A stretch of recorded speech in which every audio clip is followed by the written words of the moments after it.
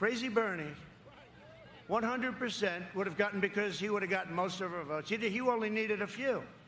It was really amazing. And he would have had, this guy is the greatest loser of all time. There's no better loser. He's so nice about it. It happened to him twice now, right? So she stayed, Biden got it, so we have a little bigger base, but he's got a base with zero enthusiasm, zero. The only enthusiasm they have is to beat us. And you know what? That's called negative enthusiasm. Typically, it never wins. We'll find out. It better not win, okay? It better not win, Matt. Biden has handed control to the socialists, Marxists, and far-left lunatics.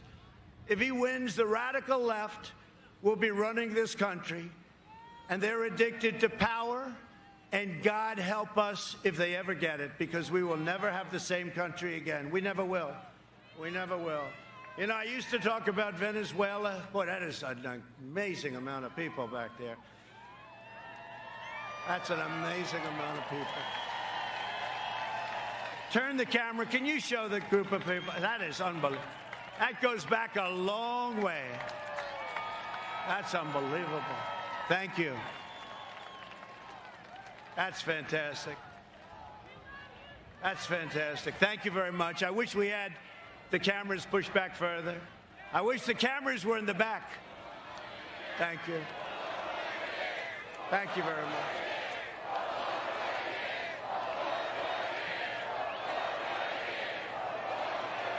Why don't you drive them crazy? Just say 12 more years, right?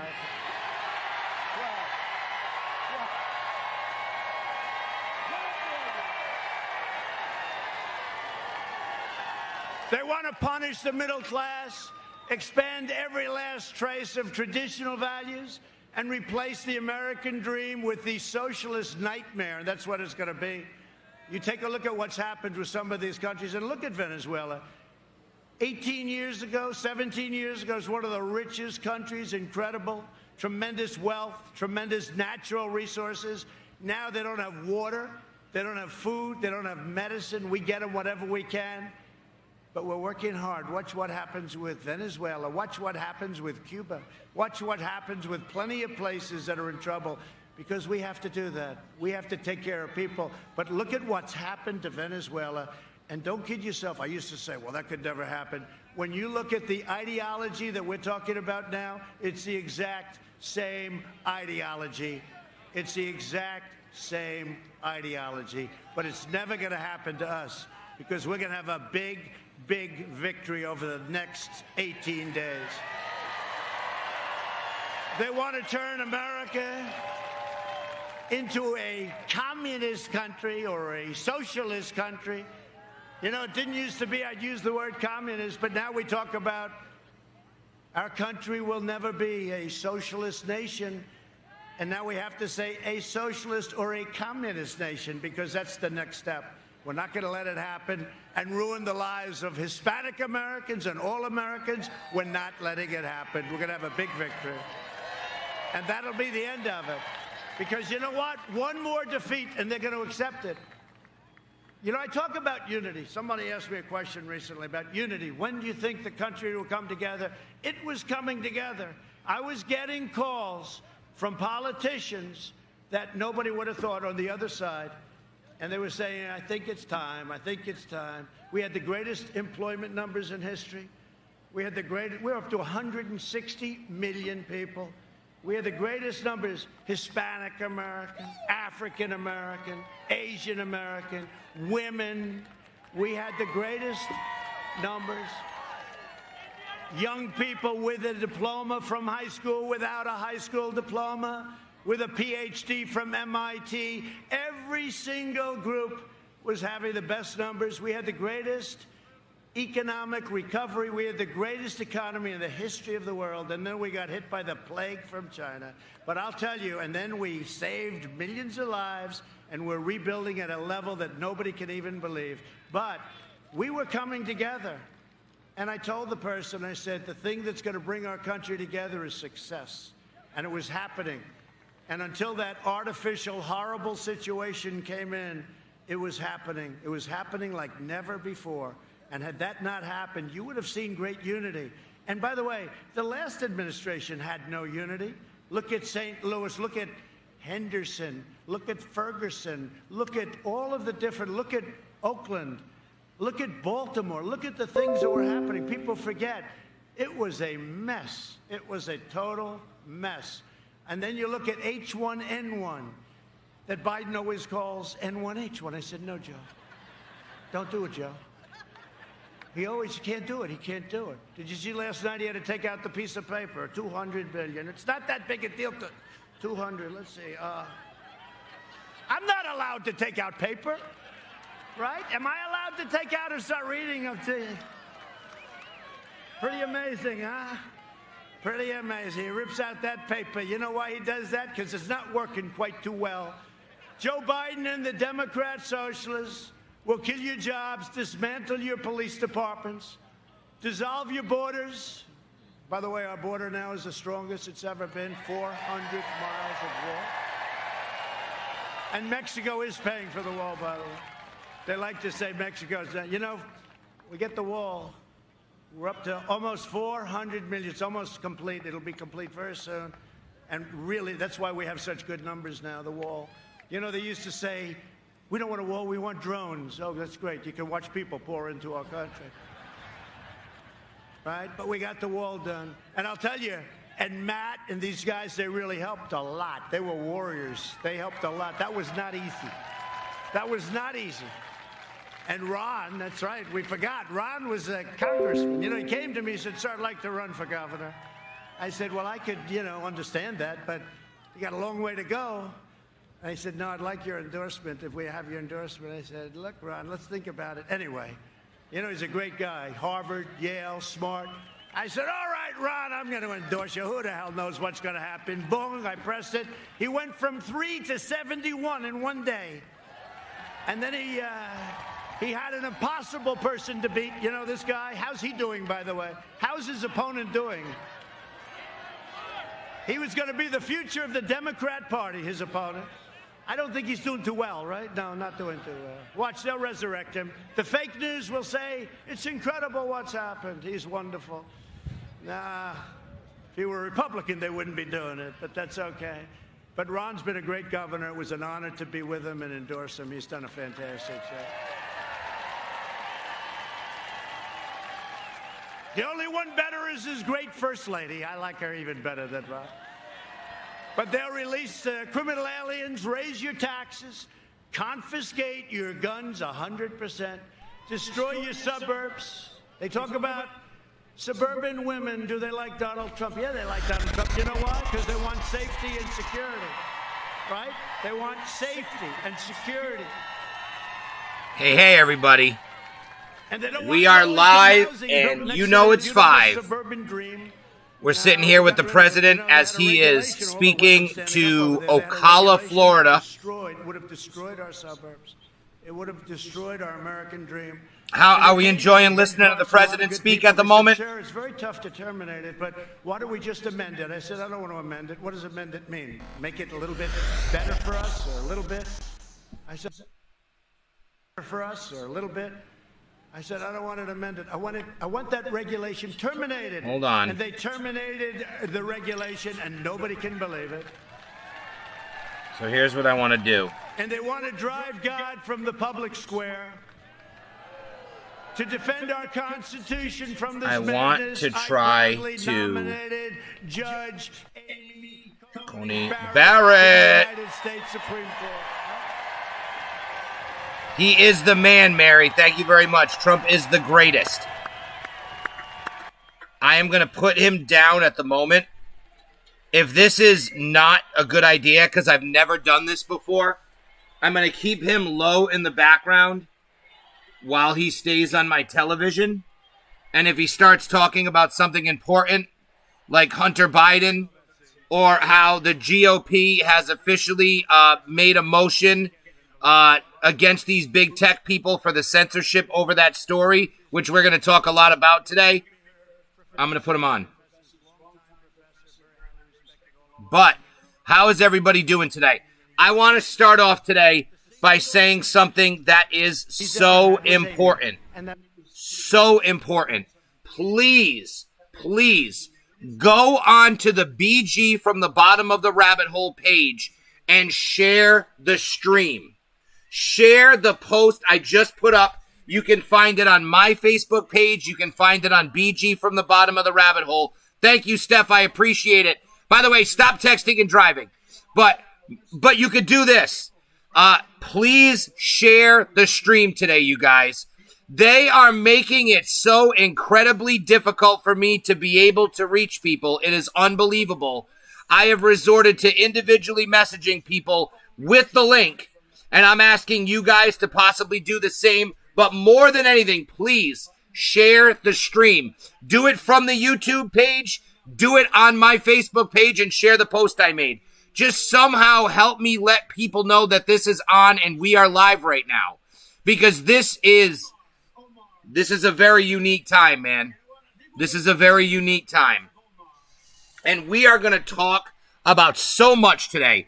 I came up with an amazing name, Steph. Waiting in the drive-thru at CVS, there are 5 cars in front.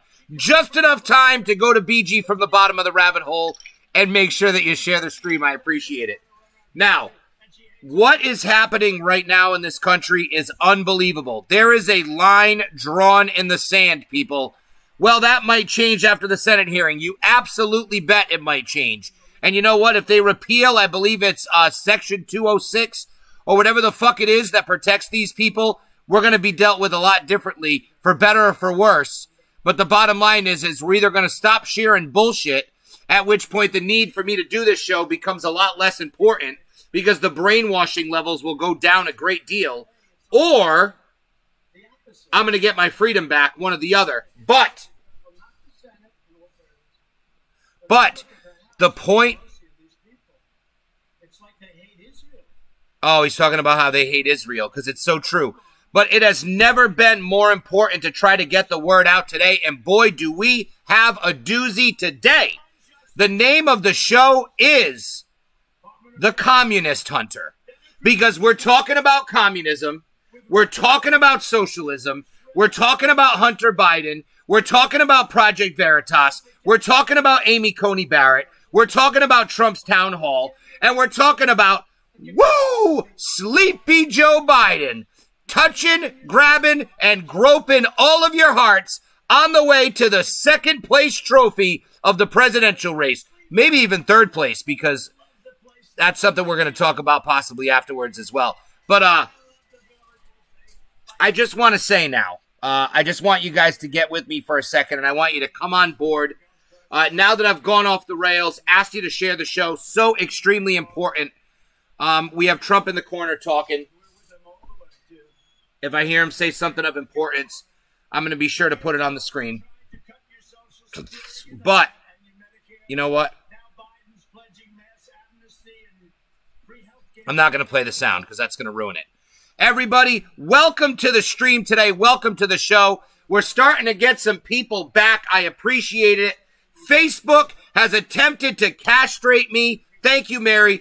But because of the good people who support the show, who support telling the truth, Rob, what's going on, brother? I'm glad to see you here. Share the stream on Facebook. Go to BG from the bottom of the rabbit hole. Let's get this in people's eyes. They are trying their hardest to silence me. Let's show them that they can't do it. I'm not asking you for your money. Yeah, I have a link on the bottom of the screen. I never ask for donations. I am begging for shares today. I am begging. I have spent a solid 5 minutes begging for shares, and you might get me doing it a few more times. But I'm going to digress.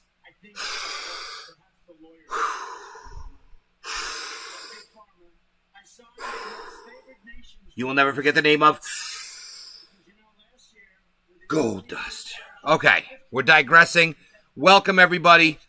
This is From the Bottom of the Rabbit Hole. And just to kind of sum this up, this is a place where Clown World doesn't exist. This is a place where we can all talk about the truth without worrying about what other people are going to say about us, without allowing others to judge us. We can have real conversations in reality, not the delusional faux reality created by the media.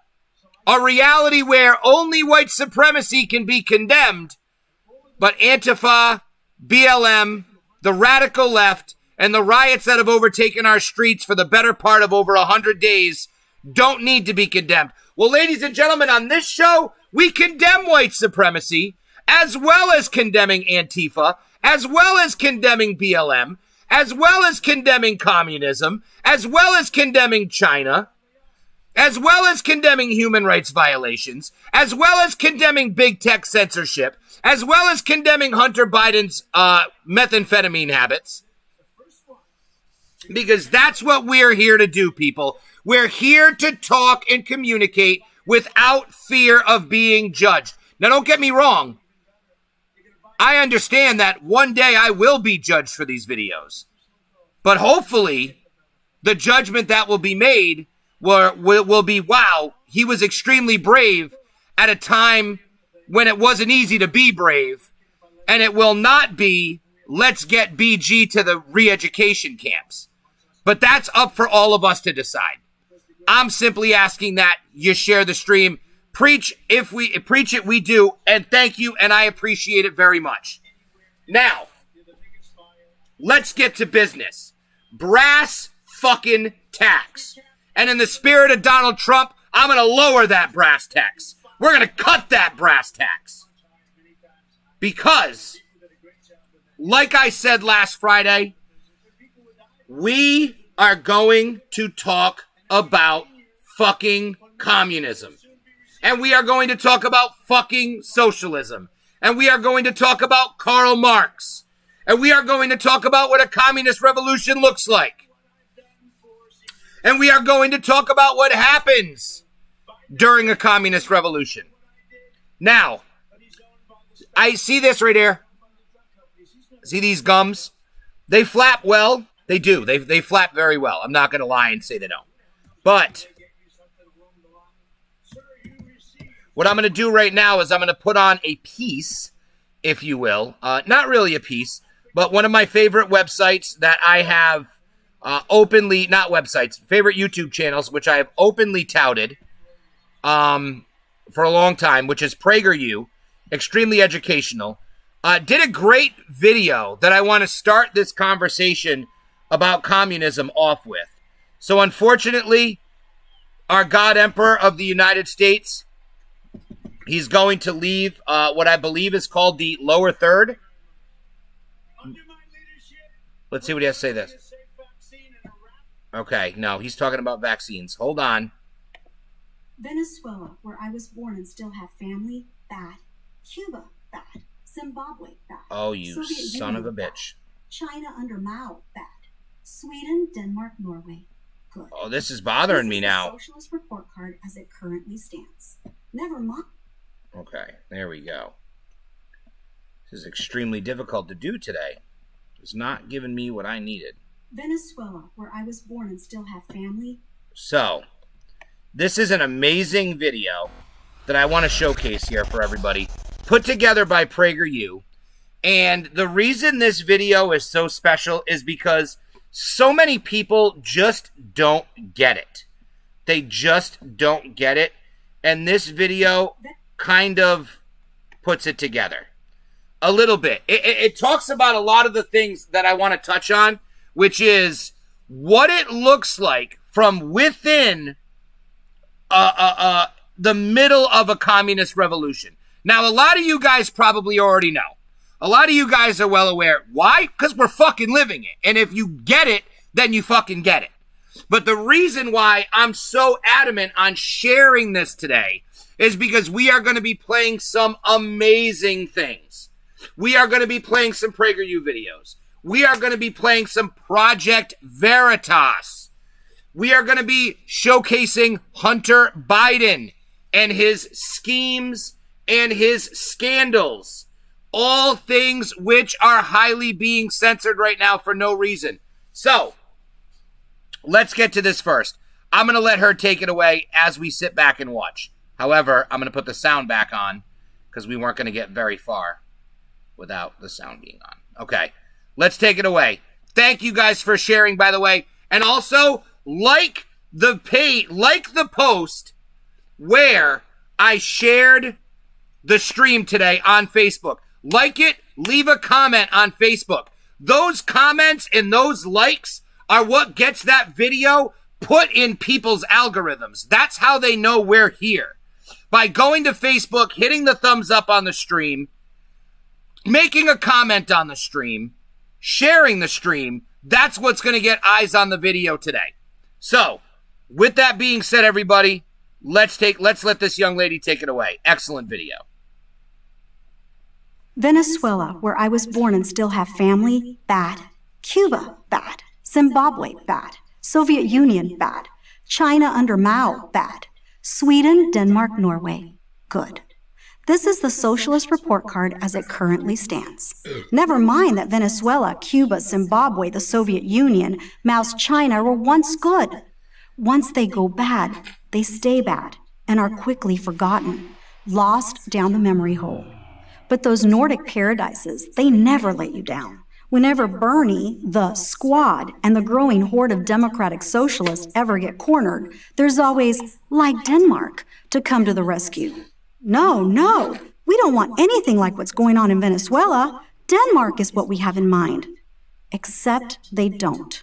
And it's time we all figured this out before it's too late. Here's what you need to know about Scandinavian countries. They are capitalists in wealth creation and socialists in wealth distribution. They have low corporate taxes, around 20%, no higher than in America.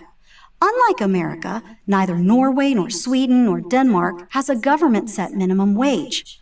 Most make it very easy to start a new business. Most have private health care and education options. Yes, the Nordic countries have an expansive welfare state, but everyone pays into the system, rich, middle class, and poor. Nobody escapes the tax man because nobody escapes the 25% value-added tax. This sales tax, a tax on what you buy, is regressive, meaning it falls much more heavily, percentage of income-wise, on the poor and the middle class than it does on the rich. This concept is a complete non-starter for American socialists who want only the rich to pay more, even the... So obviously, I'm fucking against socialism to begin with. And I don't think any of this shit is good. I'm just trying, this is exposing what the hell they're manipulating you on. I just want that to be clear. This is not me showcasing socialist propaganda. I'm not advocating for a system like these countries. I love our free capitalist, free trade America, but here we go. So America's tax system is already steeply progressive. The rich, the top 10%, pay about 70% of all income taxes. But for the socialists, it never seems to be enough. So, if the American left has rejected the Scandinavian model, which model is it embracing? Well, where do the leading figures of the American left, from Sean Penn to Michael Moore and Bill Ayers, go when they want to praise socialism? Here's a hint. When was the last time you saw Bernie in Copenhagen? First, it was the Soviet Union. Then it was Cuba. Then it was Venezuela. Venezuelan socialism, like current American socialism, is based on sowing social division. The left in Venezuela divided the country not merely based on sowing social division. First talking point, the reason why I brought this up, sowing social division. This is what we are experiencing. This is the warning sign. Please, you need to get your friends and family's eyes on this video. Anyone who does not understand what's going on, we are going to break this fucking down today. I am fired up. Thank you guys for being with me. I know it's inconvenient because we're not on Facebook, which means everyone that's watching is truly close to my heart, and just know I appreciate it. Rob, Steph, Mary in the comments, I appreciate it so much. Everyone else who's watching who hasn't dropped a comment, probably most likely Bobby G because he watches every show I do. Thank you, Bobby G. I appreciate you all. Share, and make sure you pay attention to this, because the social division, the reason why I am so outspoken about this is because it is the catalyst for what's going on right now. It is the single most important topic and aspect of what's going on, which is why they constantly label Trump a white supremacist and constantly label Trump as a racist because you can't push the racial division card if the guy who's the president is unifying everybody. Remember that. The left in Venezuela divided the country not merely between the rich and the poor, but white and black or brown, between Europeans, Africans, and indigenous people. Hugo Chavez made much of his black and Indian roots. Venezuelan socialists were bringing down statues of Columbus long before American leftists did. Once you establish the villain class, taking away their wealth is not hard to do. Whatever Chavez and now his successor Nicolás Maduro wanted, they took. Or, if you care about moral clarity, they stole. Always, like the French and Russian revolutions, in the name of equality. It didn't start out that way, of course. It never does. Chavez portrayed himself as a moderate in his early presidential campaigns. Expropriations came later. What Chavez and Maduro achieved at the end of a gun, the American left would achieve through extremely high taxation on income, wealth, and inheritance. But we shouldn't leave guns out of this discussion. In 2010, Venezuelan socialists started a campaign to disarm law-abiding citizens under the guise of stopping gun violence. They called it Desarma la Violencia. Desarma la Violencia. What are they trying to do? They want to take away our guns. And in America, we'll never allow that. So instead of taking away our guns, they're going to take someone like Kyle Rittenhouse and make an example of him to make you afraid to use your gun to protect yourself.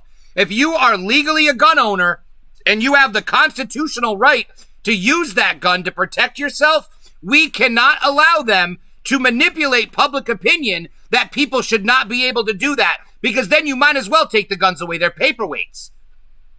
They're paperweights. Pay attention to the plan here. When citizens, now unarmed, began to protest the corruption and tyranny of the socialist government, Chavez and then Maduro unleashed a group of criminal thugs, the colectivos, to terrorize them. Their specific targets included small business owners, entrepreneurs, farmers, and clergy. There are no colectivos or Antifa in Scandinavia. Venezuela is now a cautionary tale.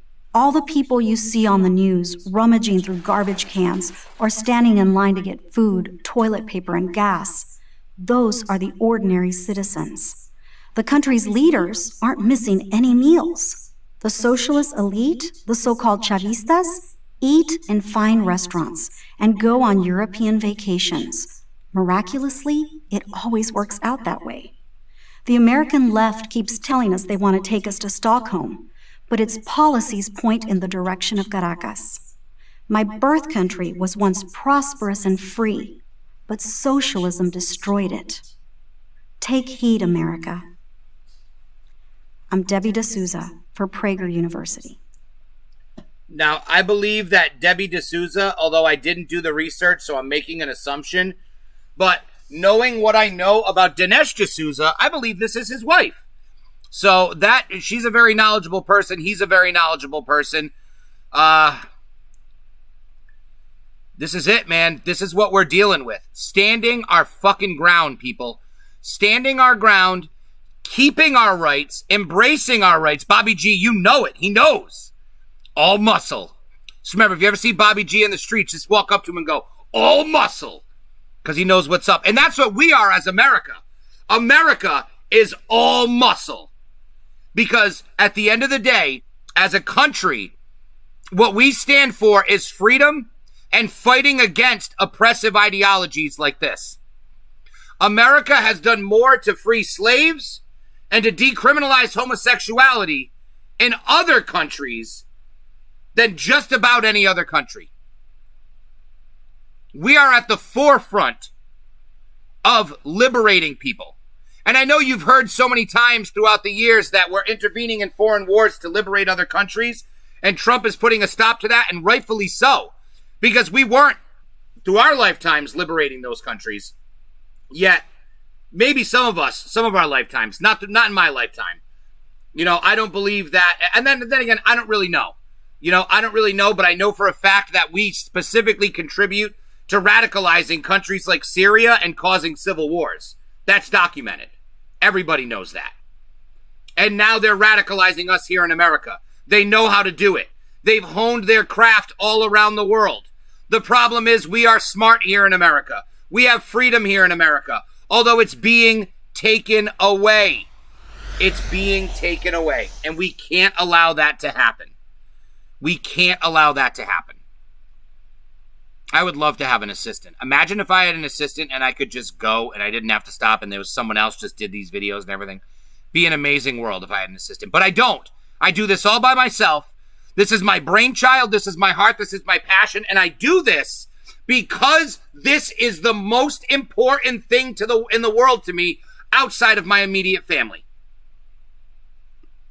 And it's because I won't have a life to live and freedom with my immediate family if we do not protect and preserve this country. And God. Protect God, protect this country, protect our families. And that's what we all need to do. Now, our country currently right now is under attack.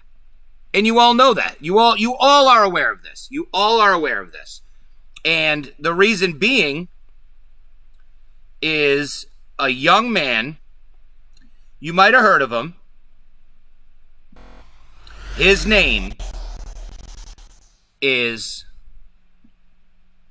hold on. We're crushing some of these pages here. Hold on. Okay. Don't know if I should have did that, but it happened. But we are here. I got my things up. I should have just closed Facebook also. We're going to send a bunch of messages out to people. There is a gentleman by the name of Hunter Biden.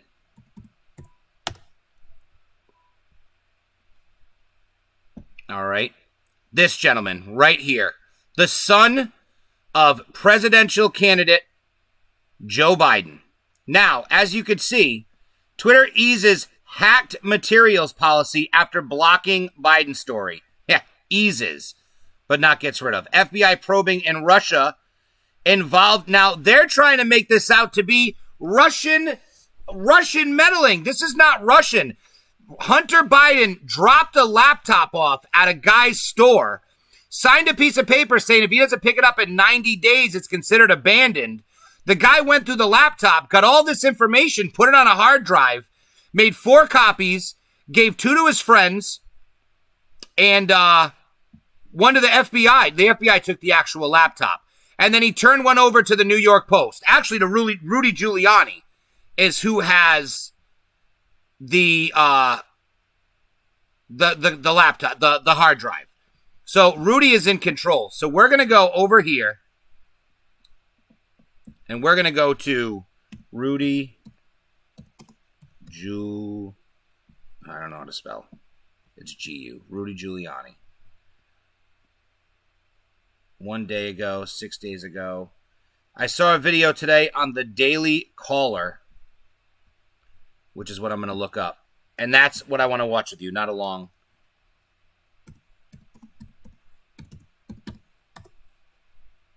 Here it is. Okay.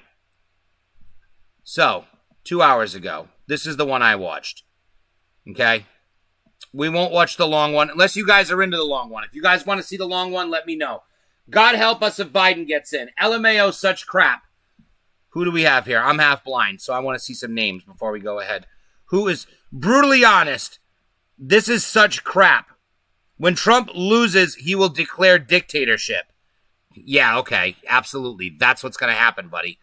God help us if Biden gets in. Steph, I completely agree. So, brutally honest. Unfortunately, he should change his name to woefully misinformed. But we're going to play this video here, which is what he did to verify this, the chain of command on this laptop, okay? Now, this is an incredible story. Unbelievable, to be honest with you. Venezuela, the fact that this happened again, have family, bad. And we have Cuba, emails bad. and hacked information before an election again, I agree with you. I think the showing American people's people corruption do deserve again. to know, and that was sort of one of the reasons Twitter claimed they had the authority to censor this is because All right, ready? I agree with you. I think the American people do deserve to know, and that was sort of one of the reasons Twitter claimed they had the authority to censor this is because of your proximity to the president. Obviously, you're a supporter of his re-election campaign, and they were curious how you came into possession of this hard drive in the first place. Did you or Steve Bannon or any of the other people supporting the president have any prior contact with this Mac shop owner prior to him reaching out to you? No, I mean, first of all, the premise on which I think Twitter took it down was it was hacked. Well, they're dead wrong. It wasn't hacked, so that's a lie. Of course, they said it without knowing, which means they just pulled a lie out of the air. Yeah. And this is really part of a conspiracy with Biden. I mean, when I first put this story out, Biden wrote a letter to all the media, which he thinks he controls, and told them to keep me off. Yeah. Imagine a candidate writing a letter saying keep somebody off. I mean, how frightened is he of me?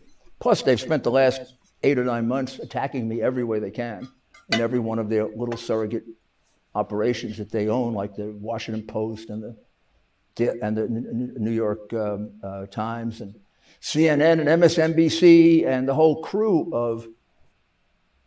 They're not even broadcast. I mean, they're basically like Pravda was to the Soviet Union. Mm-hmm. They just publish the Democratic talking points. And sometimes they even use the same key words so you can figure it out. They're correct. Pathetic. I mean, it really is a terrible thing. We've all seen it. So the way I came to have this, my lawyer was contacted by this gentleman who owns this store that fixes hard drives. And Hunter Biden had come into the store probably a year earlier, turned over 3 devices. The guy couldn't fix one, fixed the other immediately, and had to keep the hard drive. Hunter Biden came back in 2 days and brought him some kind of a keyboard that would help. And within a fairly short period of time, he had it fixed. And then he started calling Biden to pick it up. Couldn't get any answer, couldn't get any response, didn't get paid. And for some reason, Hunter Biden never showed up. Now, one of the reasons may be that the gentleman says that Hunter Biden was so drunk that he had a little trouble even getting his name out.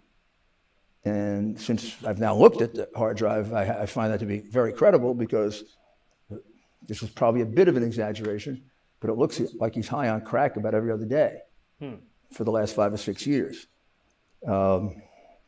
Before we move on, I do want to back up a second because, again, another criticism is of the timeline that this was released. You just said he dropped this off about a year ago.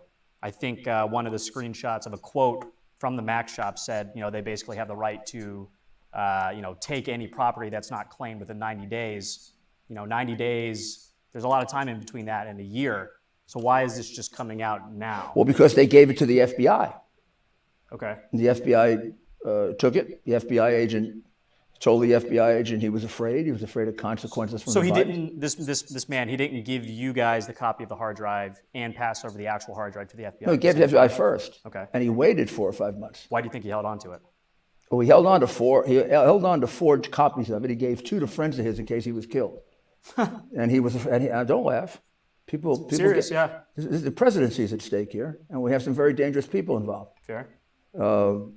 So, I've been in law enforcement long enough to know that you don't laugh at that. The reality is he kept 4 copies. He gave 2 to friends in case he was killed.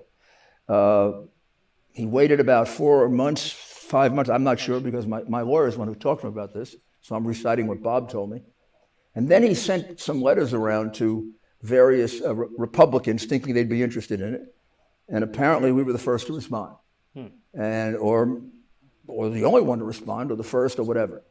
And my lawyer, Bob Costello, who's a former assistant U.S. attorney, former chief of the criminal division, represented George Steinbrenner, very, very excellent lawyer, made contact with him, went down and visited with him, spent a good deal of time, I'm going to say a week, studying it, making sure that it was legal. What he saw was a contract that was signed by Hunter Biden, which said, a form contract that was signed by Hunter Biden, that said that if he didn't pick it up in 90 days, that it would be abandoned and become the property of the merchant. It had been abandoned at that point by about 6 months. So it was clearly the property of the merchant. He checked the law on that to be sure. And then he went over it to do the best he could to validate it. Numbers that he could check on, events that he knew. Was he accurate about it? Was Biden accurate about it? Actually, we didn't really validate it until I got it because although he knew more about the hard drive, I know the case backwards and forwards. Right. And I have an enormous amount of information from confidential informants. So, for example, I could see dates there that only Hunter Biden would know because they haven't been published anywhere. I'll give you an example.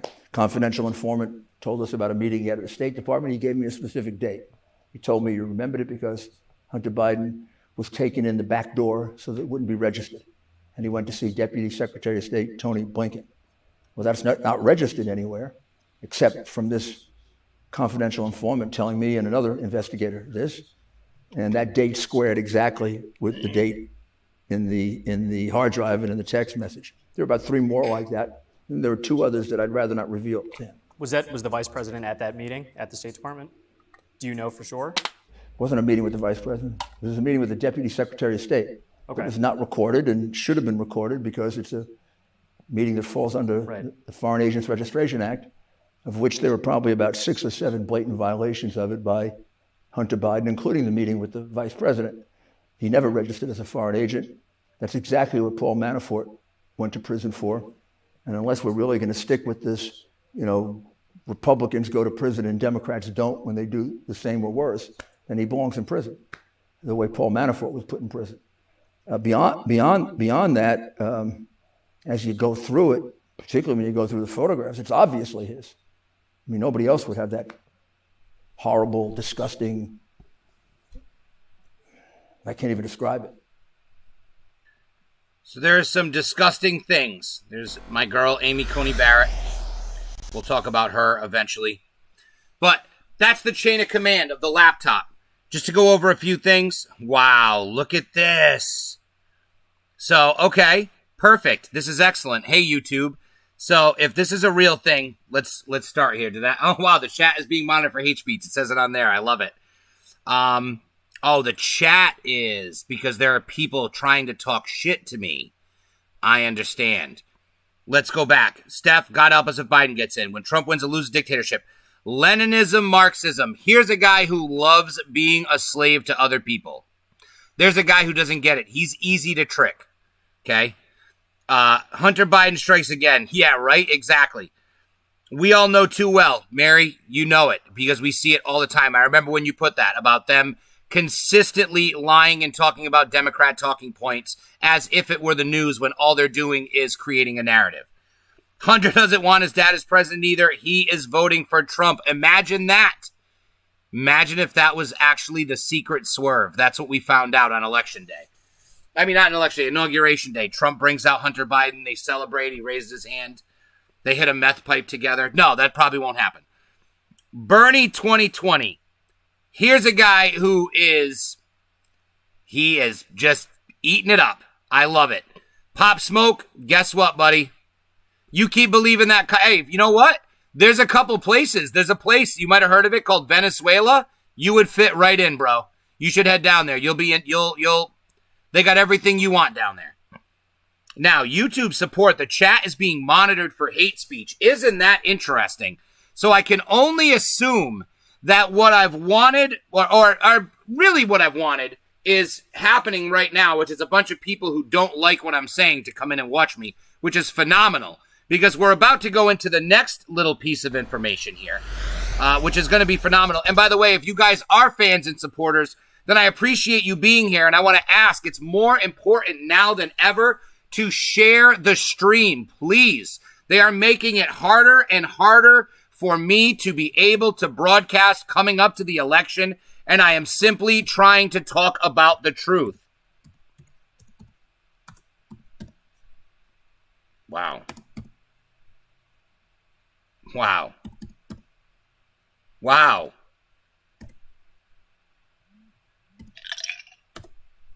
Unless I didn't spell it right. ITAS. I didn't spell it right. So, our next Project Veritas hidden camera expose. Unbelievable.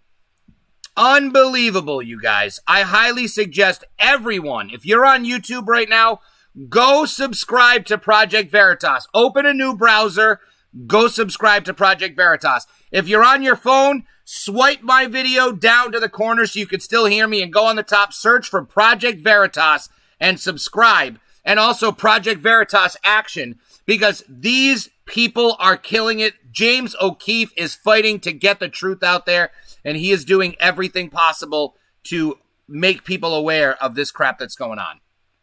Now, hold on. I agree with you. I think He agrees with me. All right, so the next video I want to play here, and I'm going to set it up a little. This is our newest project. 2020 is a political revolution. I am going to do everything morally acceptable to win. I will lie, I will cheat, I will steal, because that's morally acceptable in this political environment. This is... Yeesh, you heard that. Well, that's James O'Keefe that you're looking at, but he's not the person who just said those reprehensible words. Kevin, what's going on, my friend? I'm glad to see you here on YouTube. We've missed you since you've been on YouTube. Sir, communism as an idea is beautiful. The people are in charge. We won't have some filthy rich people who run everything. You are a fool, buddy. The people aren't in charge. The people just bring a new communist government in charge, and they have all power. You have no idea what you're talking about. Communism is authoritarianism because it's an all-powerful, all-controlling government. How do you not know this? It's not even a comparison. Again, socialism. Hitler was National Socialism. Communism is international socialism. But socialism is authoritarianism because you're talking about a government that controls everything as opposed to freedom. As opposed to freedom. This is the problem you have, being brutally honest. You're a fool for believing that because it's propaganda. It's not real. It's not real. As an idea, it's not real, buddy. It's not real.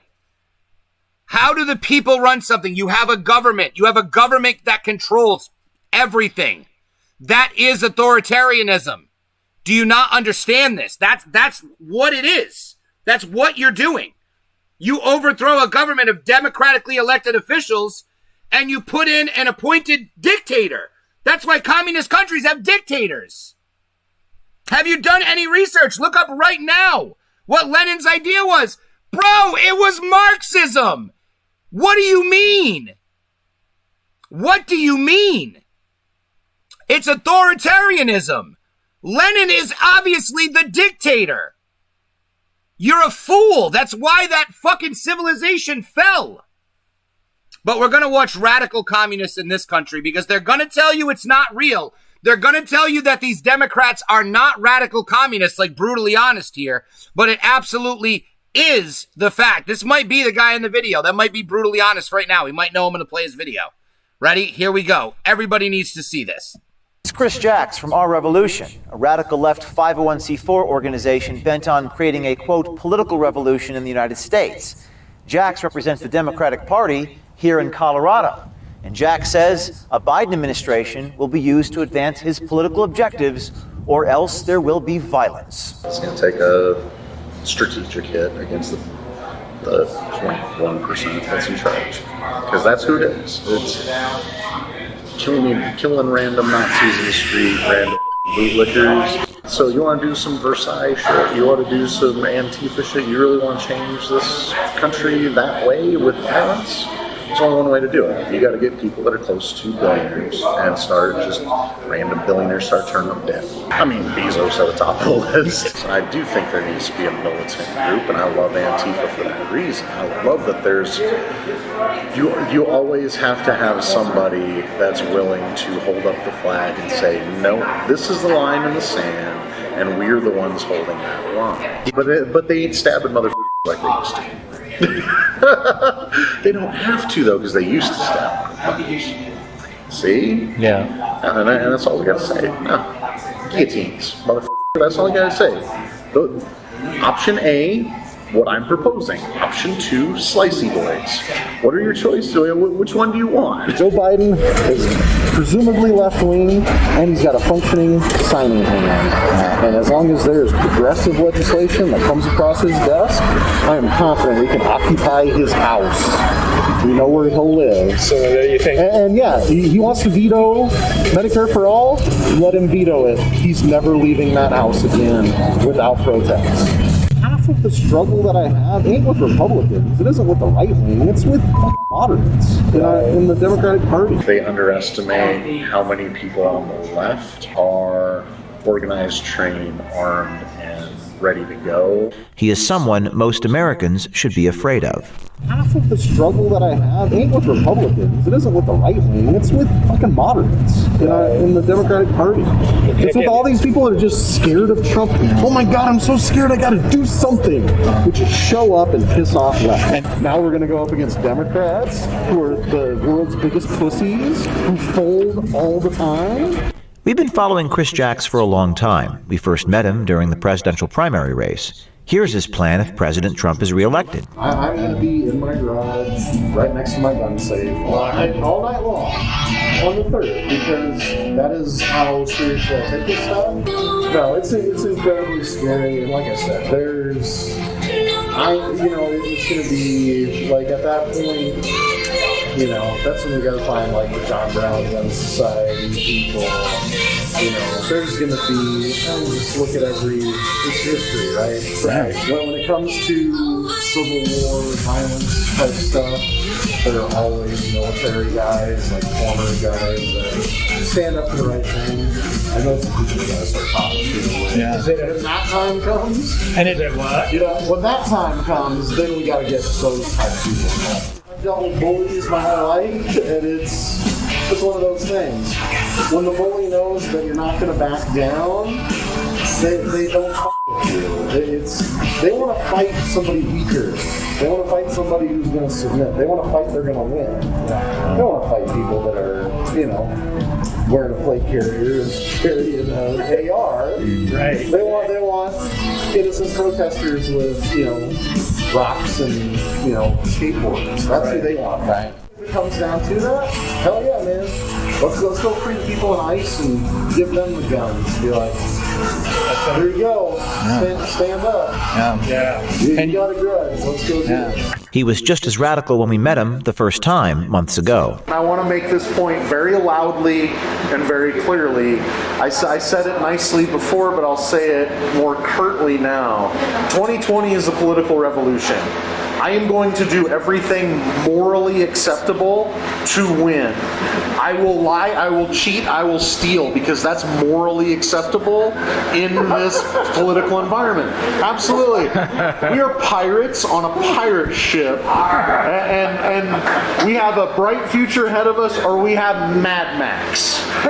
I don't want to, I got an awesome war rig, but I don't want to be driving around the apocalyptic wasteland.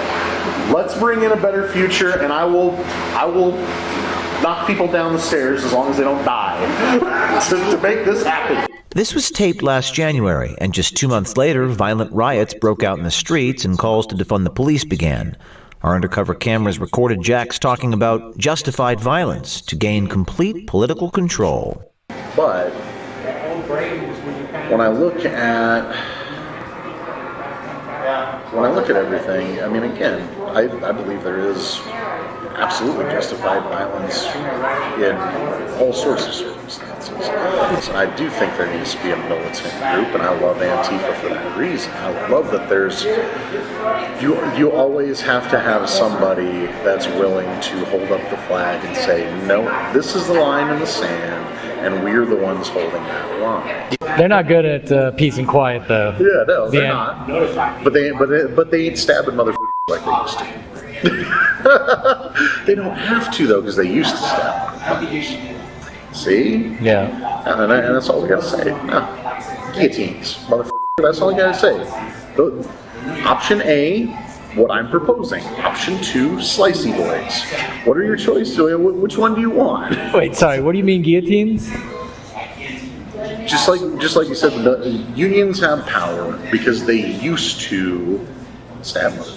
They used to bury people beneath giant stadium. We have power. Populist uprisings have power because we used to kill people. We used to hang people from gas stations. We used to cut off their heads. So we don't have to actually cut heads. We just have to say that we're willing to cut heads. You know what I'm saying? Nobody wants a slicey boy. Nobody wants one of those. I don't want one. No, nobody wants that. So you think saying isn't enough? I think that the right wing has a monopoly right now on strong, violent rhetoric, and I think they underestimate how many people on the left are organized, trained, armed, and ready to go should they decide to do their shit. And I think all it will take is our numbers and a reminder that, yeah, there's a reason that you guys feared the communists more than you feared the Nazis. So you think... So I just want to say this guy is fucking crazy, okay? And this guy not only believes it, but he's fucking fighting for this shit. He's fighting for right here, okay? Now, this is the best way to explain it, okay? And you know what? Here's what I'm going to do. Let's hope this doesn't fuck up the video. Real quick. Oh, hold on. Okay. As you can see, I need to be able to pay attention here. This is what they teach you, okay? You can see up here. Oh, it's over here. Boom. We're going to do it this way. Dictatorship, okay? This one is communism. This one is fascism. But the bottom line is, they're both a dictatorship. And this is what they teach you is the political spectrum. It's a lie. It's a lie because it's all socialist. Even in the middle, you're talking about Fabian socialism or democratic socialism, Marxist, moderate socialism, okay? Down here is what we actually have. All forms of total government, because government is bad. That includes communism, fascism, socialism, Pharaohism, and Caesarism. Then on the other side, you have anarchy. And right next to anarchy, in this little tiny space, constitutional republic, limited government. It is the only system, okay, that can possibly work, at least that we've figured out as people, in the history of humankind, well over 2,000 years, okay? The only form of society that enables people to live freely. I'm convinced the very far right is having this man play the role of a completely stupid Democrat that puts our ideas to the extreme. Bro, you are fucking delusional. You are fucking delusional. And this video isn't even done yet. I'm glad you're still watching. Because you have no idea, bro. You're being played. You're being played. These aren't your ideas, bro. These are the ideas of people who have been controlling others for years. For years. Look at this. This is the fucking Bible of it. This is how people have been manipulated. And it's through stupid fucking things like this people and this bullshit that you people believe. Let's watch this guy. The right wing. They're a bunch of bitches. They're bitch-ass bootlickers, man. Who's the people on the left, though? I'm going to say one thing to you, brutally honest. I'm going to be brutally honest. It doesn't matter what Lenin said about his brand of Marxism. It is a lie. Did you know that Karl Marx did not write the Communist Manifesto? I bet you didn't, because you're probably saying, wait a minute. No, he didn't write the Communist Manifesto. As a matter of fact, the Communist Manifesto was actually given to him by, set down 70 years earlier by Adam Weishaupt, the founder of the Order of Illuminati in Bavaria, okay? And it was his ideas that Karl Marx turned into the Communist Manifesto, and it was done as a way to control people. Marx was lying to you. He did it to manipulate people, to give up their freedom for a greater good that doesn't exist. You are highly mistaken, my friend. You know what? I'm going to get everybody here, and Kevin just reminded me by making a comment. I got to look. I'm going to find it in a second while this guy's talking. We're going to bring the co-host out just for brutally honest. Doesn't matter. We have the army already. We're going to show up in numbers. We're going to show up in mass. We'll let them know who the lions are, and the sheep will fall in line. What do you think about like Antifa? Antifa's great, man. I think that if you're, I think it's, when you got Charlottesville, dude, when you got people marching in the street, running people over and shit like that, you got people firing guns, trying to provoke shit. Yeah, you need people there that are willing to stand between them and the ordinary people. Yeah, I like that hit the streets type mentality. You know, it's the and there are definitely times for it. I just don't think it's it's that awesome thing. It's one of those cards you got to have in your back pocket, man.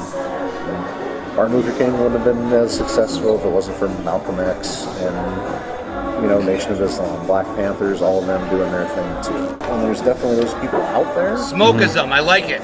But shit, man, they got their shit together. They don't need direction. They know better than we do where the Nazis are going to be and where to fight them. So strategically, yes, I think if you want to do real shit, you got to get close to the people in charge. What do you mean real shit?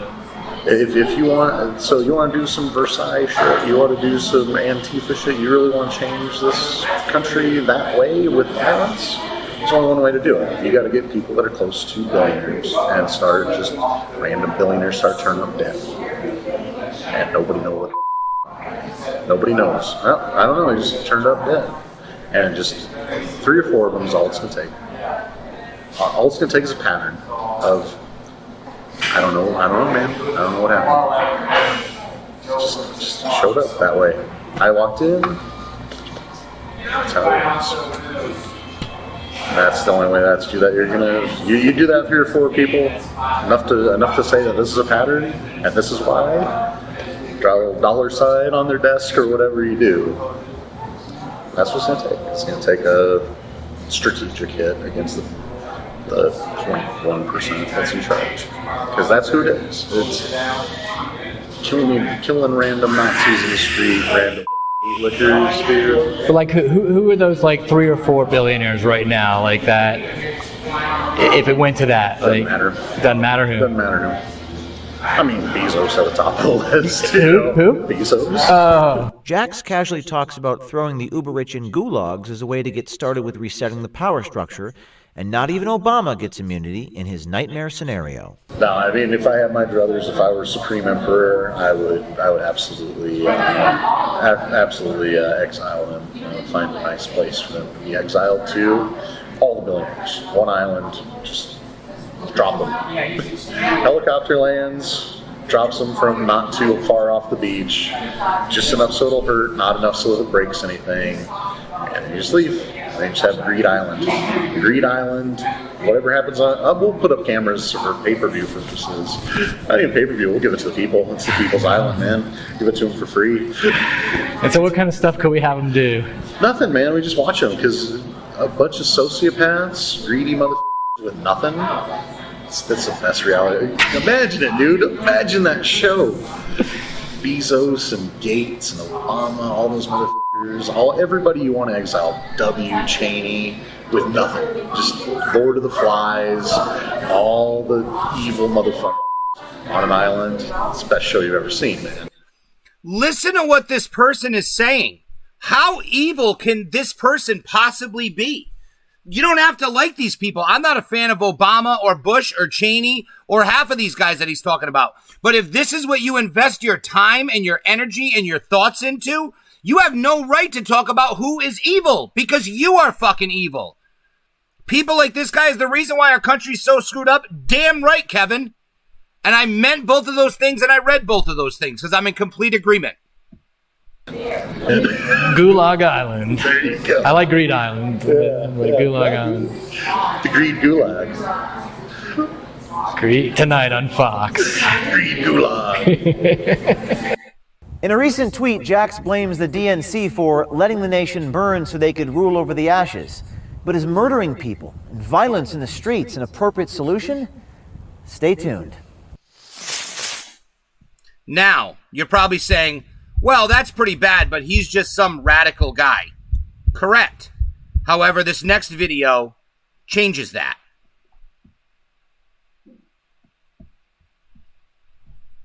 Completely. We've been watching the second day of questioning of Amy Coney Barrett. And right now, we're sitting here 2 years after we founded our revolution in Weld County. Joe Biden is presumably left-wing, and he's got a functioning signing hand. I'm not just the chair of that organization. I'm also a member of the Weld County Democratic Party Executive Committee. I am confident we can occupy his house. I'm also a member of the Colorado Democratic Party's Congressional District 4 Committee. I will lie, I will cheat, I will steal, because that's morally acceptable in this political environment. Racists don't support Trump, Mr. Brutally Honest. That's your problem. The racist people are the people who are conditioning people to believe that white people are superior to black people and that they're born with an inherent privilege. That is the definition of racism, because Trump supporters don't believe that. They believe we're all Americans. That's the point of this. We're all Americans. You're the one that's separating people by the way they look. And you're being lied to by people who are manipulating you, propagandists, being radicalized like this guy. You think he's ridiculous now, but in a year, you're going to be saying the same shit unless you open your eyes and you wake the fuck up to what's going on. I'm also part of the Colorado Democratic Party. Look at this. Executive Committee, Central Committee. This guy is part of the Democratic Committee of Colorado. What the fuck, people? These are the people. Look at behind him. Unbelievable. I'm part of dozens and dozens of other committees, and I'm not just talking about me because this isn't about me. It's about us. And I got dozens of my friends that went along with me. You really want to change this country that way with violence? There's only one way to do it. We now have a comfortable majority on the Weld County Democratic Party. 12 of our 14 members that go to state Democratic Party for Colorado are our revolution members. It's going to take a strategic hit against the 0.1% that's in charge, because that's who it is. It's killing random Nazis in the street, random bootlickers. Almost our entire delegation to the CD4 committee is our revolution members. We now have a second vice chair, our first member of leadership through a vacancy committee. We have an our revolution member in leadership on the Weld County Democratic Party. That's 2 years of transformation. Guillotines, motherfucker. That's all I gotta say. This is not a random guy, people. This is not a random person. This is someone who is right now, as we speak, working with these people. Someone who is involved Been watching deeply. The second day of questioning of Amy Coney Barrett, the nominee that President Trump. There we go. Unbelievable. And this is happening right now in our country. And this is why big tech is working with these people, these radical left fucking people, okay? And they are censoring information. They are censoring us. Do you know why? Because what they can't have is 4 more years of Trump. They can't do it. You keep playing him saying the same things on repeat. I'm from Seattle, and if you say you support Trump around here, everyone will laugh at you. You're from Seattle. How did that Chaz go for you, huh? You didn't want walls, and the first thing you did is build borders, okay? Then you didn't want guns, and you had people walking around with guns controlling everybody. People were getting shot. People were getting killed. People were starving. It was the most ridiculous. You were the laughing stock of the nation. So regardless of what you say, see how you said people will laugh at you? People like me don't care about what other people think. You have been lied to. You have been trained to believe that everyone who disagrees with you is a racist. Do you understand that people like me are going to be the reason that this country remains free? And your children are going to have people like me, many others, thousands, millions. Everyone watching, everyone that shared this video today is part of this, of making sure that people like us are the ones that are going to keep this country free from people like you. See, I don't care if people laugh at me. I'm going to say the truth, okay? Living in clown world is telling a lie and believing something because other people are making you feel like you have to be accepted. I don't care about being accepted. I care about telling the truth. The only person I have to look at in the mirror is this guy right here. This guy's the guy that I have to be accountable to. Everybody else comes second. And as long as I tell the truth to this guy, we're good. There was no one with guns walking around, but I will tell you there were Trump supporters that went there and started shooting. I was there. Bro, no. You're not going to tell me that everyone who does anything bad is a Trump supporter. You just tried to tell me that this fucking guy who's part of the Democratic Committee in Colorado was a Trump supporter. You are lying to yourself if you believe it, but I don't think you do. You're lying to us, to me, and nobody watching believes you. Literally nobody watching believes you. You know why? Because we see it every day. I saw the videos every day. Every fucking day. And don't say there was nobody with guns just walking around. I fucking saw them, dude. I will play the videos. I will literally play I'm not going to, because I'm not going to let communists come in here and dictate what I do. But keep watching. Subscribe to the channel. Maybe we'll have a special edition just for you, and we'll call it Lies Communists Tell. And we'll let you come on and lie, and then I'll prove you wrong, and then lie, and I'll prove you wrong. And I don't even think you're intentionally lying most of the times. You're repeating the lies that you've been conditioned. You are brainwashed. You are brainwashed. Do you live here, what, on YouTube?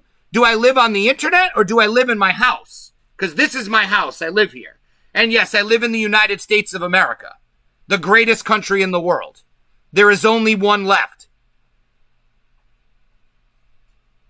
And you have as many dislikes. Great! Fantastic! That means I'm getting through to people. Because if you don't like what I'm saying, that means that you're hurt by the truth. That means I'm speaking to people who don't just agree with me. But guess what they're not going to do? Prove me wrong. Because regardless of what you're saying, it's not true. There were people with guns in Chaz. We all saw them. Every single night on the news. The videos on the internet. Real people posting videos. We all saw it. We all know that communism is nothing but a scam. We all know that communism is a way to get people to give up their freedoms. And we are not going to allow this country to neuter ourselves and to castrate ourselves by giving up our freedoms and becoming a socialist shithole full of fucking communism. Because we believe in freedom here, not authoritarianism. Not authoritarianism. Good job, though, because I'm glad that you thought by telling me that people didn't like what I had to say that was going to somehow affect me. See, I don't give a fuck. And I urge everybody else to do the same thing because it's freeing. It's freeing. I don't give a fuck. Not about what you have to say or any other fucking communist. Anybody really at all. I'm going to tell you the truth, and if you agree with me and you like it, that's great. If you don't like it, that's unfortunate. It's still the truth. And that's the part you have to learn to live with. Because I'm not learning to live with your fucking Marxism. Come on here talking about fucking Lenin. What do you think this is? The fucking Beatles? Get the fuck out of here with your fucking Leninism, Marxism. Psh. Go to Venezuela, motherfucker. Go to China. Get the fuck out of here. But now there is a third piece to this O'Keefe triangle. And this is before we even talk about the voter fraud, which we already talked about. We're not going to play those videos again. And right now, we're sitting here.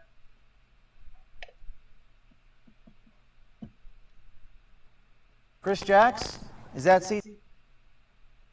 Okay. So, literally in the form of To Catch a Predator, we are about to witness To Catch a Communist. Because James O'Keefe personally visits this man and sits down with him and confronts him about this. Let's listen to the man react in his own words. Chris Jacks, is that seat taken? How you doing? This is you on hidden camera talking about the need to change the country with violence. It's going to take a strategic hit against the 0.1% that's in charge. 2020 is a political revolution.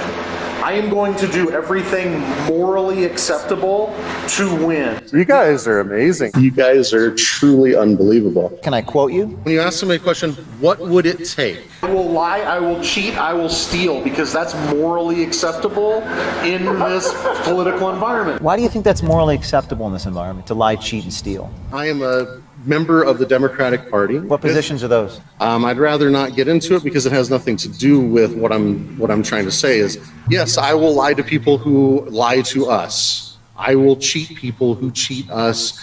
How do you cheat? What type of cheating are we going to be doing in this election? I can't answer that question. What is your name? My name is James O'Keefe. I've heard of your name. I'm quoting you here.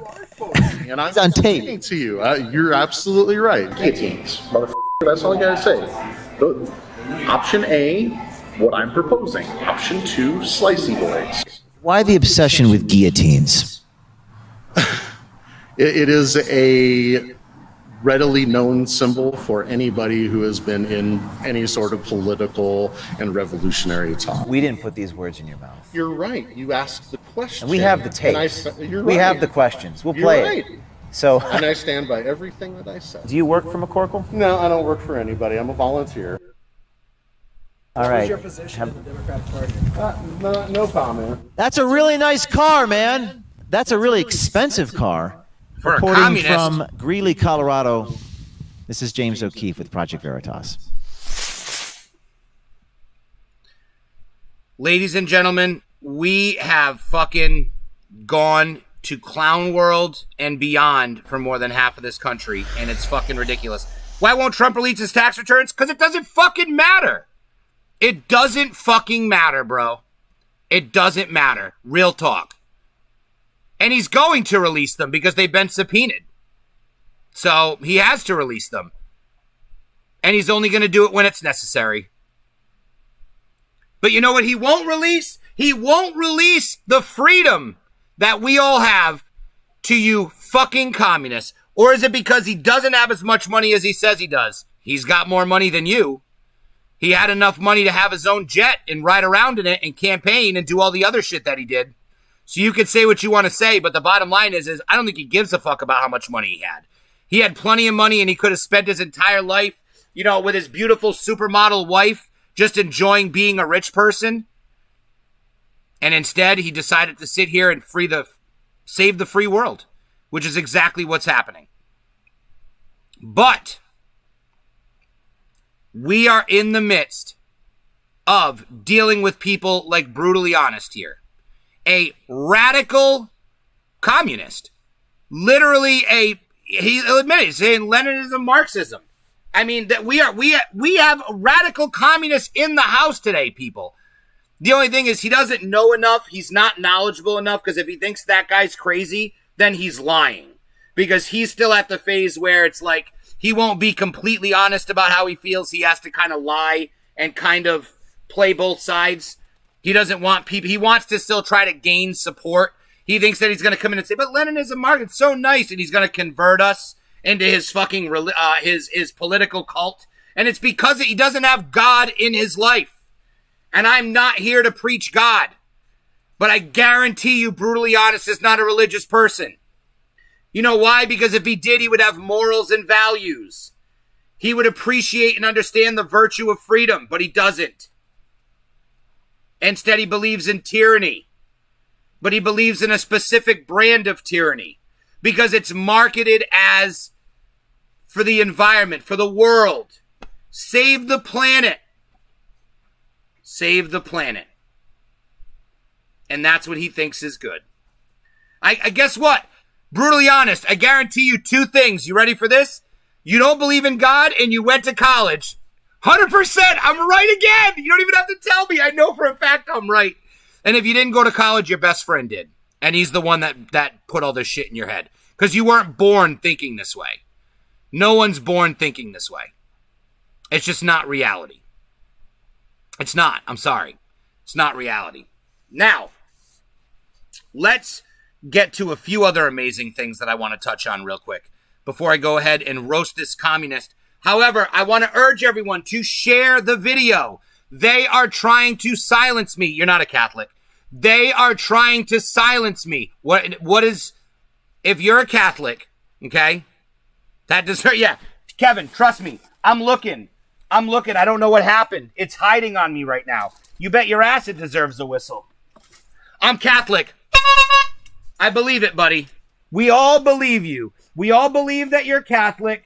And, oh, is this it? No. Son of a bitch. This is my own fault, you guys. I did my show without my co-host. But I have my horn. This is my sidekick, Horny. But, you need to understand here, okay?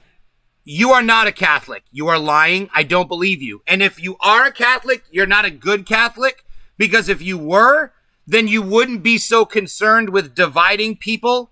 And you wouldn't be so concerned with a revolution against freedom. Unless you genuinely are a Catholic and you just have been brainwashed. Because you don't question anything. You must not question anything ever. You must literally just hear shit and say, yes, I believe it. I believe. Unless someone like me is talking against your bullshit communism.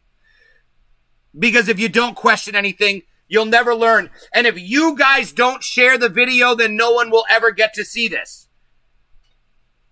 I don't like to be the one that says it, but I think I'm kind of on a roll today. And I appreciate everyone watching, and I appreciate everyone who's shared, and I appreciate everyone who's liked. And I appreciate everyone who's disliked. I appreciate everyone equally. Even those who haven't watched the show. Although I'll be honest, I appreciate you guys watching right now a little bit more. But I can only ask that you share if you joined in late. It has never been more important than it is right now. Share this video. Tell your friends to come in here and watch this. Tell them to watch it later. Tell them never to watch it. Say avoid this video. Don't do that.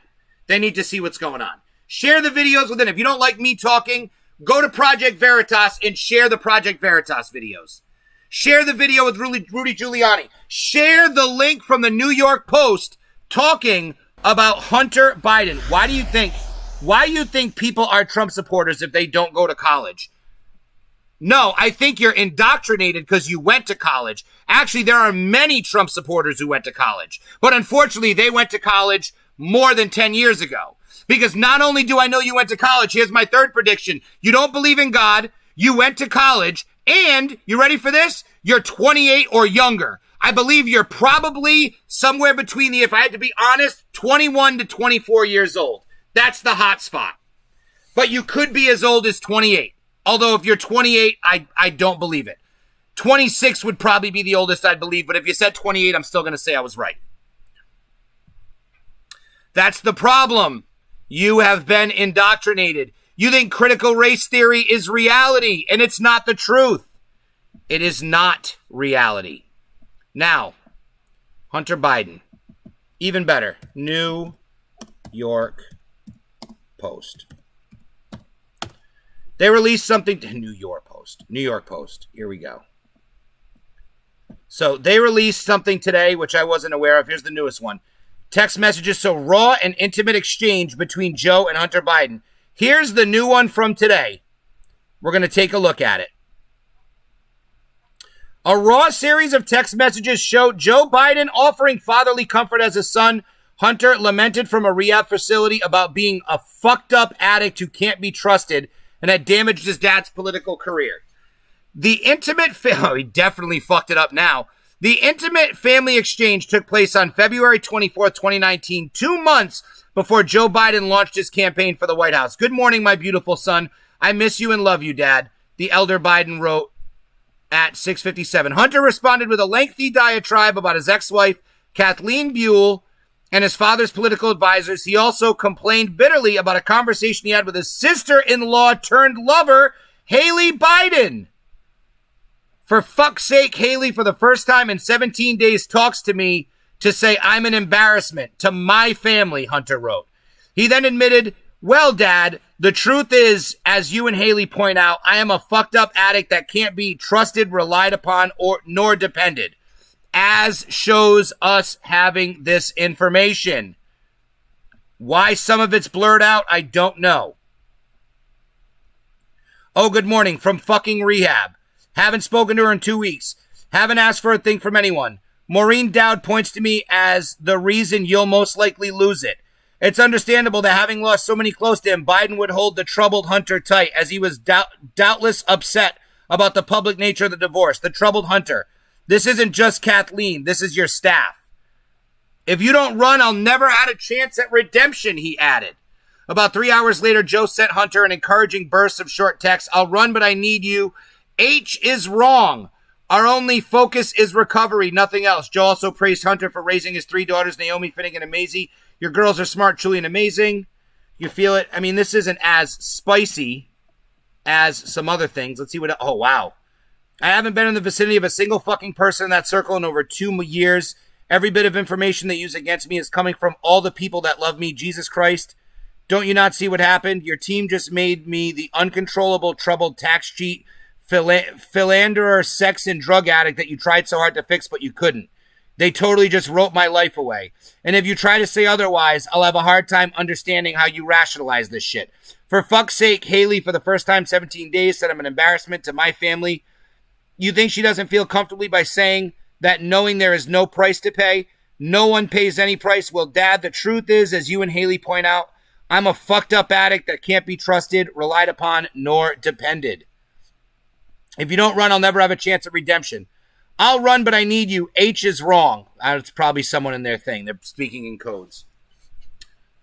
Maybe Harris.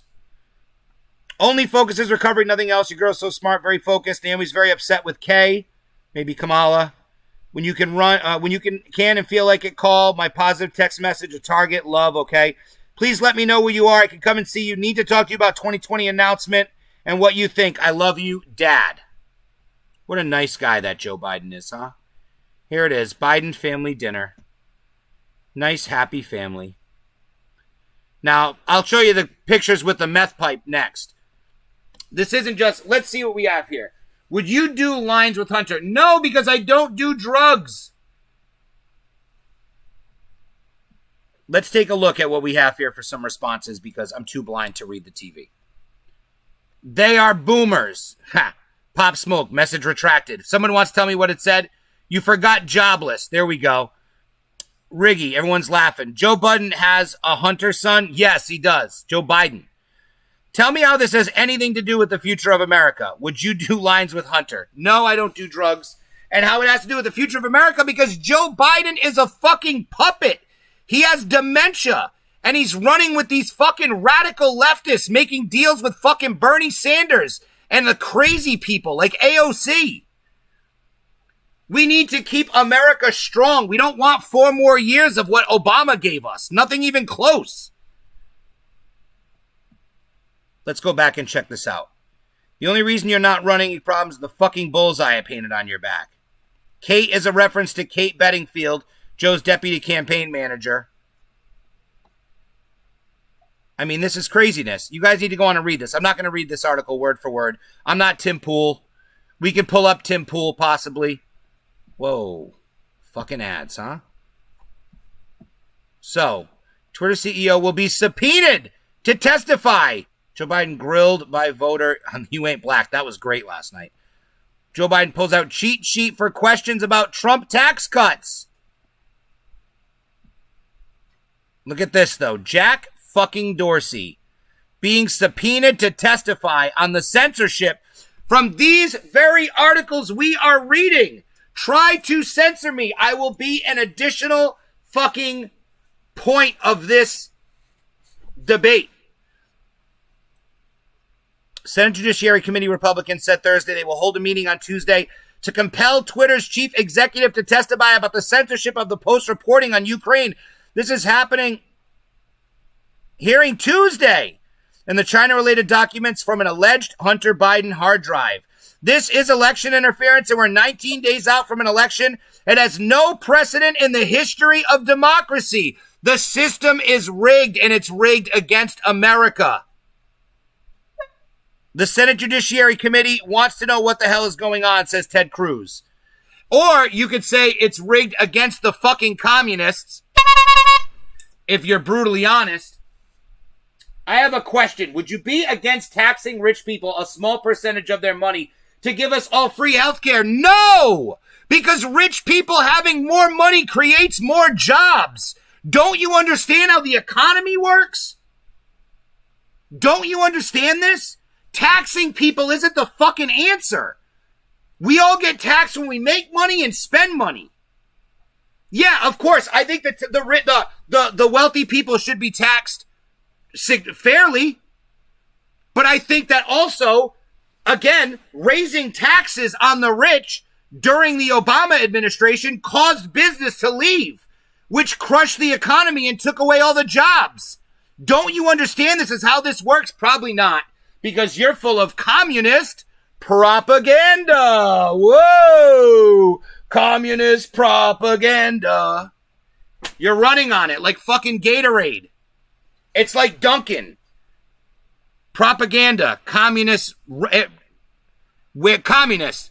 We're running on propaganda. That's how I wanted to phrase it. This is election interference, people. Chairman Lindsey Graham and I have discussed at length. The committee today will be noticing a markup on Tuesday to issue a subpoena to Jack Dorsey, the CEO of Twitter, to testify before the Senate Judiciary Committee.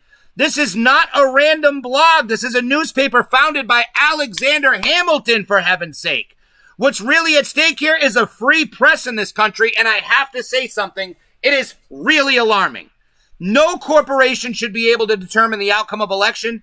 I do believe in a free press, and I think it's absolutely unprecedented for monopolies that increasingly control the news in America determine what will and will not be disseminated based on what a political campaign tells them.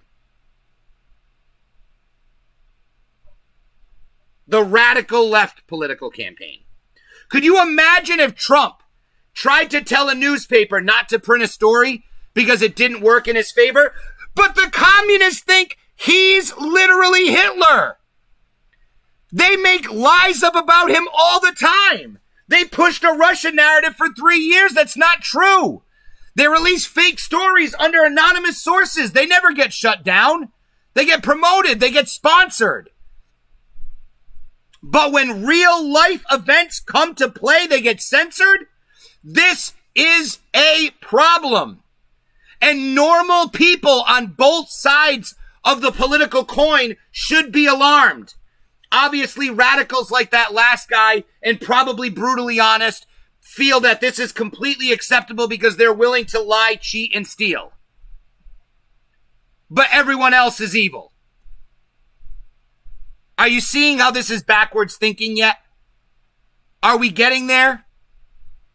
Let's read what good old young man, college indoctrinated. He's got a college indoctrination. Brutally honest.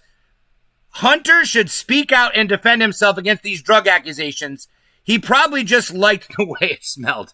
Rich, I love you, buddy. You are a crazy person. It's amazing. There will be retribution, yes. And it'll be from Slapjack. U.S. Homeland Security warns that Russia is trying to undermine confidence in mail-in voting. That's not true! Are you really going to sit there and... Listen, I already played the mail-in voting video. If you want, go to videos. I've labeled them appropriately. I played one at the beginning of the first debate. I played one a few days before that. Go to Project Veritas videos page. Ilhan Omar, ballot harvesting. This is really happening. These people are voting for these people. They're paying for votes. They're throwing mail-in ballots into landfills and in garbage cans by the hundreds, the thousands in some cases. How are you saying that there is any integrity left in mail-in voting? There's none. We don't even get our Amazon packages like we want. And you want me to mail in my vote that I'm casting for the person that's going to potentially save the free world? Get the fuck out of here. Not to mention that I have friends on my page made a post. 3 separate ballots from 3 separate states, all with some sort of slight alteration of her name and a different birthday. So they seem like 3 different people. And she's supposed to sign them up and send them out. This is voter fraud. This is how it happens. Senior citizens trying to destroy our country. I disagree, Kevin, because Trump's a senior citizen and he's making it happen. I mean, it's insanity, people. It's insanity. They are trying to censor people from telling the truth. When you print lies, they get promoted. When you print truth, you get silenced. This is obvious. Maybe that's because Trump is trying to cut post office funding. No, that's not real. The post office has been burying themselves for years. He's not going to embolden them and give them more opportunity and more means to rig the election. I guarantee you they get funded just fine early next year once this fucking election's behind us and we have 4 more years of Trump. There'll be no more issues. I assure you of that. But there'll also be no more mail-in voting because my last point, my girl, Amy Coney Barrett. Good God, did anybody watch these hearings? What a fucking saint. What an amazing human being that girl is, huh?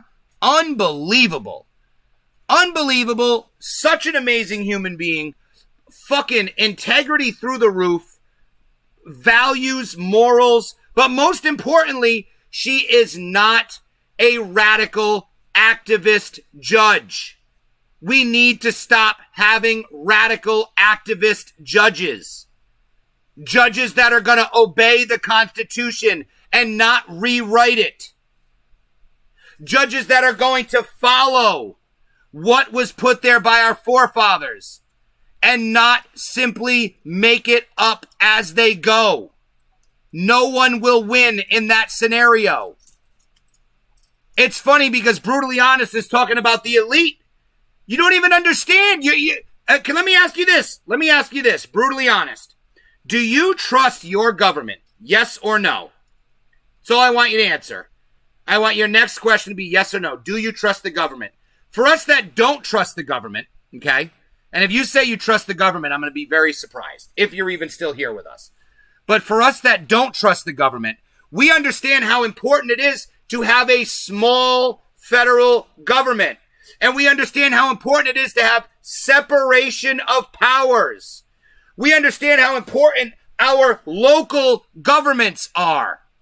We understand how important it is for free and honest elections with integrity. We understand how important the Electoral College is. These are things that are important to a free society. I watched every second of it. Myself too, Mary, believe it or not. Obviously, there were things happening. I did things during times, but I certainly had it on for 3 days in a row, and I watched that entire, no, not at the moment because of who is president. Okay, do you trust everyone else in the government? Do you trust everyone else in the government and not the people? Listen, here's what you don't understand, okay? The government is not the driver. The government is the car, okay? The car is what I'm asking you. The government is the ability for people to control you, okay? The driver is who happens to be the president in the Senate, in the House, the governor, whatever else. But the idea of government is a body which tells you what you can and cannot do and makes laws that you have to abide by, okay? So because of that, governments are not meant to be trusted. Because just like you and I know, you can have honest people like myself drive a car and get safely to my destination and no one gets hurt. But the moment you get a madman behind the wheel, that car can cause tremendous damage. The government is not the people. What is wrong with you? The government is not the people. Are you serious? We the people. Wait a minute. Okay, so again, this is why I know you're young and you're indoctrinated, because you believe everything that you hear and you don't think the government is capable of doing anything wrong. You support the government and you support big government and you support authoritarianism. You support a government that totally controls its people. Normal people don't. Normal people don't even want to do what their parents tell them. They don't want to do what their boss tells them. The last thing they need is people who take their fucking money, don't deserve it, and also tell them what to do. Weird fucking people like you believe that. Radical communists, because you don't understand what you're doing.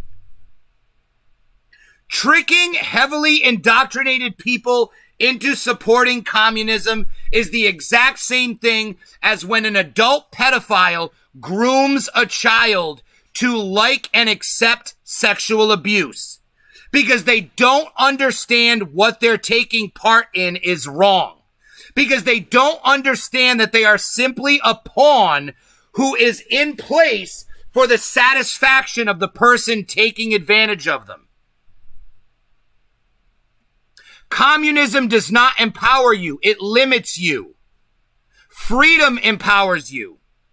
If you hate this country, why don't you go start your own business? You know why? Because you were indoctrinated and conditioned to believe that you can't. You were conditioned to believe that rich people are the cause of your problems when it's government. It's government. Rich people are not the cause of your problems. Government. Restrictions. Regulations. People interfering in your life and stopping you from accomplishing your dreams. And guess what? We're fixing that. This is the freest country in the world. Communist countries don't give you any opportunity to do these things. You don't start a company that is not owned by the government in a communist country.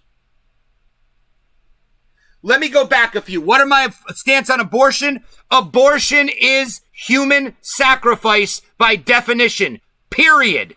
You are not convincing me otherwise. Abortion is human sacrifice. And I only refer to that practice as human sacrifice. That is the last time I will ever say abortion unless I'm explaining it to someone. How do I feel about the practice of human sacrifice, especially government-funded and sponsored human sacrifice? It is inherently evil. The government is the people. That's rich. Thoughts on stimulus package? I think it's more important that we just open the country back up. But if they refuse to open the country back up, a stimulus package is only going to help people. Especially if the money's there and it's not being spent. I would rather it be given back to the American people than taken by the government. Even if that includes businesses.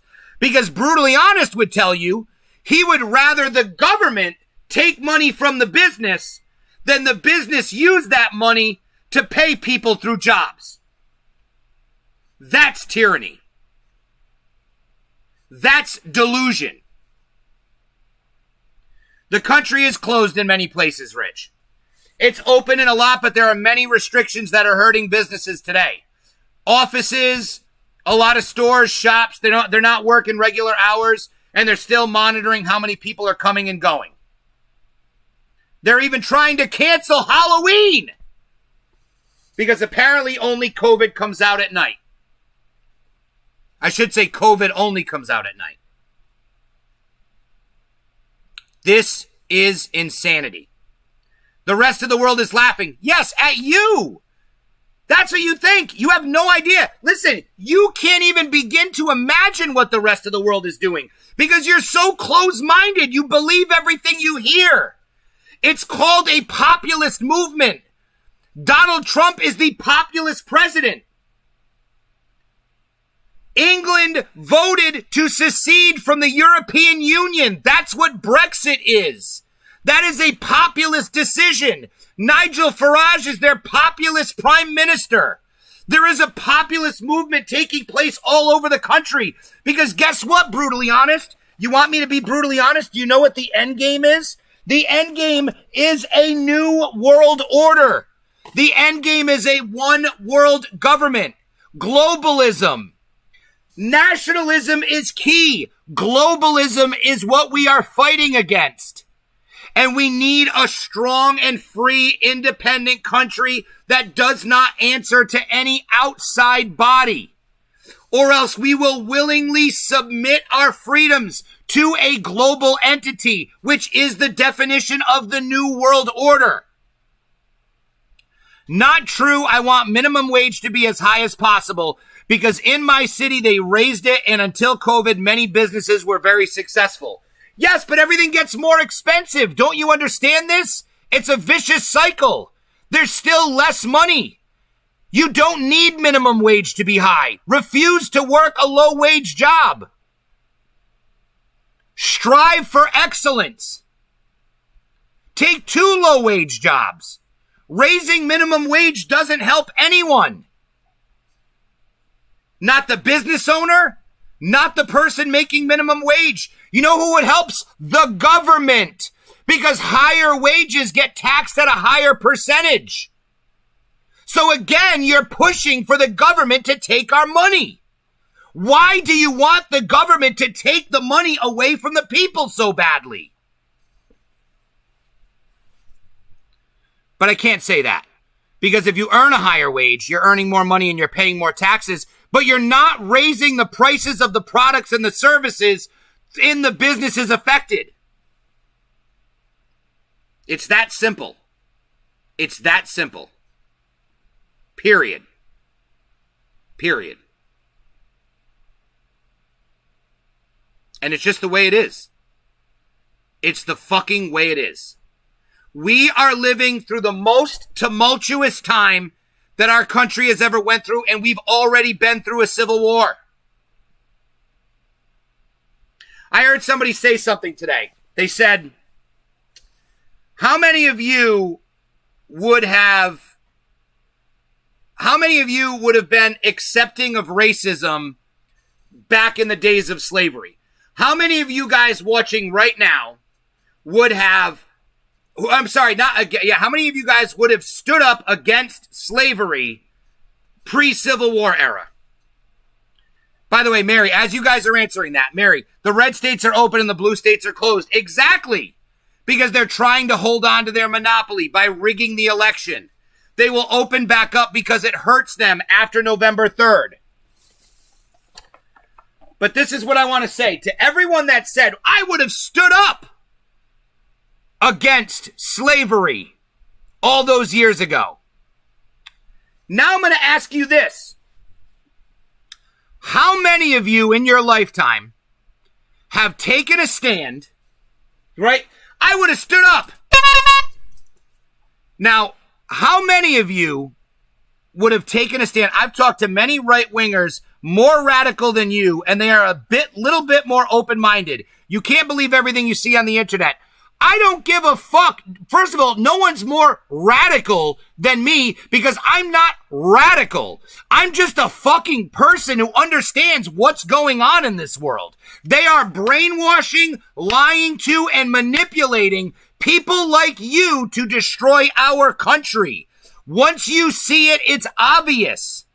I am not a radical right-winger. Period.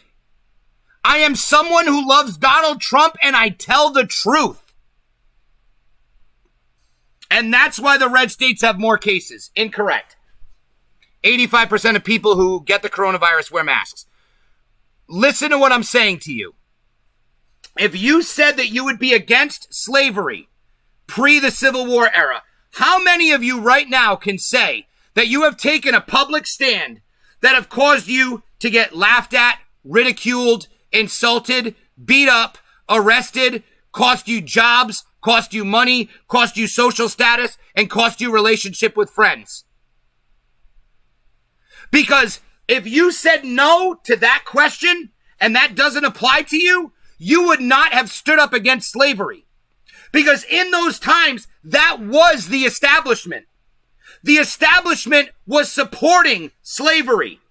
The establishment were the ones that would shut you down. People who were freeing slaves, that was illegal.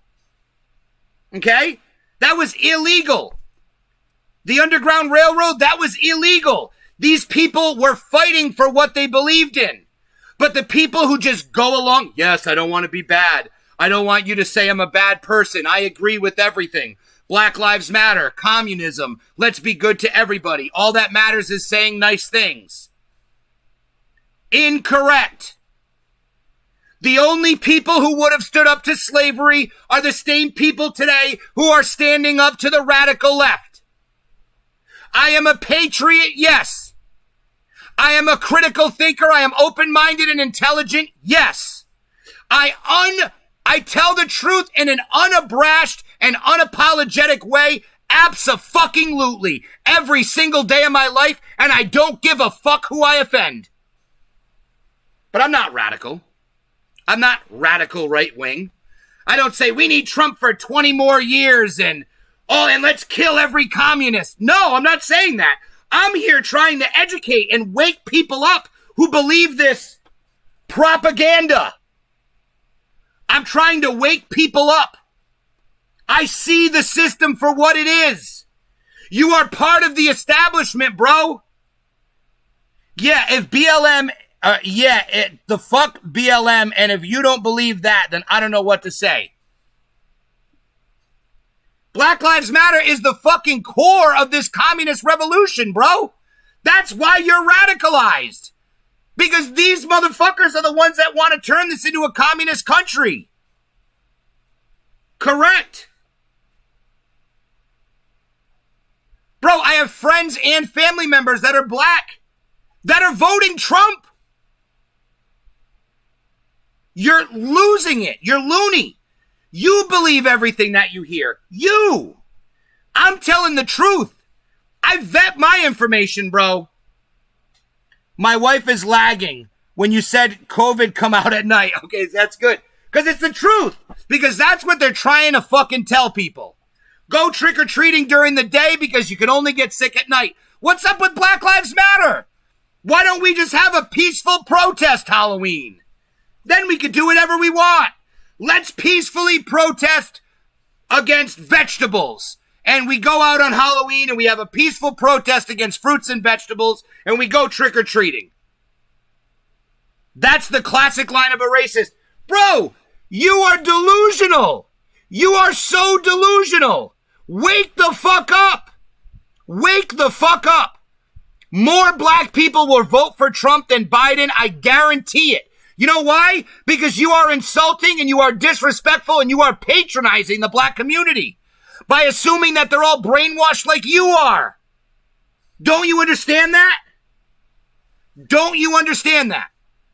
Black Lives Matter is a front for Antifa. They're all white liberals. The black people don't show up anymore because they got smart. Defund the police is the first step to neutering the American population. They don't want us to be able to protect ourselves. They want to establish a precedent where violent mobs get the right of way and police have to back down. It's not reality. It's not reality, bro. Mary knows we have lost people near and dear to our heart because I don't give a fuck and I will say the truth. And I will never hide behind it. I will proudly put it in front of me. That is a shield I will die on. That is a hill I will die on. Is telling the truth. I am telling you, people are lying to you, my friend. Anyone who believes in this fucking socialism bullshit and believes that globalism is a good idea is literally a pawn for the New World Order. I'm not Mary. Listen, you don't have to defend me. I appreciate you saying that. I don't get affected by that word. People can call me a racist. I wear it as a badge of honor. It means they know I'm telling the truth. Only a racist would think that it's going to hurt someone else's feelings to call them a racist. I'm a fucking realist, bro. I tell the truth. I don't give a fuck. We're all Americans, brother. You're fighting for America? I got your back. I don't give a fuck. You're fighting to destroy America? Get the fuck out of here. I don't care what you look like. I don't care if you're white, brown, green, yellow, orange. Get the fuck out of here. I'm not going to say what the radical right people would say, which is helicopter rides, kill the commies. That's not what I say. That's not my thing. My thing is wake the fuck up, people, and understand you're being lied to. Communism is authoritarianism. It's total government control. This is real life. If what I'm telling you is wrong, tell me a fucking communist country or a socialist country that's fucking flourishing. America is the greatest country ever. We have the greatest economy. We have the greatest everything, the greatest inventions, the greatest technology, the greatest production. This is the home of freedom. We are the center of the world for a reason. Not true, man. I have family that work for police and they are voting Biden, even though he is so moderate. We cannot have 4 more years of Trump. Bro, I'm telling you right now, you live in a fucking delusional echo chamber. It is a clown world. A clown world. Okay? Nobody's going to Joe Biden's rallies. You know why? Because nobody likes Joe Biden. Thousands of people go to Trump's rallies and he has 2 a day. You know why? Because he is the fucking man. Because he is going to win in a landslide. States that have been blue for years are going to turn red. People are waking up. Don't give me political theory derived from Carl. Again, bro, you're spitting the propaganda. Bro, you are so lost. You are so lost. You're coming at me and you're throwing propaganda at me like I'm going to believe it. It's not based in reality. You're basing something on a thought written by a guy who wrote a book to control you, and you're quoting it. All communism and Karl Marx has ever done is cause oppression. Karl Marx causes oppression. That's it. Political theory derived from Karl Marx, advocating a class war and leading to a society in which all property is publicly owned. Publicly means the government. All property is government owned. You're so thick. You don't get it. Publicly owned, and each person works and is paid according to their abilities and needs. You know what that means? The government controls everything. The government controls property and money. That's it. You do something the government doesn't like, you're cut. You lose your house, you lose your money, you starve to death.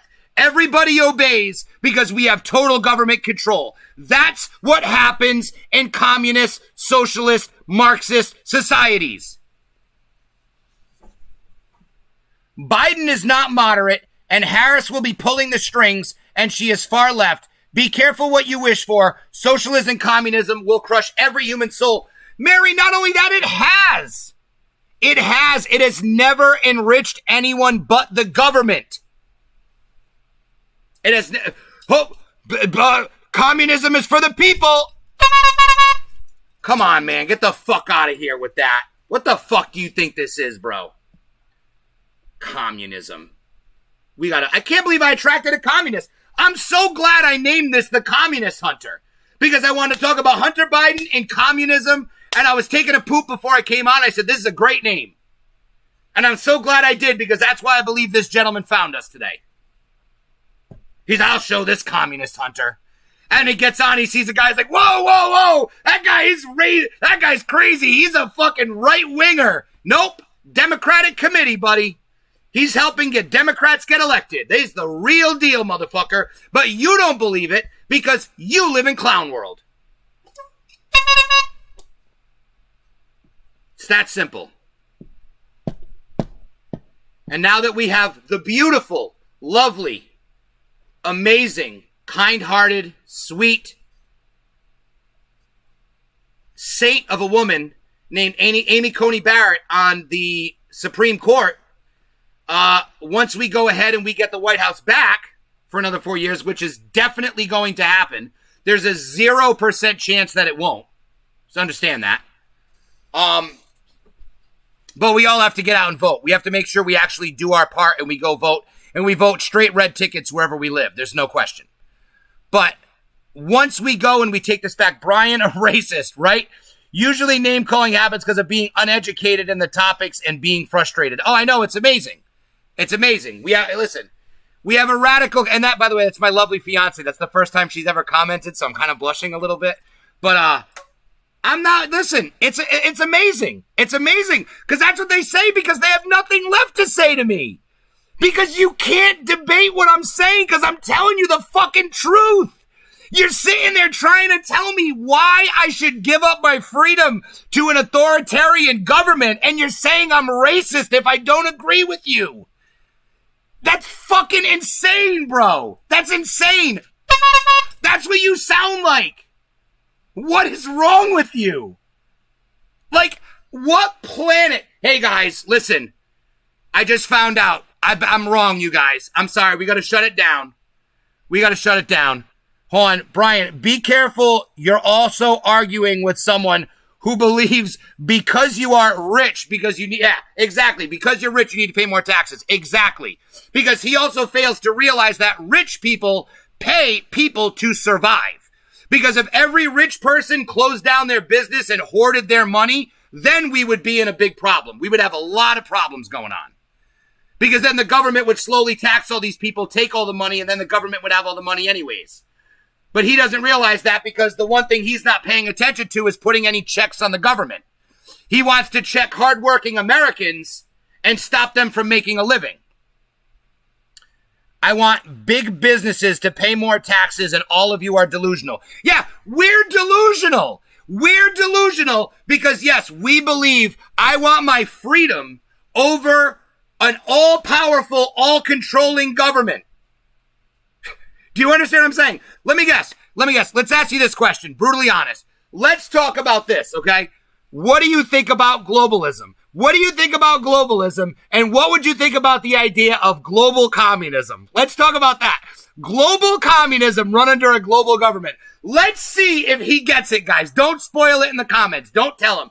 Let's see if he figures it out. What do you think about global communism being run by a global government with a global army and a global court and global money and global laws? Okay? United States of America is just a state, and states are basically just cities, and cities are who the fuck cares. And this new world that I'm presenting you. Global, because just so you know, I said it before, Nazism is National Socialism, communism is international socialism. Exact same thing. Nazism means I will take over every country in the world under this brand of socialism. Communism means we just want all countries in the world to have this socialism and we're going to do it one country at a time. We'll give them their own name, but they're still going to have the same principles. Sorry, take a couple mil from a couple $1 billion company. Oh no, it's going to ruin the world. Bro, how do you think companies grow? How do you think growth and how do you think, ingenuity and engineering happens? It happens from people investing in themselves. Do you think these people just take money and hoard it? They create jobs. How do you not get this, bro? But you don't want people to create jobs. You want the government to create jobs. You want the government to tell us who can work and when we can work and where. Because you trust your government. You're laughing at me, but you're like, I trust the government. Bro, our country was founded by people who sat in a room and said, what are we going to do? We just fucking got rid of England. And they were like, okay, I don't know exactly what to do, but the only thing I know is we got to make a government that is never going to be too powerful.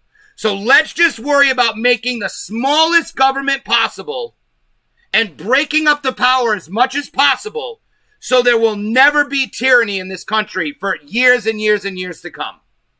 And slowly but surely, these corrupt politicians throughout the years, Republicans and Democrats, have instituted socialist policy after socialist policy after socialist policy. More government control, more government control, more government control. If it was your money, you would take care if you needed to pay out more. And no, you would care to pay out more. Exactly. If it was his money, he wouldn't just stop working. What if the government told you, hey, did you make enough? Did you make enough money yet? No, you wouldn't. You would still want to make more money. Because and guess what? In America, you have the freedom to do that. Instead of bitching about other people being rich, get off of your fucking ass. Stop crying about a communist revolution. Start your own fucking business and be successful like every immigrant that comes to this country legally, including immigrants with black skin who come to this country to not be oppressed because they left a country they were oppressed in, okay? And be like those people and become successful business owners and entrepreneurs instead of trying to fuck this country up for everybody else. There are plenty of other fucked up countries that you can slide on over to. Just go to Venezuela. Go to Serbia. Go to communist China. Leave our country the fuck alone. I see nothing wrong with it. And what is your point? I'm not selfish, obviously, rich people. Because all you care about is what people think about you. I'm not selfish. I'm not selfish. Guess what? Bro, I think you are a bad person. Do you understand that? I think you are an evil and bad person. Does that hurt your feelings? I hope it does. Because you know why? You don't care enough. You disrespect yourself enough to not be honest with yourself, not learn the truth, not be honest with yourself and say the truth when you learn it because you're so worried about what other people think. Bro, not only are you a fool, okay, because you're not selfish, you are encouraging the government to take our freedom, take our money, take our businesses, and take complete control of our country. That's why we have one of the largest poverty rates in the world for a first world country. We are the first world country. What are you talking about? Bro, that's not even that can't even be a real thing. And if it is, it's because of COVID, because I promise you, this country is doing better than any other fucking country. That's communist propaganda. Drop a link, I will copy and paste it and put it on the screen, and I will tell you why it's bullshit. Find me that statistic. Find me that statistic, because that's not true. I hope everyone is entertained. We have something different going on today. This is very fun. For everyone who's just joining us or came in late, we have a radical communist in the comments today. I did not plan this. I do not know who this person is. He's not sharing his real person. He's revealed he lives in Seattle, and he was part of crack, heroin, amphetamine zone, known as Chaz, when they decided to secede from the United States. That worked out real well. First thing they did is build a wall and give everybody guns. But, first world countries include the United States, Canada, Australia, New Zealand, Japan, some Western European countries. What about China? Where's China on that list? Where's Venezuela on that list? Where's Serbia? There's not one communist country on that list. What happened, bro? What happened? What happened, bro? Come on, bro. Why don't you compare us to the communist countries, bro? Compare us to the fucking socialists and communists, bro. Look at China. You can't go anywhere in China. You have to have an app on your phone that says your health status. You have to get it scanned, bro. You're fucking loony, bro. First world countries. What a fuck. This is how you know these people lack self-awareness. This is how you know, truly. I hope everybody started laughing when he did that. This is how you know these people lack self-awareness. He's talking to me about how great socialism and communism is. He posts a list of first world countries, not one communist country. Zero Marxism. Not really zero, because we're all a little bit socialist to a degree. Certain policies and certain aspects of different societies. Canada's got socialized healthcare, so there are some, but there's no socialist country on there. There's no communist country on there. It's not. No, zero oppression. I said communism is a good idea in theory. And I hope you know Cuba has the best health in the world. There's like 50 people who live there. They killed everyone who didn't support Castro. Cuba has the best health. I hope you go to Cuba to get surgery, bud. I hope when you want to have surgery, instead of my taxpayer dollars paying for your surgery, you should move to Cuba. I really believe, and I'm saying this to be nice because I'm a loving person who loves and appreciates everybody. I genuinely believe that you would be more happy in Cuba. How come they weren't on that first world country list? Let me look again. Hold on. Mary, hold on, Mary. Let me look to see if I can find Cuba again. Let me adjust my bifocals here.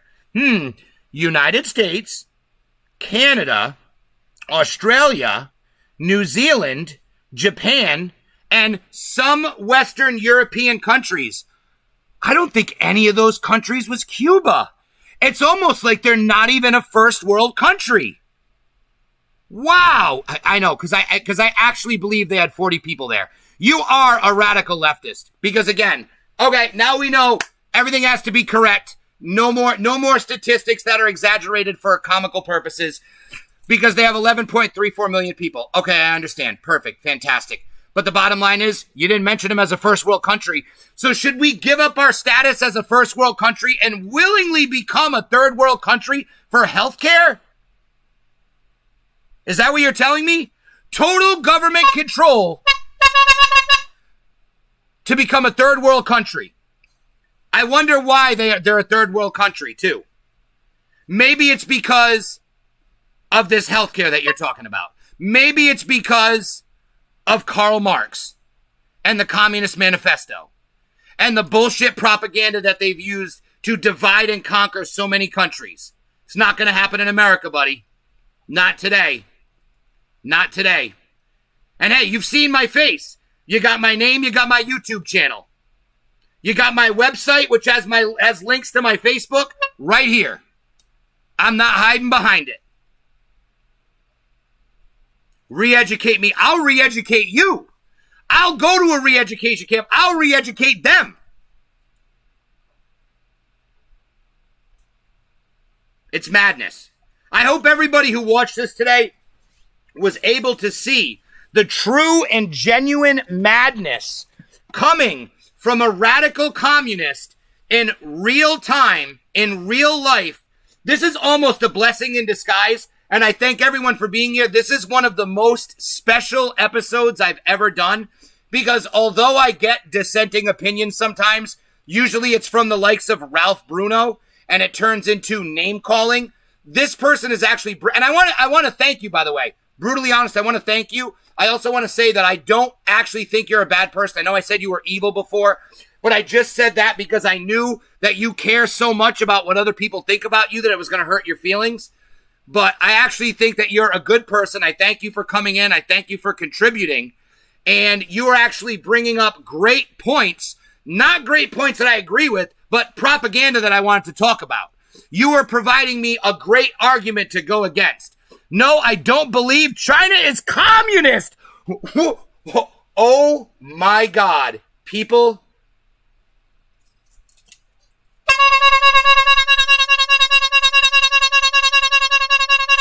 That is the fucking clown world siren. The clown car's coming. You're about to have 18 people get out of a little tiny Power Wheels because this dude just said that communist China, who is run by the Communist Party of China, the Chinese Communist Party, the CCP, is not a communist country. This is amazing, people. This is amazing. What we are going through here today, this is a special episode. This is going to be one that I share with people after the fact, and I say, you need to watch this. This is fucking amazing. All right. No, I don't believe China is communist. I believe it is an authoritarian regime. And to be honest, I would rather have more of a socialist society than this one. Bro, I got a secret for you. When Russia was a communist country, they called it the People's Socialist Republic of Russia. Communist countries always call themselves socialists. Even Lenin said the goal of socialism is communism. You know this. You are just not self-aware. You're not self-aware because what I'm bringing up to you right now is going against this. It's causing the cognitive dissonance, and you haven't left yet. And I appreciate it.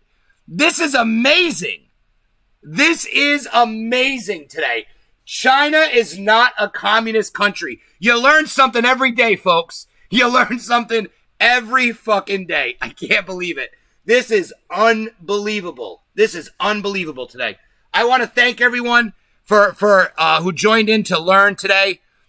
We all learned that China is not a communist country, that when communists refer to the people, even though it 100% is in actuality the government, literally, there's not even a wordplay about it. The people is just a euphemism to sound good for the government.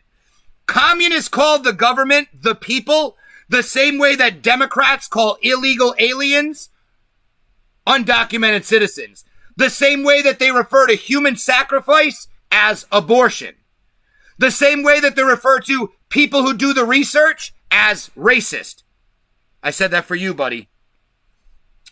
This is unbelievable. China is not communist, Mary. I had no idea. You learn something every day. China is not a communist country. The things communists will say, we should start a new show. I'm going to start a new show on the channel, and it's going to be called Commies Say the Darndest Things. And I'm going to invite you back, Brutally Honest. If you want to come on just in the chat, that's great. I will even give you an interview. I will go on a Zoom call with you. If you send me a message, find me on Facebook, go to my website, use it to get to my Facebook. The link will be at the top. Find me on Facebook, send me a message. I will get you on. We will do a Zoom call. You will have every ability to talk and to say what you want to say and air your point of view on the show. And you could tell us all how communist China and the Chinese Communist Party is not communist. It'll be great.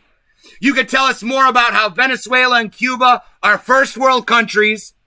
You are hitting it out of the park today, bud. Your self-awareness is fucking through the roof. I thank everyone for joining. This is officially my favorite episode. The episode with Yuri Bezmenov, where he talks about ideological subversion, is now number 3. 9/11 with Stephen Ashley is number 2. And this, by far, it's not even close, is my favorite episode. Because only on this show could we learn real knowledge, real information, real news from Brutally Honest. And it's that China's not a communist country. It's amazing. Mary, I wish that everyone thinks socialism and or communism is a good thing and just go live in those countries for a few months and say what they see. It's the truth. It's the truth, but nobody wants to. My dad grew up in communist Russia, and he's not against socialism, communism. The problem is we not have a real communism yet. We have had a good theory that turned out like fascism because of greed. That's why you're indoctrinated, because your father is a radical socialist. Guess what else I'm going to predict? Your father is a teacher. I bet you he's a college professor. See how I know these things? That's a great name. I need to watch that because I have tears in my eyes. Commies say the darndest things. And we will have people... Listen, everyone else in here, Brutally Honest, we already watched. I'm assuming everybody else. I'm actually making a wild assumption. I have no idea who's in here other than who's being active. But we've already watched a 5-part expose on radical left communists in our country in major political campaigns working for people like Bernie Sanders, and they were exposed their radical views. Nope, he's a truck driver. And you're a Christian. You're a Catholic. Yeah, well, this is school. He needs to stay open. China, yes. That school don't even need to open. We just need Brutally Honest to tell us the truth that China is not. And he says the world is laughing at us. I gotta play my favorite video now. He says the world is laughing at us.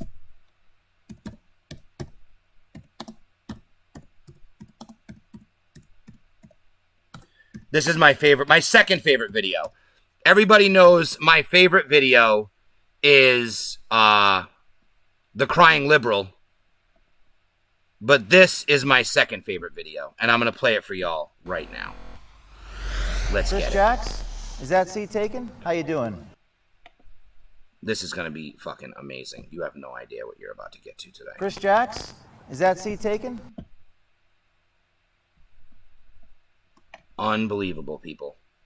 This is fucking wild, and I can't believe Chris it. Jacks, is that seat taken? How you doing? There was one thing I was sure of. When I came on and started doing this episode today, the only thing that I was sure of was that China's a communist country, and I find out today that it's not.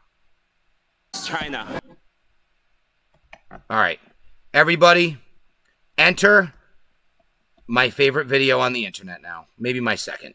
I haven't decided yet. Let's watch it 3, 4, 5 times in a row. Ready? China. We need independence. Yep. And what's your message to? Have you seen Donald Trump? Do you think he should step in? Donald Trump don't trust China. China is asshole. China. We need independence. Yep. And what's your message to? Have you seen Donald Trump? Do you think he should step in? Donald Trump don't trust China. China is asshole. Truer, wiser words have never been spoken, people. Don't trust China. China is asshole. Very true. Brutally honest. Nope, he's a truck driver. Well, it was very interesting talking to you today, and I may sub to you just because, oh, bro, I beg of you, please sub and please come back. You will always make conversations more interesting. And even still, just watch. If you're truly this open-minded person and I'm this closed-minded person, well, then you know what? Listen to me and come back and learn and see the things that I play. We play videos, we talk. I really appreciate it. I genuinely hope you do subscribe. I'm not saying it for the view because this video isn't monitored. I haven't made $1 off of this other than donations are the only money that I make. And I don't get very many donations. I shout everybody out when they do and they become the sponsor of the show. But I do want you to learn the truth, and that's what's important to me. That's what's important to me. So, with that being said, everybody, we went 2.5 hours today. Almost 2.5 hours. And last week's not so good. It was I don't want to say it wasn't good, but it was short. It was short, and it was it's life only has what you throw at it. And last week, I guess I didn't have enough to throw at it. But today, we had a theme, the Communist Hunter. And guess what? I found one. I called myself the Communist Hunter, and I found one. It's using the secret. The law of attraction has brought me a real-life communist today. Indoctrinated from his father from communist Russia. And by the way, I also have a friend whose father grew up in communist Russia. They escaped communist Russia to come here. And by the way, if your father grew up in communist Russia, why the fuck are you here? Why didn't you move to a communist country? Just saying. But I have a friend too who grew up in communist Russia. He came here and he taught me a little bit about Russia. And he said Russia is capitalist as fuck and they fucking hate communism right now. And he lived in Russia for a little while. So... But with that, I'm open to discussion, and it's nice talking, even if we don't always agree. Brutally honest, I can appreciate that, and that was one thing that you did say that was brutally honest, and I'll agree. Even though we agree on one thing, China is not a communist country. I wish I could relabel this, the Communist Hunter, and then in parentheses, like a song, China is not a communist country. So when people view that, this video comes up. That would be amazing. But, do you remember the Pea Hunter? No, I don't remember the Pea Hunter. But if you're going to talk about Trump and the Steele dossier, that was written by a guy named Peter Steele on behalf of Hillary Clinton and used as a fraudulent piece of evidence to create a plan that led to Trump and his campaign being spied on, which is legitimately treason, and these people are going to go to jail for it. And hopefully more radical communists in our government go to jail. I hope that we can prove some sort of treasonous crime by AOC because that woman needs to be behind bars and not making videos influencing people with her garbage opinions. But again, freedom of the press. She's able to do it. She's a politician. She does what she wants. But that's why it's on us to stay informed and make our own decisions and think for ourselves. Do not say, well, I don't want people to say I'm racist. I don't want people to say I'm greedy. Let's make the government all powerful. That'll solve the problem. As long as we make the government all controlling, no one will think I'm racist or greedy. And China is not a communist country. Those are the lessons that have come from a man who entered this chat with the name Brutally Honest. Amazing. Did Putin really say send lions out into the streets? If he's talking about hunting communists, he probably did. I have no idea, to be honest. I didn't ask that question. I did ask him what he thought about Putin, and he goes, Putin's just tough. He's just tough on immigration, and that's why he has the reputation of being this terrible dictator. But in all reality, it's just because he's just making sure that his country doesn't get fucked up ever again. He saw what happened. The communists, listen, the road to communism as we know it was written by the Russians. It was written by Karl Marx, but the way to implement it, the way to brainwash a society, and you all know it. You've seen the video I made, Controlling the Population, Yuri Bezmenov. Yuri was right. You've seen the video, how to ideologically subvert a nation. Demoralize, destabilize, crisis, normalize. That was the game plan that was written by the Russian communists, the KGB. And fed right to this guy. Fed hook, line, and sinker. Maybe it was a few tigers. Just maybe. Pelosi, take her down too. Yeah, absolutely. She's fucking wild. All these people are fucking wild, man. These people are fucking insane. Because, and here's the thing, they don't believe what this guy believes.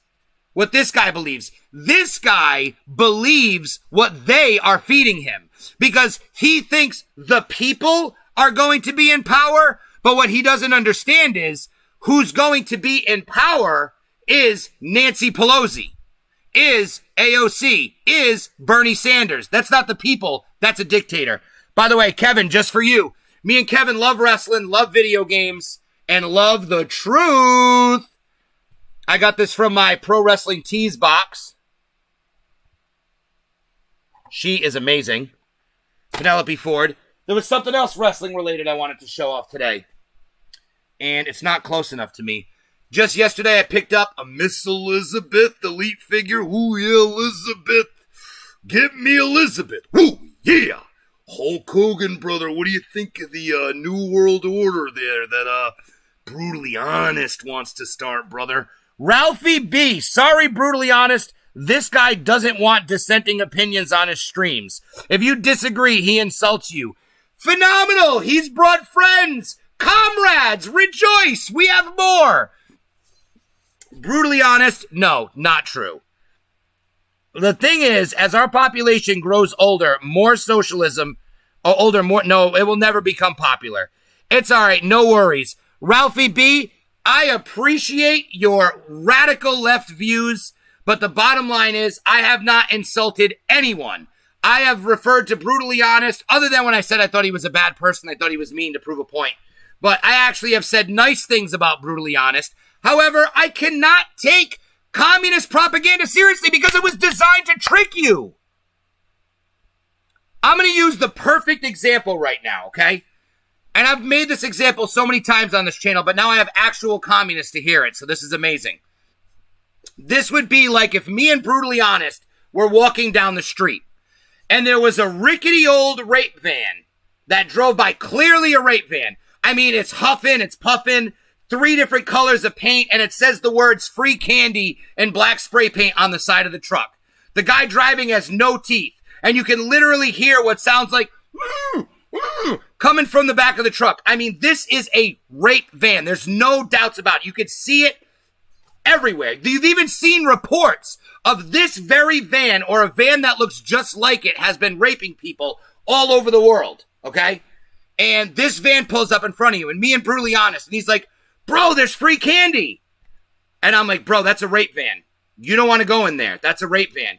And he's like, no, I'm telling you, it's free candy. Look, it's right there, bro. You just got to understand we can get free candy right now. And I'm like, but bro, I've seen this van before. I've seen it all around, and everywhere else that I saw this van, it didn't work out. It was a rape van every single time. There's not one other time that someone saw this van and got in, didn't get raped. This is a real rape van. Nah, bro, you don't understand. They just weren't giving away free candy the right way. Come on. And he's pulling my hand. Come on. Come in the van with me. Come on. And I'm going, oh. And I go, no, I'm not going. And then he goes in the van and he gets raped. Well, when it comes to socialism, we don't have the ability to do it separately. You don't get to live in a socialist world and me live in a free country. Actually, we do. It's called get the fuck out of the country and go to a communist country. You're more than welcome. As a matter of fact, I will help you start a GoFundMe to raise the funds to buy the plane ticket to send you to a communist country. If you're challenging me, please find me. Go to the website, find my Facebook, hit me up. We will start a GoFundMe to get you to a communist country. I promise. And I will advertise it on the show. But that's the point. This is a rape van scenario. Communism was not designed to help people. Communism was not designed by good people to help everyone. It was designed by bad people to trick and control everyone. Believing anything other than that is being naive, because it calls for the expansion of government. And there has been no society that has had an authoritarian total government that has worked out well and been successful. It just doesn't exist. If I'm wrong, prove me wrong. Prove me wrong. Show me an authoritarian government with a total government control that worked out great. Show me. You labeled a bunch of first world countries, but you didn't include any communist or socialist countries. What gives? You talked about how good the healthcare is in a third world country. And then you educated us all and said China's not communist. And with that being said, everybody, I want to bid you all adieu on this evening. I have had a lot of fun, but I'm going to be completely honest. I'm fucking hungry. I am genuinely hungry. I didn't eat. I ate a breakfast. I ate like no lunch. And the only chance that we have to stay on right now as part of our current stream is if I go here and Trump is doing another rally. He's doing a rally. Enriched itself while draining the economic life and soul. And we're going to go just like we started in Macon, Georgia. The entire time I was talking, Trump went from Ocala, Florida to Macon, Georgia. He finished up in one place and showed up in another place, and he is fucking crushing it. So instead of ending the stream, I'm going to encourage everyone to stick around. You don't have to, China. But I'm going to watch the Trump. I'm going to watch the Trump rally anyways. So why not share it with everyone who's involved? Or how ridiculous! I'm not on the communism bandwagon. Sorry. All I did was open a video and got lumped in with communism. Special interests. Well, I say that because you were saying I was attacking people, and I didn't attack him. I attacked his communist views. I didn't one time say that Brutally Honest was a bad person. Heads of Wall Street firms. I'd say, hey, do me a favor. Could you give me $5 million every? I highly suggest that you learn the difference between insulting a person and insulting their argument. Because I wasn't insulting people. I was insulting their argument. And that's completely acceptable to do. It's called the free exchange of ideas. Canada is a socialist country and Cuba is a second world country. Canada is not a socialist country. But with that being said, guys, here is your President of the United States, the esteemed God Emperor of the United States, Donald John Trump. You voted to fire this corrupt and decrepit he just said 316. I'm going to get food. I'll be back. An outsider as president to finally put America first. America first, baby. No globalism, and nationalism. Learned over the last couple of months, Joe Biden is a corrupt politician. He's a corrupt politician. And the Biden family is a criminal enterprise. Frankly, it makes crooked Hillary Clinton look like an amateur. Now, whoever saw anything like this? He goes to China, the kid is followed like a vacuum cleaner. He follows and follows and follows. And unfortunately, it sounds like he left his laptop behind, and they have thousands. Here's a guy, didn't have a job, but now he's taking in millions, and plenty of it goes to Joe Biden, too. Don't kid yourself. It goes to Joe, but did you see the one today? The guy gets 10%. 10%. I wonder who the guy is. This was not a good, between Anthony Weiner's laptop and this laptop, these are two beauties. I think this one could be worse than the Weiner laptop. Yet this massive scandal is being covered up by the media and big tech, right? All those people. Look at them. He's talking about it too.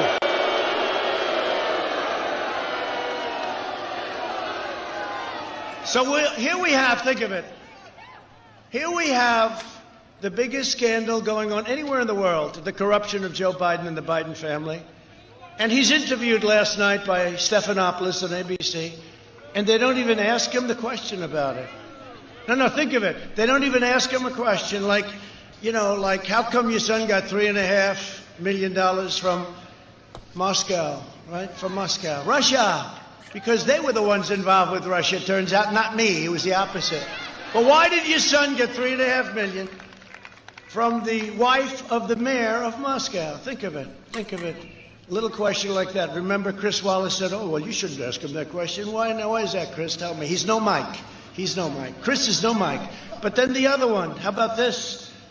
$1 billion, get rid of the prosecutor. Otherwise, you don't get the $1 billion from the United States. He did 3 rallies 1 week after COVID. That's turning out to be peanuts compared to what we're finding now. Now he wants $10 million from China to make an introduction. Would anybody here take $10 million to introduce somebody to your father? Put him in jail, and guess what? Dad, I'd do it for $10 million. We're getting Regeneron. He's been saying it. It's happening. I would do it, Pop, and he'd want me to do it. $10 million, Dad, please. Ah, I had a great father. I'm not just running against Biden and that corrupt family. I'm running against the left-wing corrupt media, and we're running against big tech.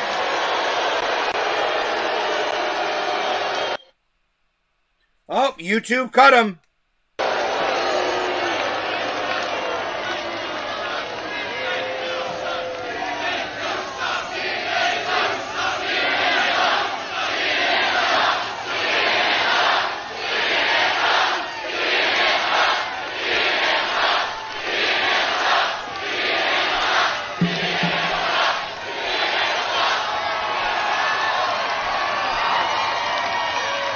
This is a hell of a big crowd, Brad. Look at that. That goes all the way back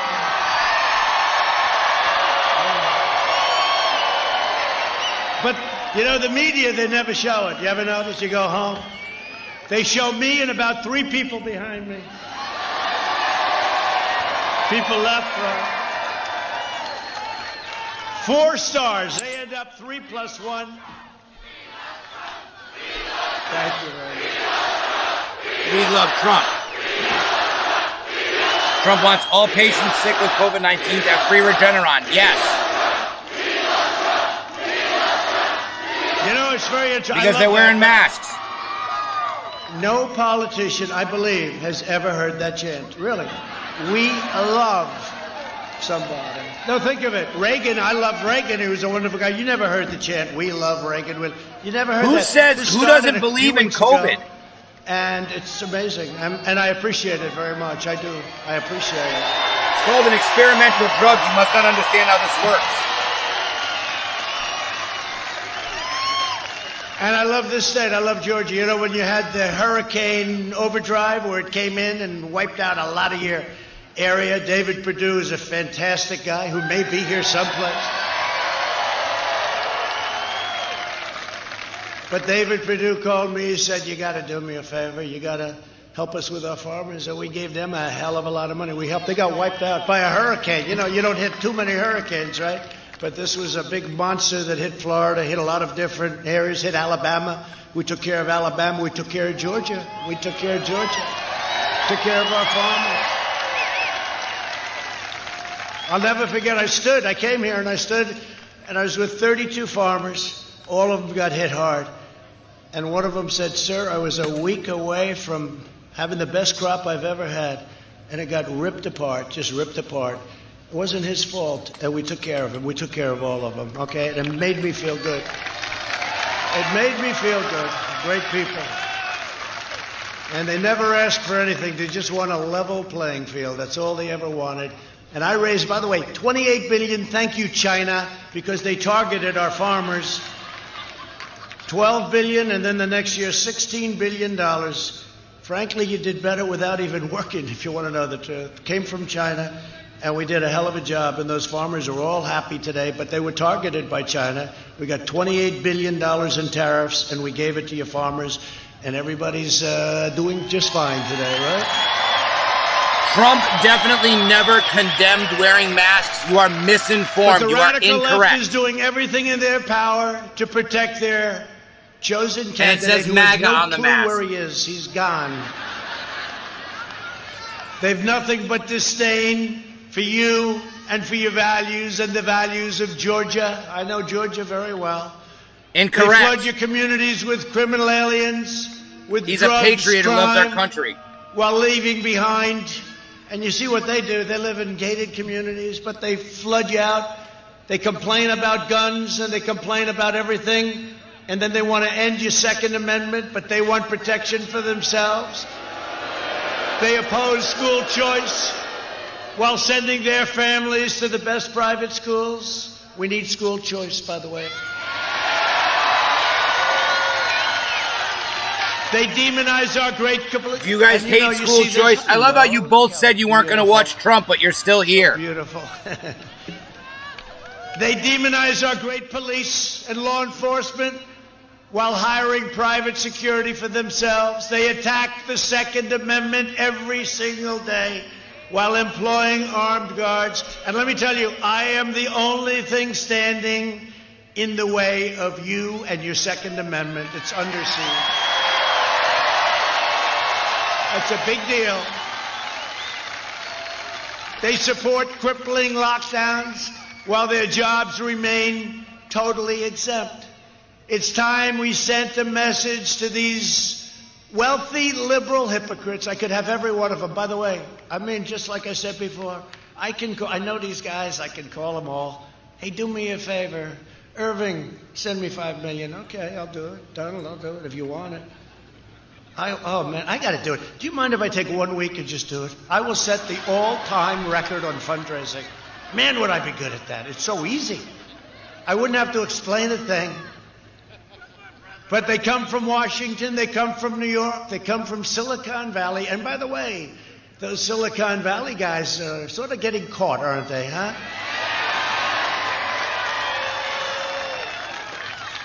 Section 230, I'm sure most of you don't know what that means. Section 230. These guys, they're given powers, they're given rights by Washington, and then they claim free speech, right?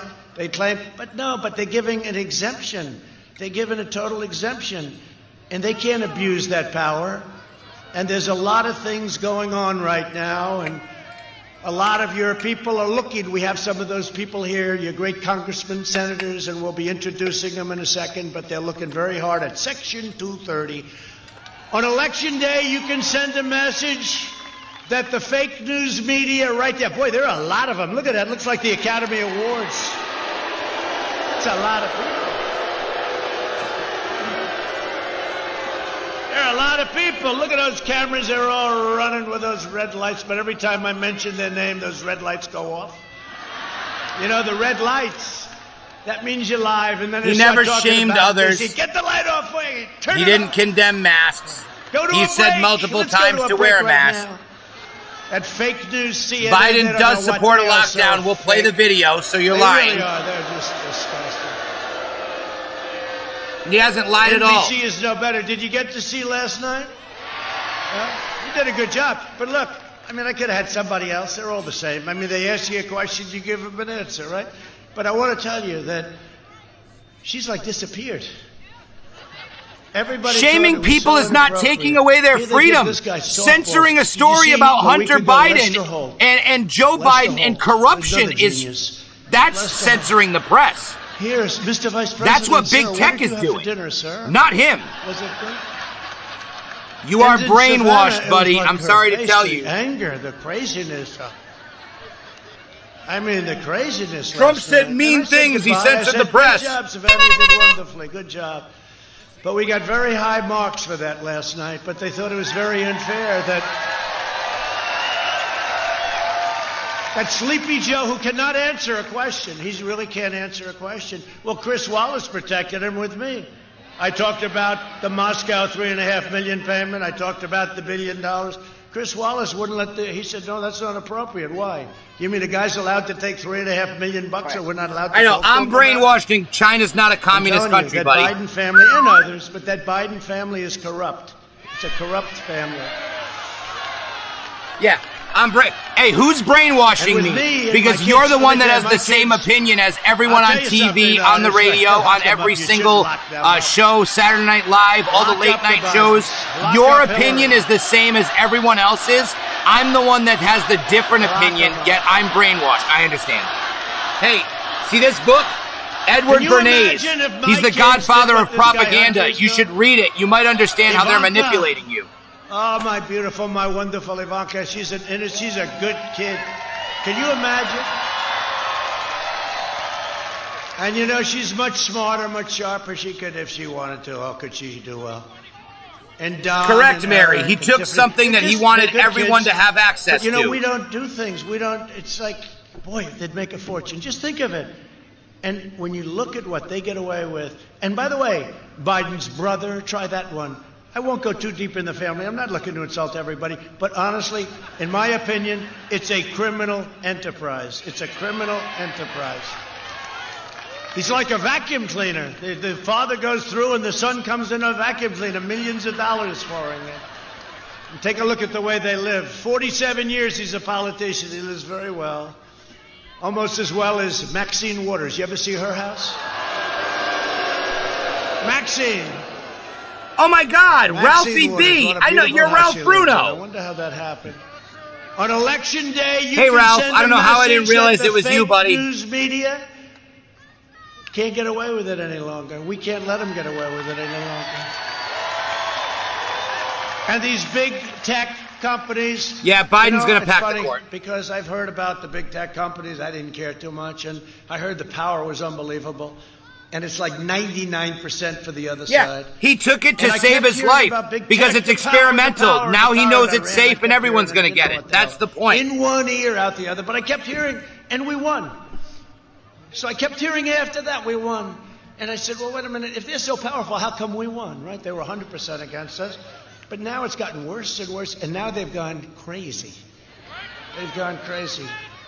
How about our magnificent Kaylee, right? So Kaylee,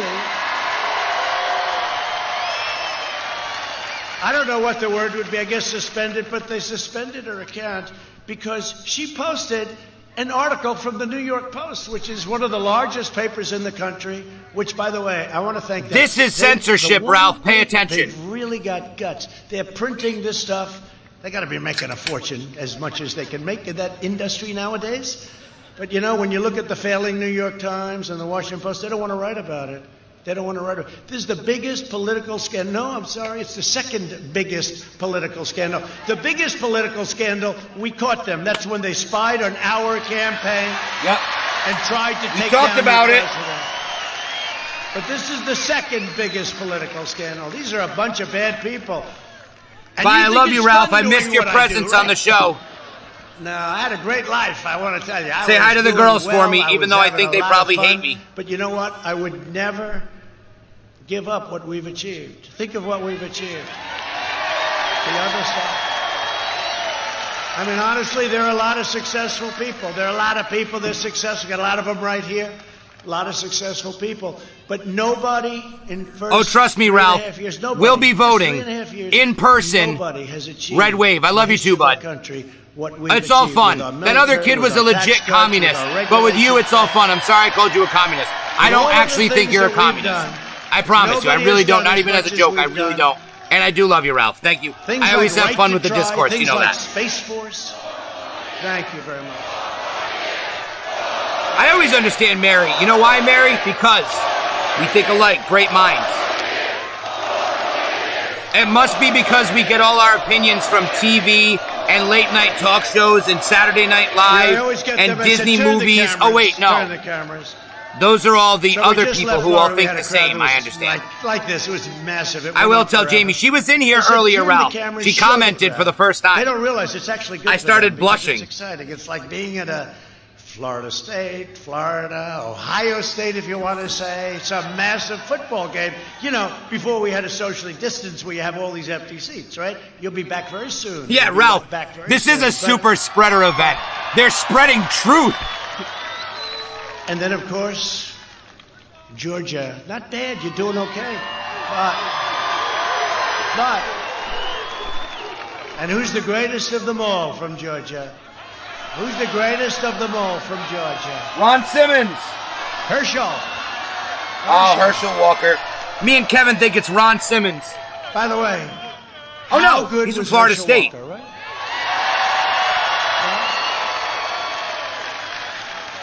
He made a lot of quarterbacks look good. Here, Herschel running. Boom. 6 yards, 9 yards, 10 yards, 100 yards. And he's on our side, and he's an incredible guy. Herschel Walker. I remember when he was playing here, they had like... Racist! The ballad to Herschel Walker. He was like just a legendary guy, remember? From the time he started, just boom, 6 yards, 8 yards, 10 yards. And then the quarterback goes, he says, I think I'm going to sign with the NFL. It's like amazing. But Herschel's been great, and Herschel loves his state. And the fact that we have his endorsement so strongly, I mean, so strongly, we love it. But what a great football player he was. What a great winner. We want to thank Herschel. The ballad to Herschel Walker. On November 3rd, show the people, the great American people, that we're in charge, that we're delivering. Sleepy Joe Biden and that whole group of radical left crazies. Gary, And by the love way, that he's not spreading really radical truth. left, but he's got no choice. He's got absolutely nothing going. They're running the party. How about Yeah, but you know Kamala? what, Ralph? Her Kamala. seat's a love seat because she's How taking me good with did her. Mike Pence do? Till death do us part and then some. So how good did Mike Pence do a week ago against Kamala? Pence. That was The easy. Silver Fox. That was easy. Mike is great. He's doing a great job. And he really did. He did a great job. But it's very unfair. You know, it's so unfair. When you watch, okay, you watched last night, and you see the anger and the hatred. I'm saying, well, look, let's just do this thing. Just take it easy. Relax. Just relax. Take it nice and easy, okay? Okay? She said, but I told you that's true. I said, I don't believe you. Why would I believe you? You know? You see that? Where she's screaming. I said, well, who told me? I told you. I said, who cares if you told me? What are you telling me? But we got very high marks. But compare that. Could you imagine if Joe Biden was treated like Savannah Guthrie treated us? Not me. It's us. Could you imagine? He would be freaked out. He would probably be under the table. He would be under the table. And she's easy compared to President Xi and Putin and Kim Jong-un and plenty of others. She's like easy pickings. But could you imagine if she came at him? Did you see? Now, I was interviewed a couple of weeks by George Stephanopoulos, and it was a tough interview, but it was fine. I don't say, like, you know, give me the answers of the questions. Do you ever see where they ask him a question and then he starts reading the answer? That means he has the answers to. I never saw anything like what's going on in my entire life. They asked, how about, did you see that a week ago where it said, move it up a little closer, I can't read the damn answer. This is the fake news. I've been saying it. I am so proud of the fact that I've exposed these people for what they are. I'm telling you.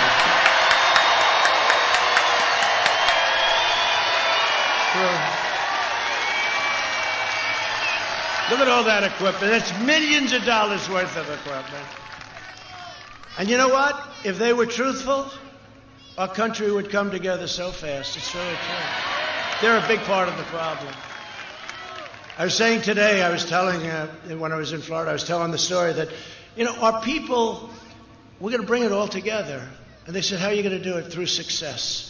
Because we were ready. We had the most successful economy we've ever had. We never had an economy. African American, Hispanic American, Asian American, women, people with high school diplomas, people without high school diplomas, people from MIT, top of their class, geniuses, physicists, chemical engineers. Everybody was doing better than they've ever done. And then we had the plague sent to us by China. We're not going to forget that. We're not going to forget that. We're not going to forget it, and they know we're not going to forget it. They know it damn well that we're not going to forget it. And now we closed it down. We saved millions of lives. They don't say that, We're at over 200,000. That's terrible. But compared to other nations, it's amazing what we've been able to do. But we saved millions. It was supposed to be 2.2 million lives, right? And we saved millions of lives, and now we're rebuilding it back, and our economy is setting records. What we're doing is setting records. But if I don't sound like a typical Washington politician, it's because I'm not a politician. And if I don't always play by the rules of the Washington establishment, and it would make my life a lot easier, to be honest. I know how to play those rules. Remember they used to say, and I used to play the game about acting presidential. I'm a smart guy. We're a lot of smart people here. I'm smart. And I always said it's much easier to be presidential than to do what I do. Right? Remember? And I said, I'm more presidential if I wanted to be, but I got to get things done. I don't have enough time. There's so many stupid things that happen with bad deals, stupid deals, bad trade deals. But do you remember I used to go, and it would have fun, but I'd used to go and I'd imitate a president who's playing presidential. That's so easy compared to what we do. What we do is much more difficult. I said, I can be more presidential than any president in our history, with the possible exception of Abraham Lincoln when he wore the hat. That was tough to beat. That was tough to beat. But you remember I'd do it. We had fun with it. We'd say, ladies and gentlemen of Georgia, this is your president, and it is a great honor to be with you tonight. Things are going very well with our country. Our military is building. And, so I could do that, and, within about 3 minutes, everybody would pick up and they'd say, let's get the hell out of here. This guy's... Now, we're doing a great job. We're renegotiating these horrible trade deals. We're bringing our people back home. Our soldiers are great heroes. Because I was elected to fight for you, and I fight harder for you than any president has ever fought for the people of this country.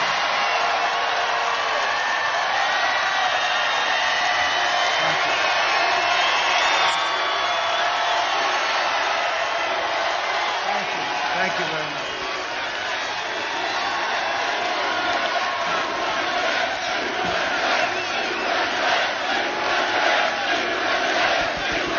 Thank you. By the way, I have to tell you, the spirit in this country is unbelievable. The spirit in these rallies are unbelievable. And hey, we were in Minnesota. We're going to win Minnesota. Minnesota, I think, hasn't been won since 1972. We're going to win Minnesota. We're going to win Minnesota. Opened up the iron ore. We opened up areas of Minnesota that they closed. In Maine, Obama took away 5,000 square miles of ocean. Can you believe it? I gave it back to the people of Maine. We're doing things that nobody's ever thought about doing, ever done. We went into, you take a look at Minneapolis. The place was burning down. The National Guard goes in. 30 minutes, would you say? Remember they formed that beautiful scene. After watching this for a week and a half, And we want to do exactly. it with Portland. 4 Portland years in, never got corrupted, never became compromised. Still fighting the establishment, and that's why I love him. He will be voted back in. I sent in the U.S. Marshals, you know? You know why, Mary? Because he doesn't have a price. You can't buy a man who already has more than all the money he'll ever need. I said, why hasn't he been arrested? Well, sir, they haven't. I said, really? You got another day? We sent in the U.S. Marshals. In 15 minutes, we have the greatest law enforcement people in the world. 15 minutes later, it was all over for him. But the forces opposing me in Washington are the same people who are responsible for every disastrous trade deal, foreign policy blunder, and border security betrayal. Look at our border. Our southern border is so great. By the way, we've topped 400 miles of wall.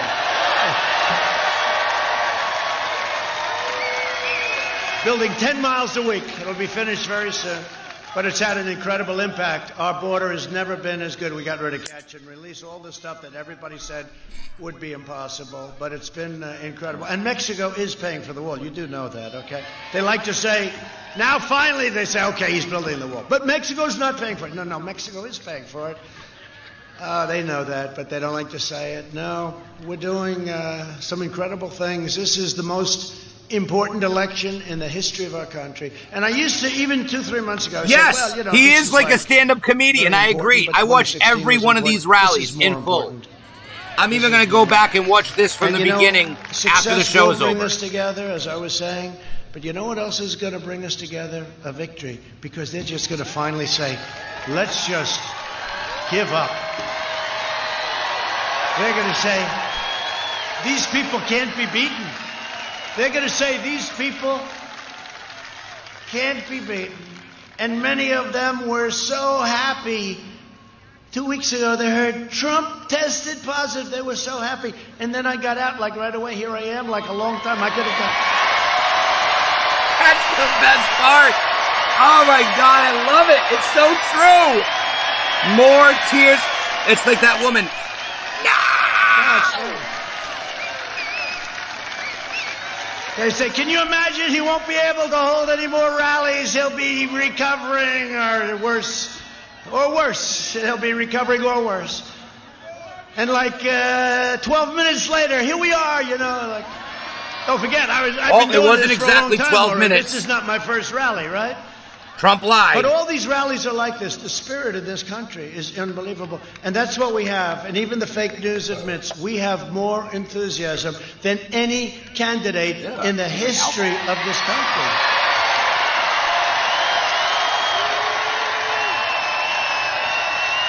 True. It's true. And he has less enthusiasm, in my opinion, than any candidate. I think he's the weakest candidate in the history of presidential politics. I really mean it. Now, with all of that being said, they have a corrupt media, they have big tech, they have all of this stuff. It's a very powerful party. And they have advantages. You know, they automatically win New York. I don't know why New York is doing so badly. They automatically win California. I don't know why California is doing so badly. The forest fires, no water, no this, no that. You know, minor little problems. They automatically win Illinois. I mean, we got to run the table. It's automatic because it's just the way it falls. You know, winning the Electoral College is a very, very hard thing to do.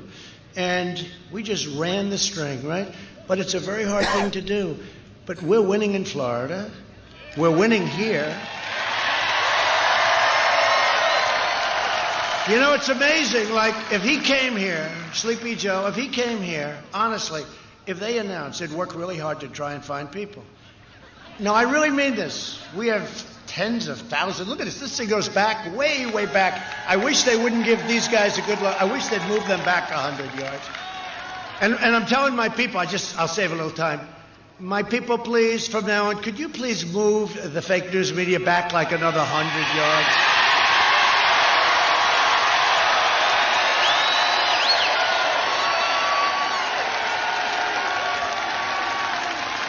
I hope you're listening, too. No, because you know what? Those cameras, they have magnifiers on. They can be back, and you can get a lot of people. So instead of standing behind the camera and looking at the cameraman's ass, we don't need that. Okay? Just move them back, and we get more people up here because it goes back forever. Thank you back there. We love you. Thank you. But we're going to move it back. Move them back. That's all he has to say. 3 words. Trump supporters are patriotic, passionate, loving people. The crowd show it. By the way, Mary, I love your word. I believe the word that you said was authentic. I have an idea. Amazing. Just we'll have a new very t-shirt heartfelt, and I morning. love that. Move them back.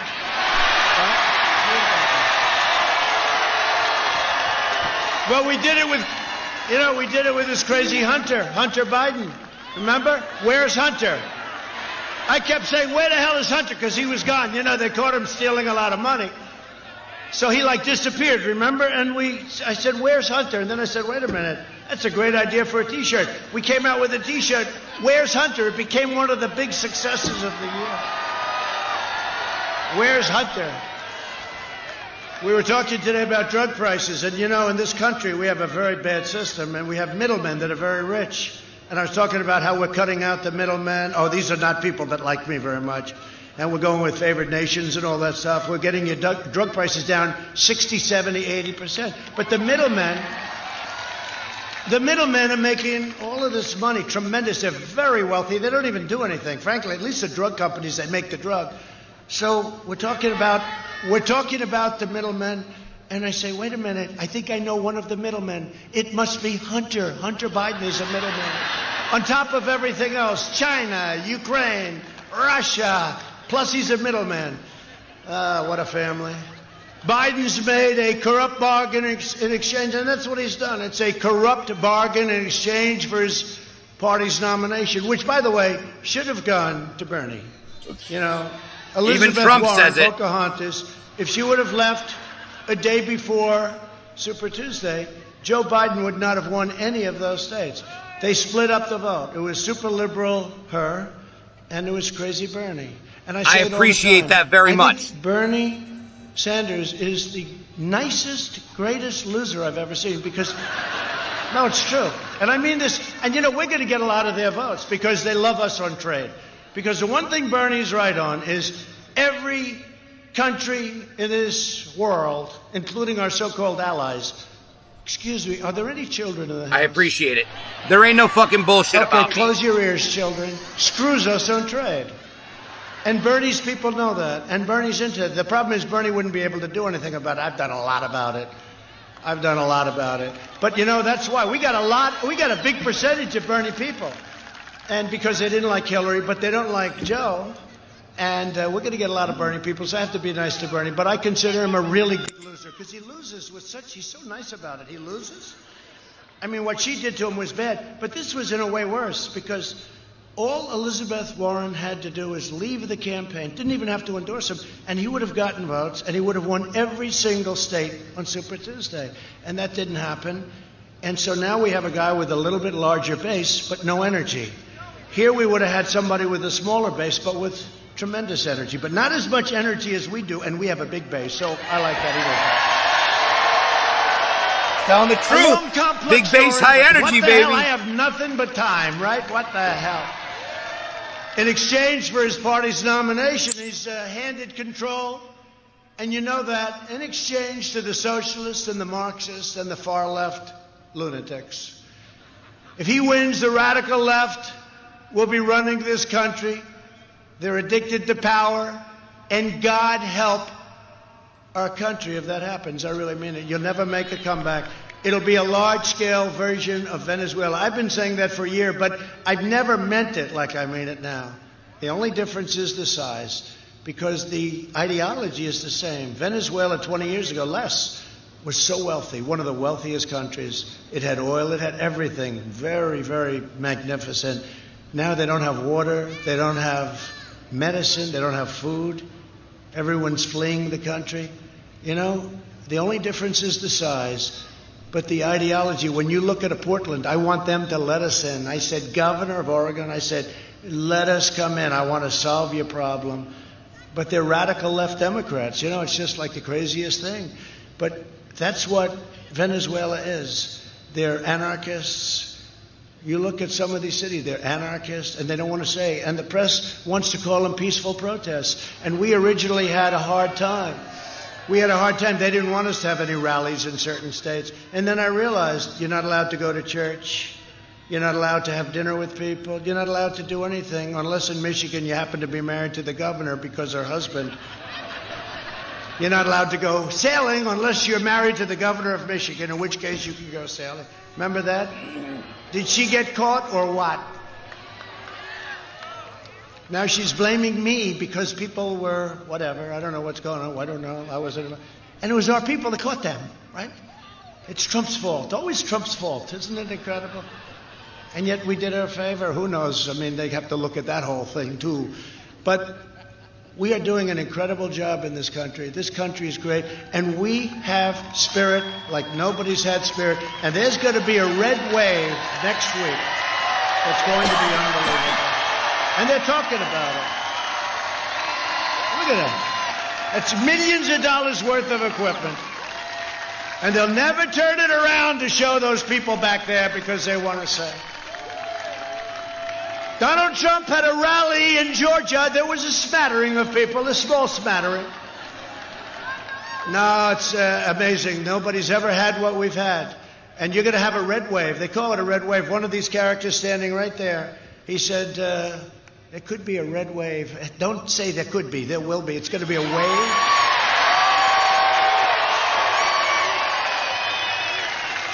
And they don't want to go the phony, unsolicited ballot. You know, they send ballots out by the millions. They don't have no idea. Well, they do actually have an idea where they're going. That's what really. But we say, who's sending them? Where are they going? Who's getting them? Who's delivering them? Who's signing them? What the hell are they doing? And then if you say that, they go, he's not for freedom. He's not for freedom. And they know better than you do. It's a big con job. So we have to be very, very careful with the ballots because they find ballots in a garbage can last week. Military ballots, it had the name Trump on them. Mary, 100% we are on the right side of history. Don't ever debate that for a second in your life. From Ohio, they find them from North Carolina, dumped in a river. They find them, I think, 500,000 ballots in Virginia. They were incorrect.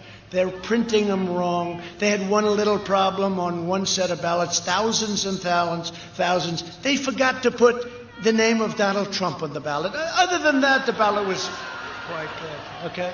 No, this is serious, and I'm being serious about this. These people are doing a tremendous disservice, and they're using COVID as the reason. You know, they're using this as a reason not to go out and vote. So we voted in World War I, where, by the way, you had a pandemic that made this look like peanuts, okay? That's a fact. That's a fact. They voted in World War I. They voted in World War II. They voted during the Great Depression. They voted. But we can't do that. You got to send in a ballot. So complicated, too. They have instructions. You do the ballot, then you do this. But some of them make it nice and simple. You don't have to sign. You don't have to verify.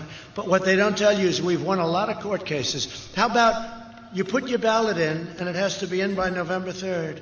But you have 2 weeks in which to, so wait a minute, you have 2 weeks to count them. Does that mean we have to hold up the whole election? Because you know what? I want to find out who won or lost. I want to find out legitimately who won or lost on November 3rd. I'm not looking to find out. I'm not looking to find out on November 19th or on December 1st or on 2 years from now. And if you take a look at some of these ballot schemes, in New York, we had a third-rate politician named Carolyn Maloney, who I know very well. She used to come to my office all the time for campaign contributions. But she won a race. The number of ballots missing, they have no idea. Her opponent, who could have won, it was very close, but they declared her the winner. But her opponent has gone totally nuts. And you know what? He should. He should. But you look at that, you look at Paterson, New Jersey, you look at what happened in Virginia. These are all races that took place recently. And they'll say, I must say, even in 18 they had a lot of disasters. And even in 16, I didn't even know it, but they had a lot of ballots. I promise you it will be against us, okay? It will be against us. It will be against us. But you look at Nevada, we have a good chance to win Nevada, but they're sending ballots to everybody. The governor was a backroom politician, and I don't want him having the fate of an election. I don't think it's right that he has the fate of our most important election ever in his hands. I don't want that. So if you see anything wrong, law enforcement's watching, marshals or U.S. marshals are watching, same type of guys. These are no games people. One thing I will say, law enforcement, they're on our side. And I said it. I said it during the debate with Joe. I said, Joe, name one law enforcement group that's supporting you. He couldn't do it. Then he was bailed out by Chris Wallace, right? I said, name one law enforcement. Then I said, here, Joe, just say the words law and order. Say those words, Joe. He didn't want to say it. I said, Joe, just say the words law and order. That's not hard. Joe, law and order. He couldn't say it. He wouldn't say it. Then he tried. I think he said law and order and safety and security, you know, because he has to get the vote of the radical left, and they don't like law and order. And you know who likes Trump because of law and order? The suburban women. We've gone over it. I keep hearing because they want law and order. And I go, oh, look at that. Thank you. Same thing happened 4 years ago. Same thing. They said, women will not vote for Trump. Women will not. Then the election's over. They said, man, the women really came out and voted for Trump, right? But suburban women. I love it. I keep saying suburban women. Oh, my God, I got rid of I love a it. regulation that would have destroyed the value of your homes, okay? And would have made your homes very unsafe. With low-income housing being built all over the place, right next to your house, I terminated it. And even my people, they said, sir, you don't have to terminate. We can make it much weaker. I said, no, you don't understand. I want it terminated. And I terminated it. Suburban He's a women, developer. please. He Thank you very understands much. real estate. Thank you. No, I heard they like my policy, but they don't like my personality. I said, they don't care about my personality. They want to be safe, and they want to keep their American dream. They don't care about my personality, which I think is okay. I love his personality. I can't even lie. That's my fucking boy. That's my, right there. That's my boy. They like my personality, and I like them. I like them. I love them. The radical left is hell-bent on destroying everything that we love and cherish. You know, it's that culture stuff, right? Cancel culture. They want cancel culture. They want to get rid of our great heroes from the past. They want to get rid of our history. They want to get rid of our culture, right? I was at Mount Rushmore. They want to blow Mount Rushmore up. I said to our great governor of South Dakota, Christy, I said, Christy, it's never happening. Christy, don't worry about it. She said, you don't have to, we don't even need your help on this one. It was so beautiful, Mount Rushmore. They want to blow it up. I said, not going to happen. None of that stuff is going to happen. But I will tell you, a few months ago, if I weren't your president, you would have had the Jefferson Memorial, the Lincoln Memorial. How about Lincoln? They want to attack even Lincoln. He's probably looking down and he's saying, what the hell did I do? I was on their side, I think, right? What did I do? They want to attack the Lincoln. If I wasn't your president, they would have attacked the Jefferson Memorial. And I stopped it. I stopped a lot of things. I also saved your Second Amendment. By Exactly, Mary. 100%. They want to punish the middle class, expunge every last trace of traditional values, and replace the American dream with a socialist nightmare. The Democrat Party has gone crazy, but they have contempt for America. They have contempt for the United States. And I don't think Biden does, but Biden has no power. He's gone. He's gone. Up here, he's gone. The Republican Party is proud of America. We're proud of America. We love America. We celebrate American values, American history, and American culture. And we're working to deliver a truly extraordinary American future. But I want the Republican Party to get tougher, because the Republican Party, they're very good people, but they're not tough enough in terms of our values and what we stand for. They let these other people, these lunatics, get away with things like you can't spy on a campaign, you can't try and take over a duly elected president of the United States and get caught. And when you get caught, you have to suffer the consequences. It's very simple. Joe Biden and the Democrat socialists will kill your jobs, dismantle your police departments, and you see that going all over with Seattle and all. And by the way, Seattle, so they knew we were going in the following day. So the night before, they raised their hands and they left. Okay, very simple. I said, that's it. Whether they like us in there or not, we're going in. They took over a big piece of the city, and they weren't going to do anything. They knew we were going in. And so the night before, they said, you know, these are little facts that I give you just to give you because that's the way it works. They're supposed to ask us, the governors are supposed to ask us. But these radical left, you know, if you look at Republican-run states and cities, they're doing phenomenally well, never done better. But if you look at these radical left, look at what happened to my beautiful New York since I left. 3.5 years, it was doing great, and I left. I'm not saying because, but maybe it is, but I left. I came to Washington. What's happened to New York, what they've done to that incredible city and state is so sad. Look at Chicago. Look at what's going on there. Look at what's going on. Atlanta. Look at Atlanta. It's so sad what's going on. And these are radical left, no bail, no cash bail, no nothing. I mean, you kill somebody, no problem, no problem. This is what they They're want. going to have to get their act together. They're going to have to get their act together because we're not going to put up with it much longer. They want to dissolve your borders, release criminal aliens, raise your taxes. And by the way, I'm cutting your taxes big. Biden, this guy. No, Biden wants to substantially raise your taxes. And then he says, well, I'm only talking about people. I said, no. He wants to terminate the tax cuts that we gave you. So that's $2,000. And then you look at the energy cuts and you look at the child tax credit and you look, it's $1,000 each. And you look at all, it's $7,000, $8,000, $9,000 a family. Well, if you're going to terminate it, that means that's $9,000. Well, I don't know about that. You know, then he pulls out a piece of paper and he starts reading it out of his... Did you see that? He did that yesterday. He pulled out a piece of paper because he couldn't remember any of the numbers. He pulls out. And George Stephanopoulos is sitting there watching this. He didn't treat me as nice. You know, so I did him 2 weeks ago, too. And he was okay. He was fine. In all fairness, Trump had a piece of paper, too. He's going to ask me a question, right? You know the expression? He asks you a question, I give him an answer. That's all you can do, right? You can't do any better than that. But they were nasty, you know, pretty nasty.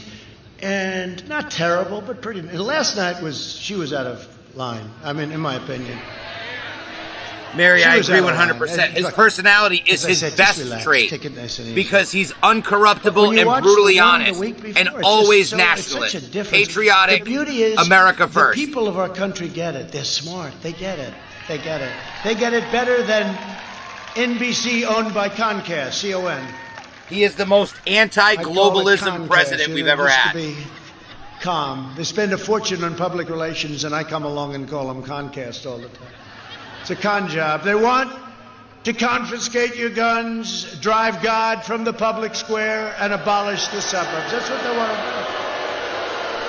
do. To defend our Constitution from this madness, I proudly nominated Judge Amy Coney Barrett to the United States Supreme Court.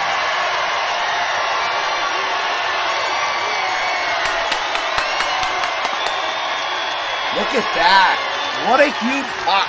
Like, I'm a wrestling guy, and I miss the huge ovations in pro wrestling that wrestlers get. That's why I love these, because I love watching the pops he gets. She's so smart. Amy Coney Barrett got the biggest pop so far. She's done a great job. She's the best. Great job, and she went through it, no problem. And they came at her. It was like your Atlanta team when they were good a couple of years ago. How the hell did they lose that Super Bowl? Could you? How the hell did that happen? I keep thinking, man, if you own that team or you worked for that team, that was a long shot. But you know, it's one of those things. But that was like that team playing a high school football team, right? She was so much more talented than those people that were trying to embarrass her. And she was cool as hell. The coolest was, do you have notes? Do you have notes? Yeah. Right? A blank. No. She doesn't need to write down notes. I don't have notes. That was the best part.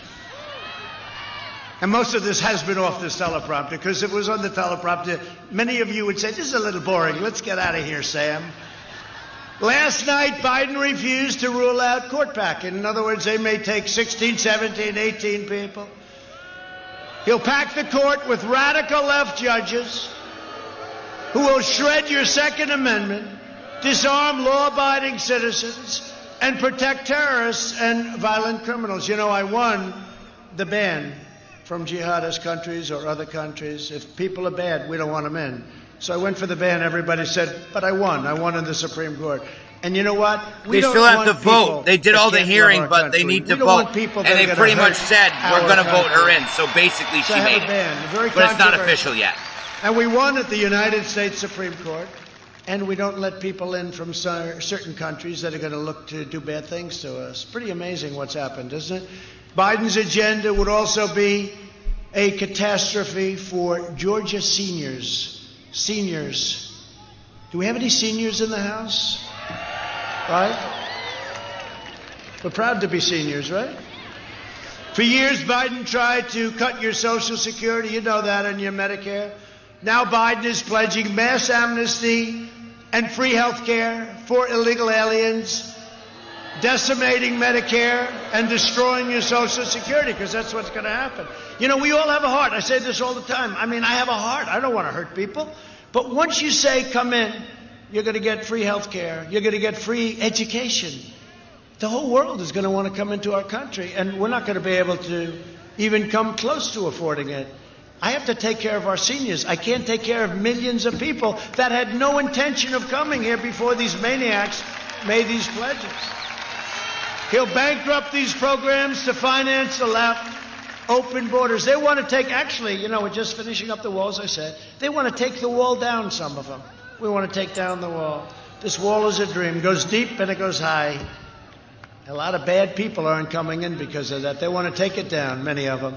While I'm president, no one will touch your Medicare. No one will touch your Social Security. Under my leadership, we're delivering a safe vaccine and a rapid recovery. I love the recovery because here I am. I mean, that's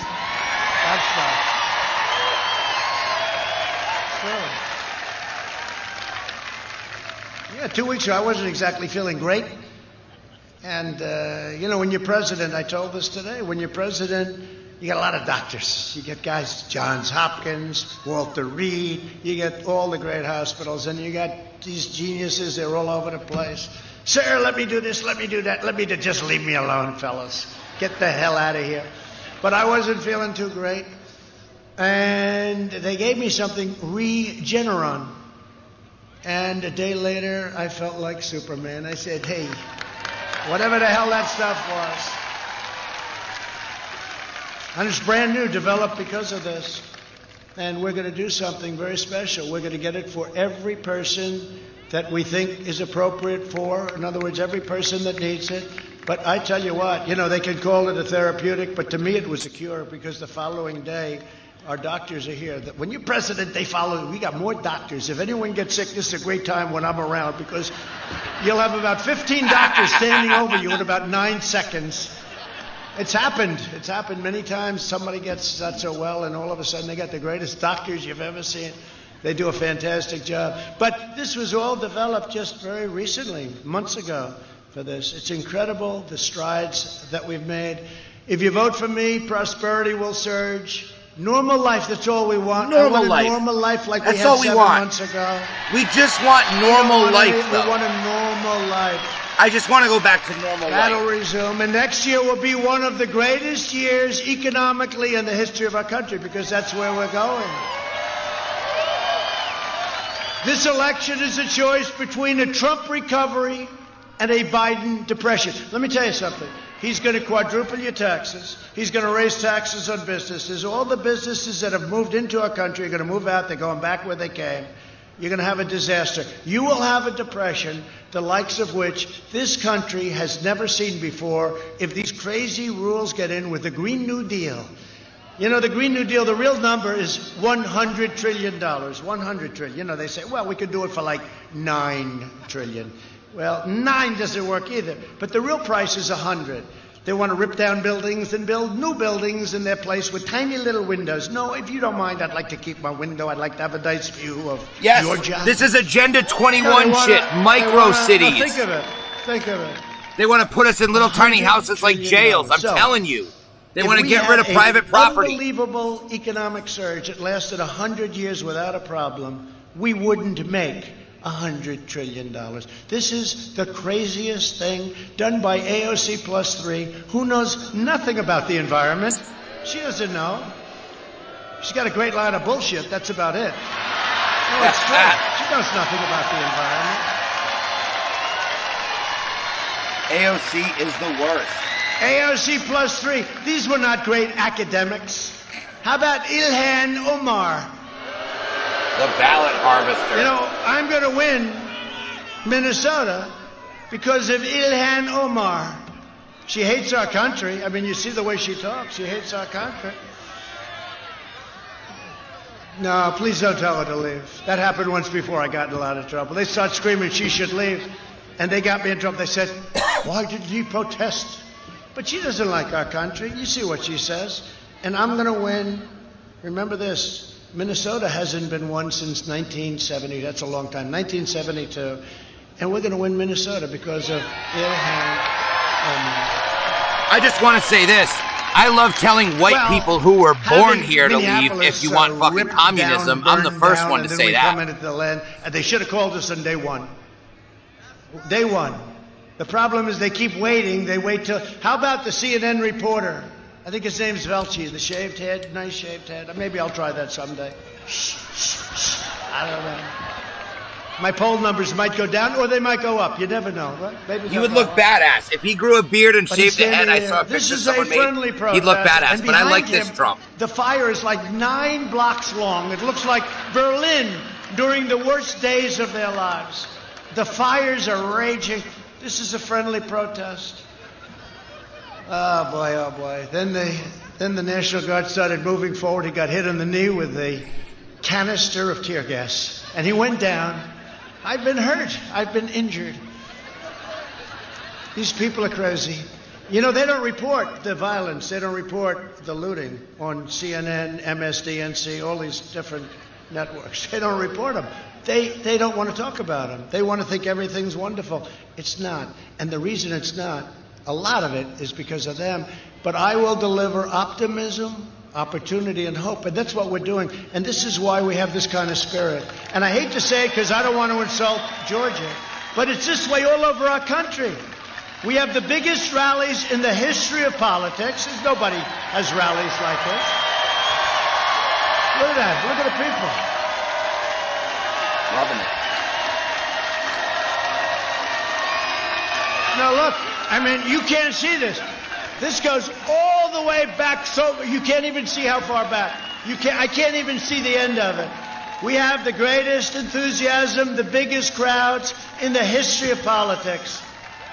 And they don't talk about them. They'll say, yes, there were a smattering of people. That's true. I asked the First Lady, how did you like it? It was good. Were there many people there? I said, a lot. Didn't they show it? No, they don't show it. They just showed your face. They never go. She said, but I could hear it, you know. When you go to a Georgia football game when they're doing well, you can't imitate thousands and thousands of people with hundreds of people. I mean, Biden had a rally today. Like 13 people showed up, and they don't talk about it. They say, Biden is here. The one guy actually made a mistake. He called him Sleepy Joe. He's an announcer. That guy's job is gone. But Vice President Biden is here today. He's making a speech on the environment. He has no idea what he's talking.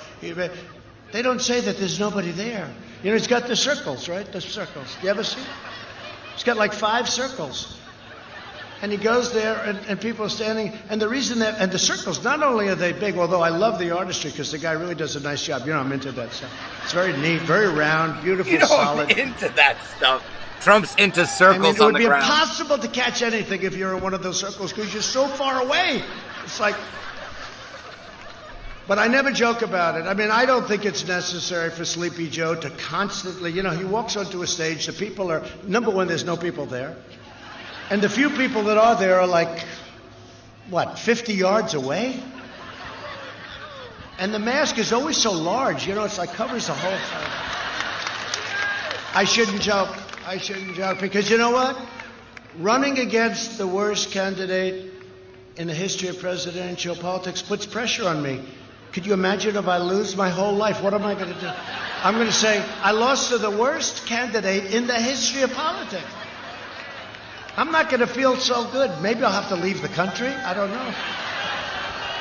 Biden will deliver pessimism, poverty, and decline. Our nation will decline very seriously. And again, he's been doing this for 47 years. He said, why didn't Trump move faster? Well, when I put in the ban on China, because they were heavily infected, and then Europe shortly thereafter, Biden called me xenophobic.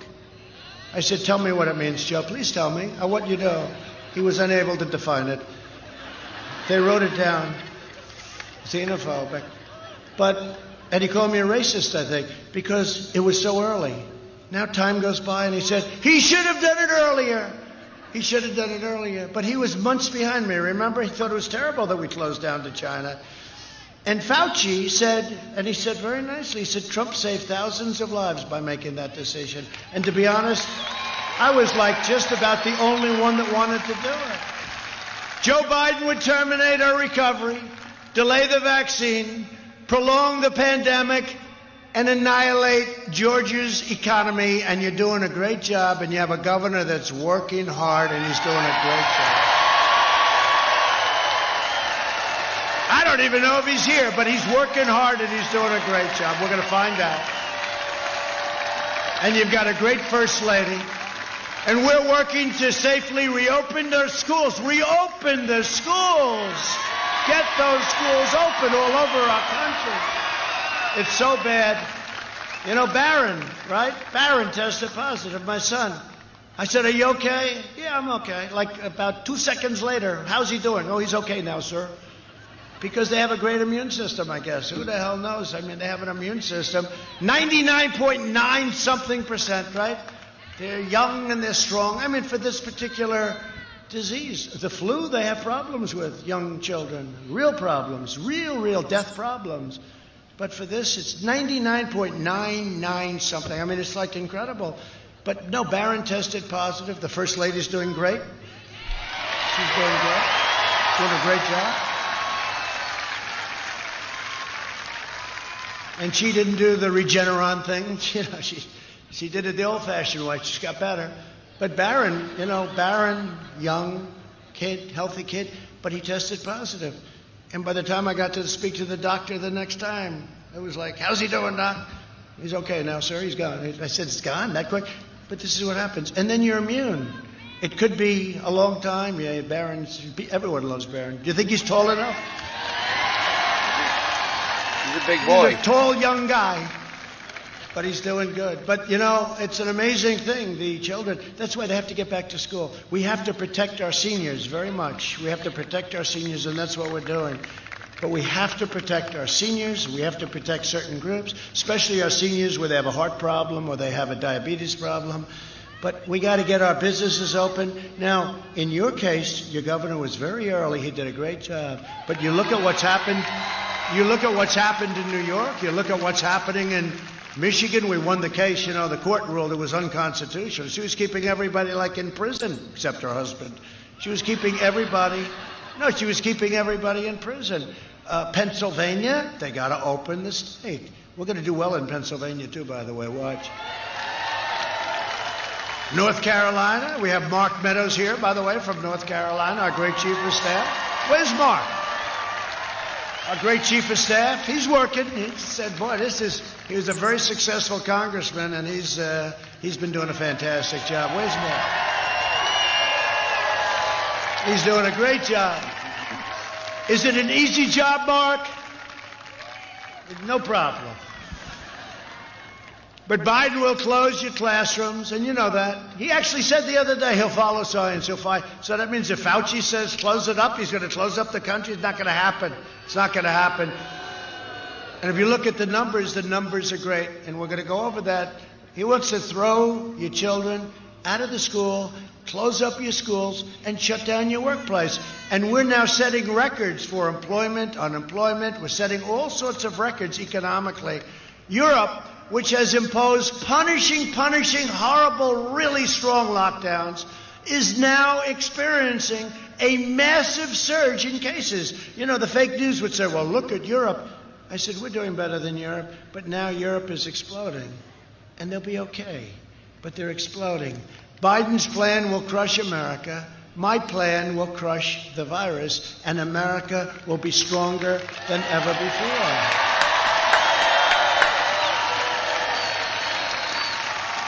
So our early and aggressive action saved, I think, at least 2 million lives. We pioneered life-saving therapies and reduced the fatality rate 85%. Think of that.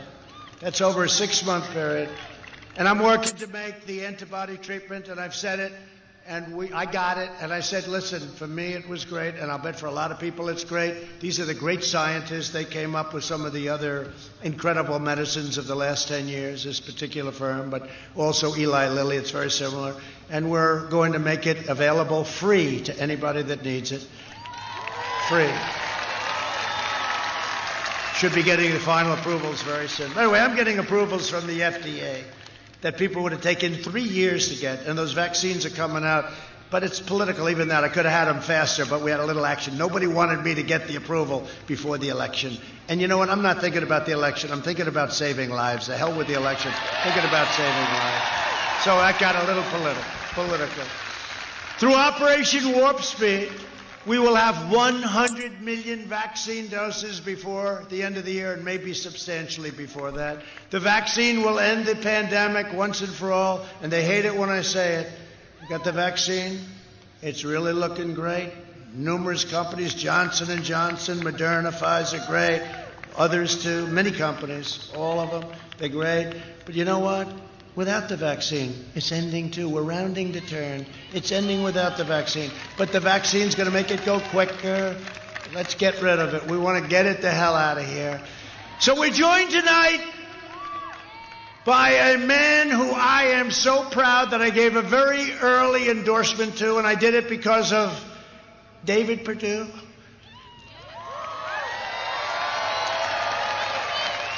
David said, Donald, Mr. President, I have somebody who's running for governor. I said, governor of where? He said, the great state of Georgia. I said, tell me, what's the story? He said, could you endorse him? I said, well, tell me about him. I did a little research. And the only thing that mattered to me, I mean, to be honest with you, he's all Trump all the way. He was, before I knew him, I didn't know him. He had a very successful past, but I didn't know him. But he was very, you know, it's like Trump. He likes Trump. And it's hard to endorse people that don't like you, you know? Somehow I have a little problem with that. But his name, I said, what's his name? Brian Kemp, and he's a really smart guy, really good guy, and I endorsed him. And he went on to win. And his wonderful wife, Marty, is even better than him. But I have to tell you, we campaigned together. We campaigned together. And I mean, I've never seen, we campaigned against, I guess, Stacey.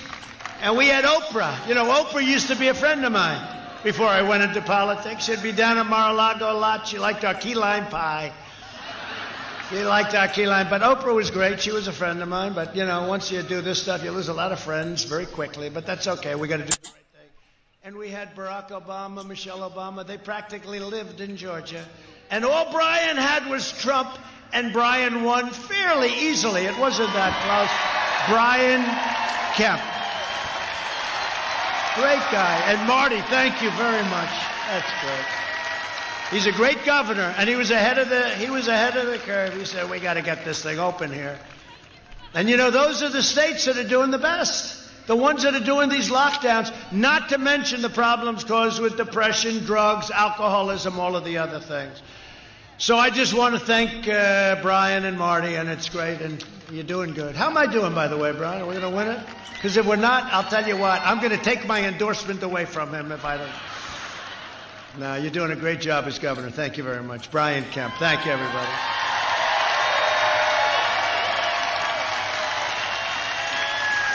Another guy, he's been a friend of mine for a long time. You know, he's a very, very successful man. And he did what I did. He wanted to do something. He wanted to give back. He loves this state like crazy. He loves our country. And he's central casting. If I'm casting a movie and I want to pick a senator, you know what I do? I say, I got to get David Perdue to play the role. But he is respected by everybody in Washington. He is respected and revered. And he brings back the bacon to this state. I want to tell you, he came to see me. David, stand up. He came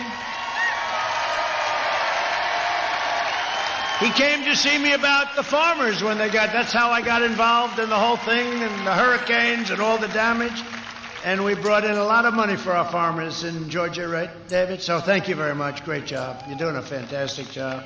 And come to think of it, can't even believe, you know, the guy that's running against him, I beat him once before. 2 years ago, he was running against a very good woman, Karen, right? Karen Handel. And she's doing very well. But he was running against her, and we defeated him. And then he said, he's running against David. I said, this guy's not in the same league with David Perdue. I mean, that puts a lot of pressure on David, just like I have pressure on me. You're running against these people. It puts more pressure on you, David. It would be easier to run against somebody that was good. But he's a radical left, Schumer, Pelosi guy. He's bad on the Second Amendment. I remember when he was running, he didn't even live in the district. He's running for Congress. I said, what's going on? But we defeated him once, and I hear you're going to defeat him again. Thank you, David. Thank you. So a person who's become a friend of mine, and Brian thought she was fantastic, and I met her, and I said, the only thing is, you know, how would you handle pressure? You never know. This is a rough, mean business. And I found out she can handle pressure. She has been fantastic. She was with me 100% on the impeachment hoax. She's been with us all the way, and she's a great woman, and her husband is a great man and a very successful man. That's a good thing, not a bad thing, by the way. Some people would like to say, oh, the husband's a great failure. It's much better. No, no, no. He's a really respected person, and he loves his wife, and she's a terrific person. Kelly Loeffler. Kelly? Thank you. Great job. Great job, Kelly. Great job. I mean, my only problem, she's running against another great guy. I just said, run it out. I'm backing both of them because Doug Collins is here. Where's Doug?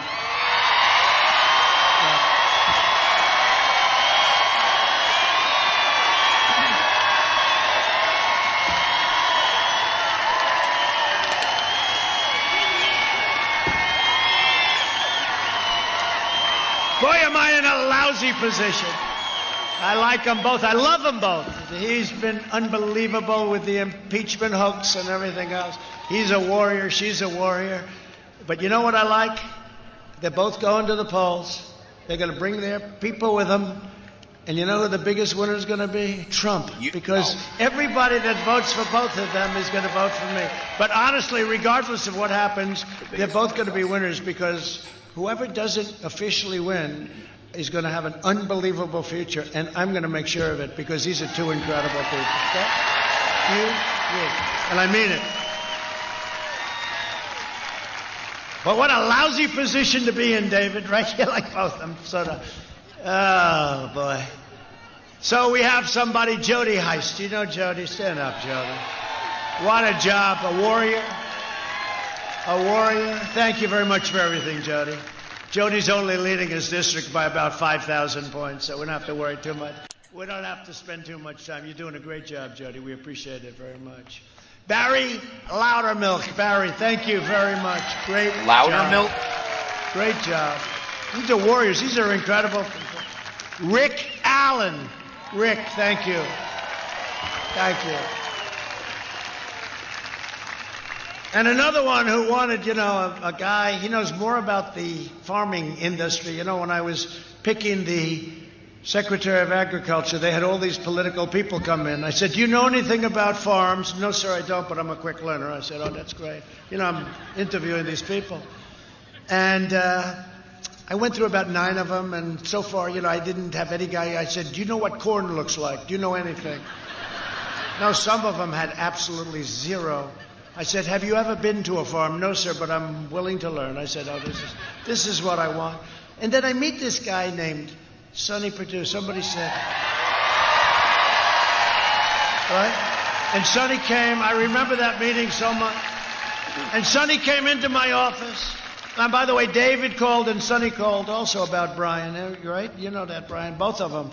But he comes into my office, and I'm telling you, to this day, I learned more about farming in that 45-minute meeting than I learned ever in my life. I learned it all from you, and you have done a great job, and you've delivered $28 billion, and I hear another $13 billion is coming to our farmers. Right? He loves our farmers. Gotta love the farmers, man. He's been great. He's been an incredible That's a core American Secretary job. of A core American industry. Stand up again, Sonny. Come on. They like you.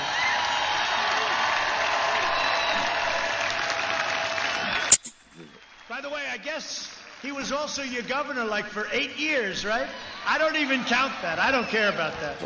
But you know, he was a very popular governor, Brian. You know that. He was very popular. He did a great job. But he was your governor for 8 years. But he has been a fantastic Secretary of Agriculture. Thank you, Sonny. I'm glad I could say it in front of your home friends, okay? And State Representative Vernon Jones. How about Vernon? How about Vernon? Where's Vernon? Man. What a guy. Look at this. You know, I saw him on television a few months ago, and he's talking about Trump is the greatest, he's the strongest, what he's done for our military, what he's done on the... And I say, oh, this is a great guy. I wonder where he... And obviously, I said he's a Republican, so... And they put the thing on the bottom. It says Vernon Jones, Democrat, from wherever the hell he comes from. I said, I said, there must be a typo. He's better than any Republican. I can't believe it. And then I checked him out, and he's a Democrat who likes Trump, and we love him. Vernon, thank you. And he's a popular guy. Amazing. Amazing. Wow. Spoke at our convention. That's crazy. And somebody who's doing a fantastic job, Insurance Commissioner John King. John, thank you. Great job, John. Appreciate it.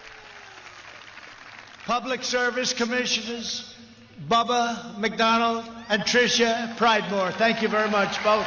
Thank you, Bubba. Thank you, Tricia. Thank you, Tricia. And somebody who better lead us to victory, I'll never speak to him again. We'll have a new state chairman of the Georgia GOP if we don't win, but we're going to win. David Schaefer. David, thank you. How are we doing, David? How are we good? Way up. I saw a poll, we're way up. Don't just pretend we're even. You know what they do in politics? David Perdue taught me this. Pretend you're 1 point down, okay, and then work your ass off, and then just sit home and watch. That's what happened 4 years ago. Was that the greatest evening ever? The best night ever. But this is going to be better.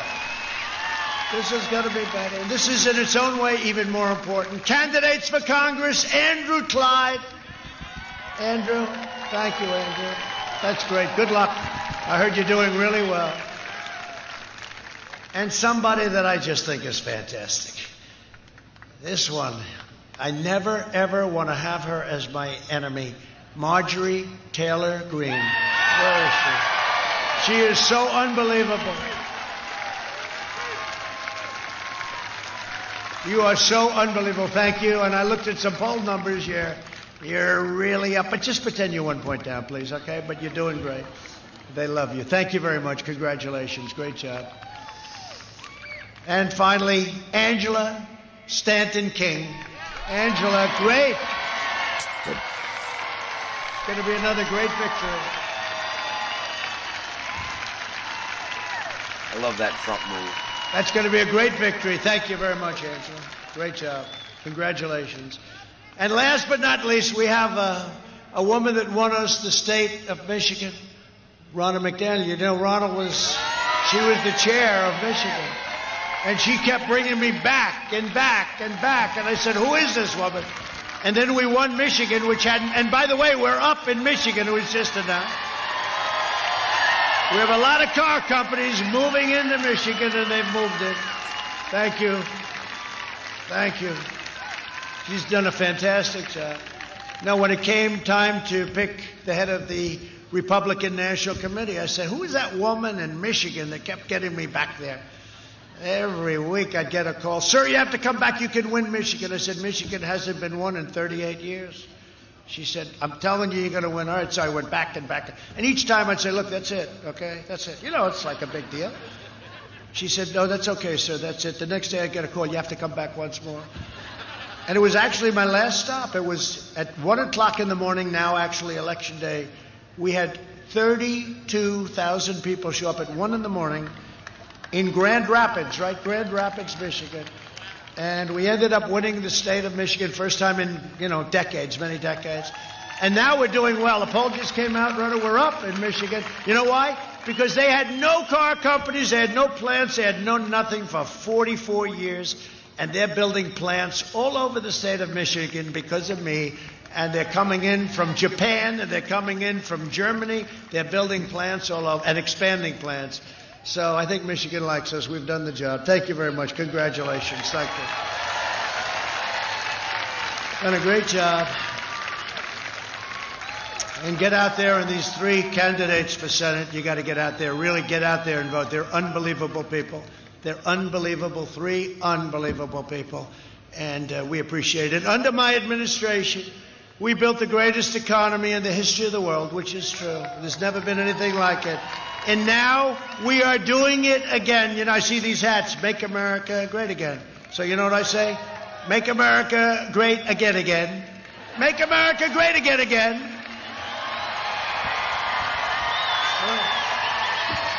Sure. We had it done, and then the plague came in from China. We're not forgetting that. You watch. We're tariffing the hell out of them. We're getting so much done. We gave it. Our farmers were targeted. We gave it to That was Jamie. She said hello to everybody. In my first 3 years, family income increased by $6,000. Think of that, $6,000 a family.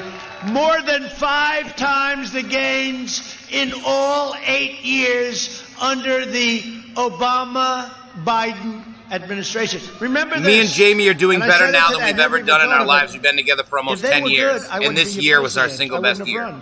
If they were good, I wouldn't have even run. But they were horrible, so I won. If they were good and I did run, I wouldn't have won because they would have done a good job and I wouldn't have won.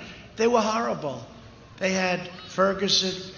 They had all of the problems in different places. Oakland, they had tremendous. Baltimore, they had tremendous. They had nothing but problems. It was a disaster. And anyway, and the trade deals were the worst. And the Iran deal with $150 billion, we got nothing. And $1.8 billion in cash. African American income grew 9 times more, 9 times, than it did under Biden and Obama. They called up David today. They said, sir, we have bad news. What's the bad news? Obama's going to start campaigning for Sleepy Joe. I said, is that good or bad? Why is it bad? Because he campaigned harder for Hillary than she did. He was very ineffective as a campaigner to me. I thought he was very ineffective. So I think that's good news. But if you remember, you just remember this. He was a vice president for 8 years to Obama, and Obama refused to endorse him. He wouldn't endorse. You know why? Because he knows he's mentally shot. He's shot. And Obama, look, he's a patriot. And he says, you can't have a guy like this. And then he ended up lucking out because Warren wouldn't get out of the race, and so they were splitting up the vote. And what did he do? He wouldn't do it. It took him forever to make the endorsement, David, right? It took him forever. And finally, because he couldn't believe it. He couldn't believe this guy won. But they said he's going to be campaigning for him. Just remember what I said. He never thought it was possible that he won. And then even after he won, he couldn't do it, but he finally got it done. To bring opportunity, security, fairness, and prosperity to black communities, I recently announced the Platinum Plan, which is a big deal. We will create 3 million new jobs for black Americans, increase access to capital, restore safety to every neighborhood, and we will deliver school choice, which is the most important thing. That's what I'm waiting for, school choice. Then I'm having a kid. That's all done. And remember this, and I say this and some people think it's like a lot, but it's true. They don't challenge me. With the exception of Abraham Lincoln, nobody has done more for the black community than Donald Trump. And it's true. It's true. I got criminal justice reform. That was me. That was not anybody else but me. They came to see me. I got criminal justice reform done, prison reform, opportunity zones done with Tim Scott from South Carolina, great senator. Amazing. Great We man, love Tim great Scott. Person. He's a great, great person. And I got all of this stuff done, opportunity zones, and we did historically black colleges and universities. Every year, they would come up, the heads of these colleges and universities, black colleges and universities, really good people. And after the third year, I said, how come you keep coming? Because they didn't have any deal. So every year they had to come. I said, what do you feel like? He said, one man, great guy. He said, I feel like a beggar. Because every year we'd come up and beg for money. I got them 10-year absolute funding. Historically black colleges. Obama wouldn't do it. Biden wouldn't do it. Nobody did it. I did it. Just remember, criminal justice reform. That's the biggest thing. Biden has vowed to ban school choice in charter schools, devastating the black community. We've spent the last 4 years reversing the damage that Joe Biden inflicted over the last 47 years with his stupidity. He backed NAFTA. He backed TPP, which would have been a disaster if I didn't stop it. And China's entry into the World Trade Organization, one of the worst things that's ever happened to our country. For decades, our politicians spent trillions of dollars rebuilding foreign nations, fighting foreign wars, countries that you've never even heard of, and defending foreign borders, but we didn't defend our own borders. But now we're finally protecting our nation, rebuilding our cities, and we are bringing our jobs, our factories, and our troops back home to the USA. About time. About time.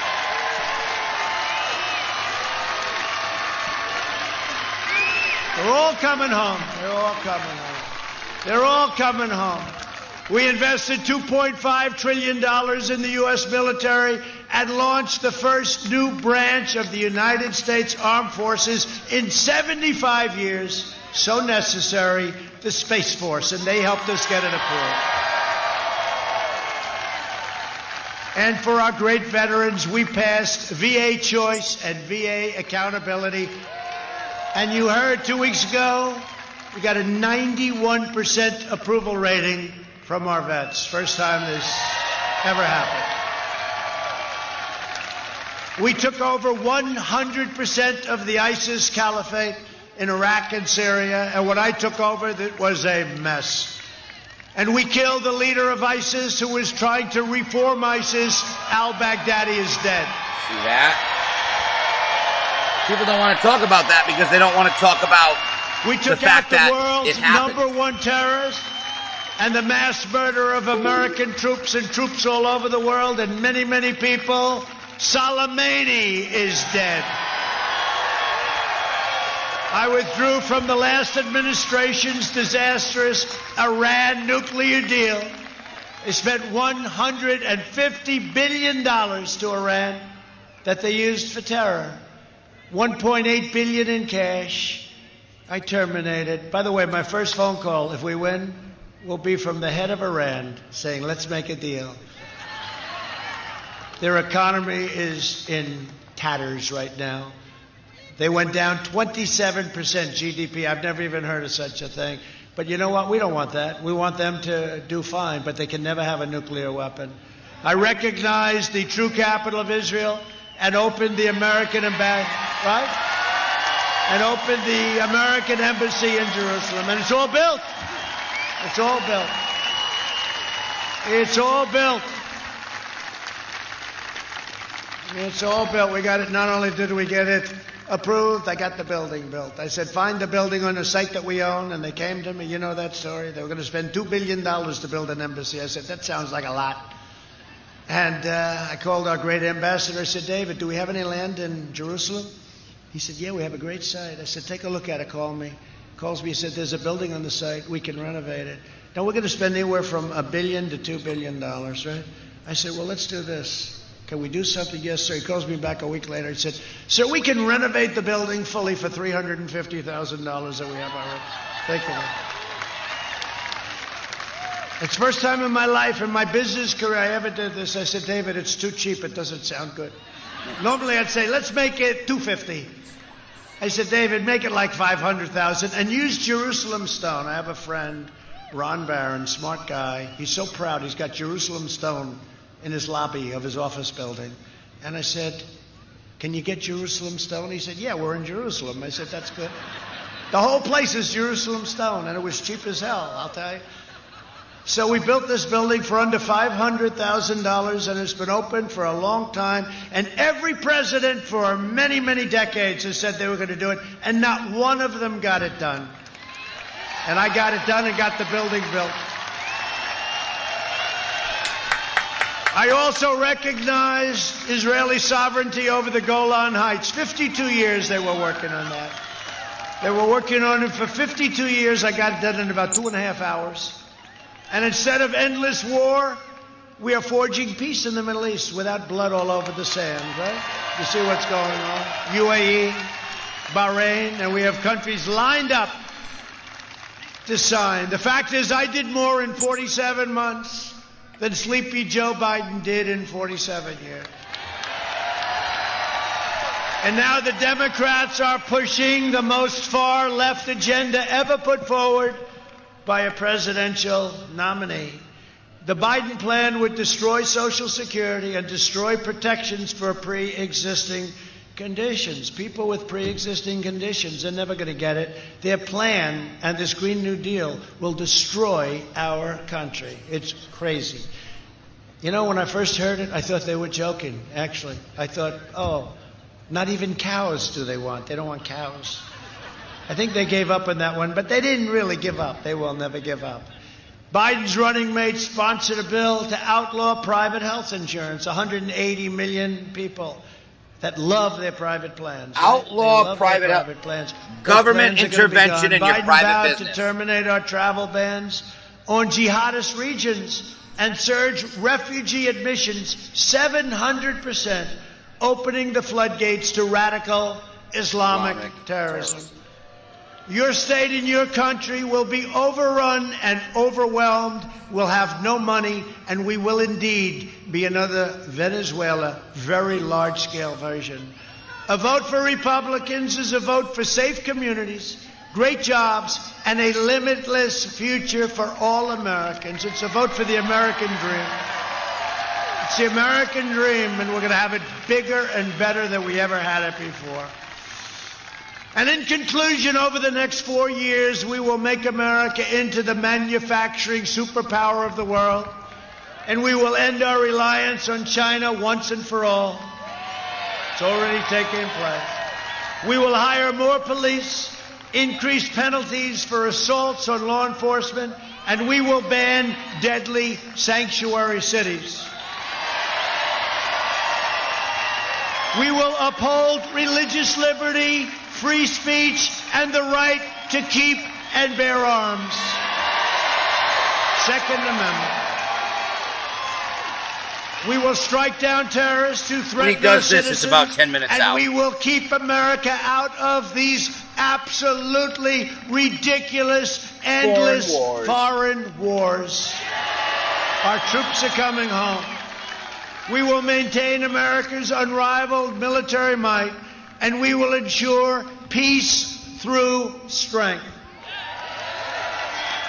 And I want to tell you, we have the greatest weapons, much of it built, ever in the history of any country in the world. We are the envy of China and Russia and North Korea and everybody. And when I came here, one of our most overrated generals in the world, told me, one of the most overrated generals, he said, "Sir, we have no ammunition." And I said, no president should ever, ever hear that. And now we have ammunition like you wouldn't believe, but we have rockets, and we have missiles, and we have tanks, and we have F-35s and all sorts of aircraft, tankers and bombers, and you only hope to God we never have to use it, that's all. But we are the envy of the world. We have rebuilt our military, $2.5 trillion, and we have never had anything like it. So just hope we never have to use it. We will end surprise medical billing, require price transparency, and further reduce the cost of prescription drugs. They'll be coming down 80%, 90%, 70%. We will strongly protect Medicare and Social Security, and we will always protect patients with pre-existing conditions. So important. That's the biggest lie from America the ACB will land thing. the first he wants woman to on the protect moon, and the United States will be the first nation to land an astronaut on Mars, and that's moving along rapidly. And we will stop the radical indoctrination of our students and restore patriotic education to our schools.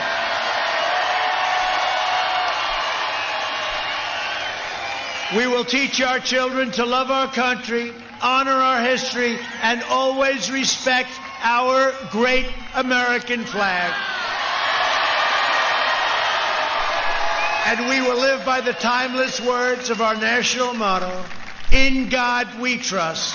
In God we trust."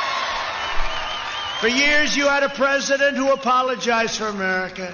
Now you have a president who is standing up for America and standing up for the great state of Georgia. I love Georgia. Early voting is underway, so get your friends, get your family, get your neighbors, get your co-workers, get your boss if you have a boss. Say, "Boss, you come with me right now." And get out and vote early. Get out and vote. A giant red wave is coming. From Atlanta to Augusta, from Savannah to Columbus, and from Marietta to right here in Macon, Georgia. I love Macon. Making America great again. We inherit the legacy of Georgia patriots who gave their blood, sweat, and tears for this beloved nation.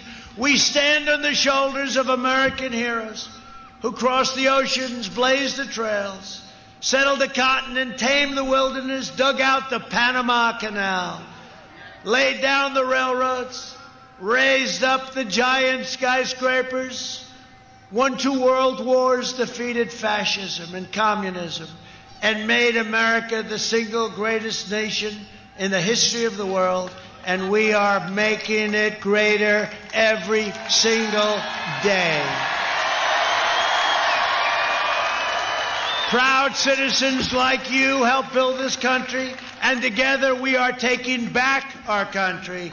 We are returning power to you, the American people. With your help, your devotion, and your drive, we are going to keep on working. We are going to keep on fighting, and we are going to keep on winning, winning, winning.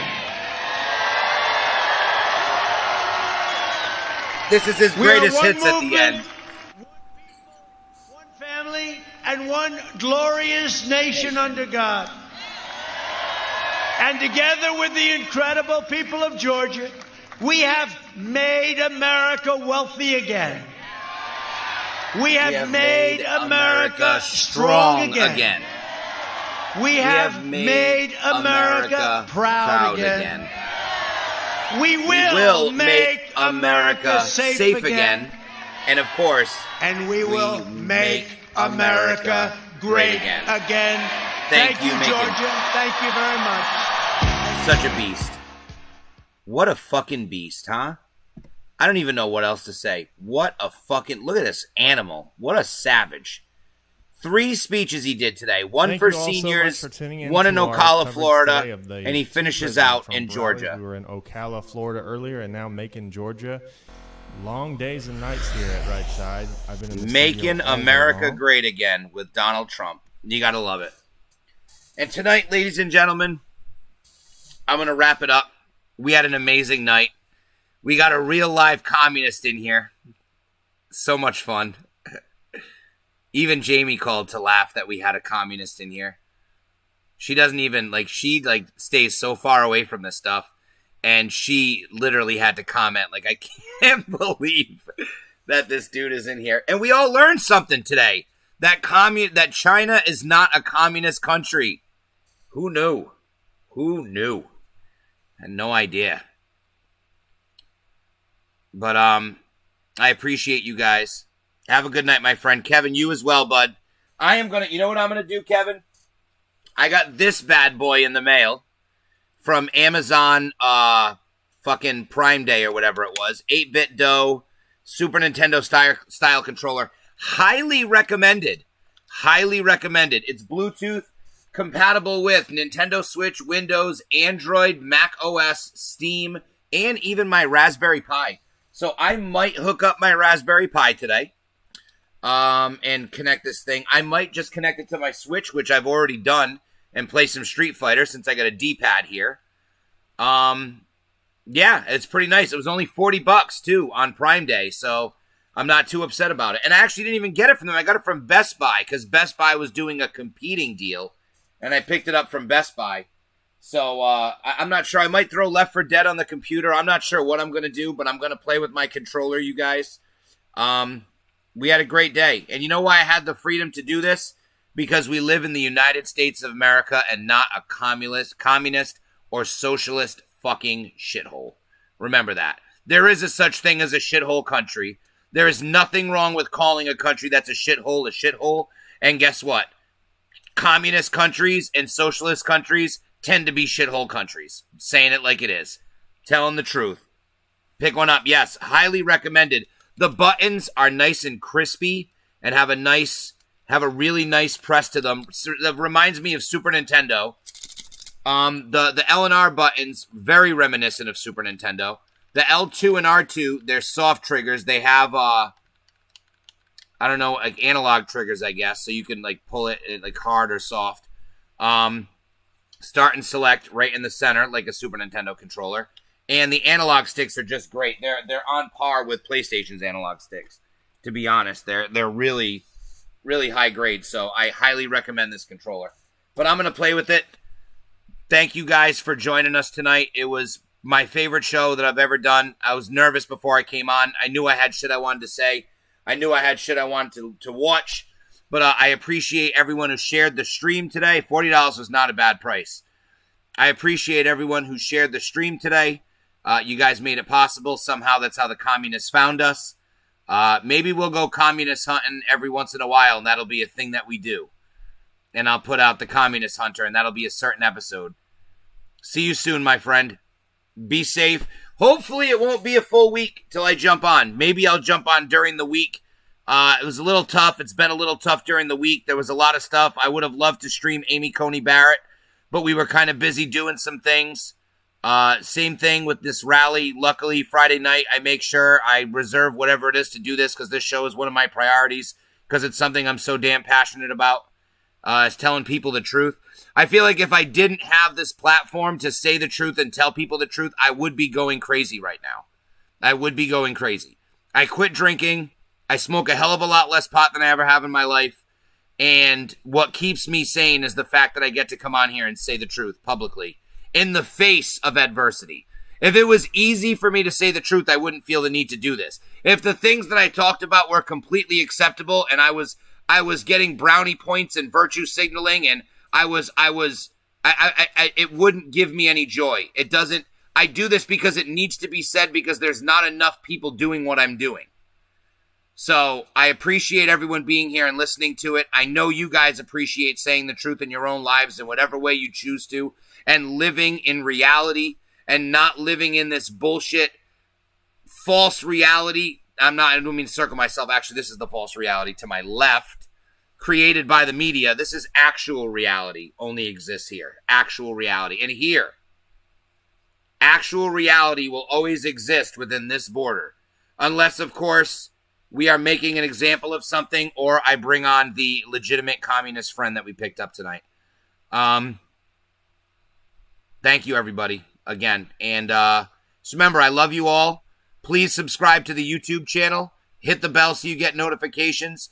Share this stream if you're still here now and you haven't already, because it was fun and someone might enjoy the quick lesson to see what happens when someone who tries to regurgitate socialist and communist propaganda to someone who actually understands what reality is going on and what reality consists of and how people are manipulated.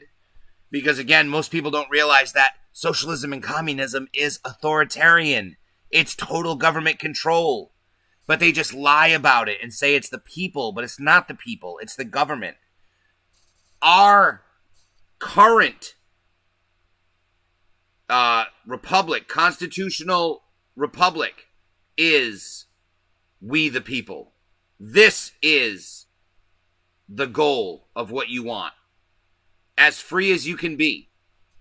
But with that being said, be safe, everybody. I'm out now for real. We've officially hit, I'm going to wait till we hit 420. So the stream, this video will officially say 420. So with that being said, I'm going to remain on. I appreciate everybody. 15 seconds. Go bookmark the website. One day, you never know. That might be the only place to see it. Like the YouTube channel. Find the Facebook channel. And remember,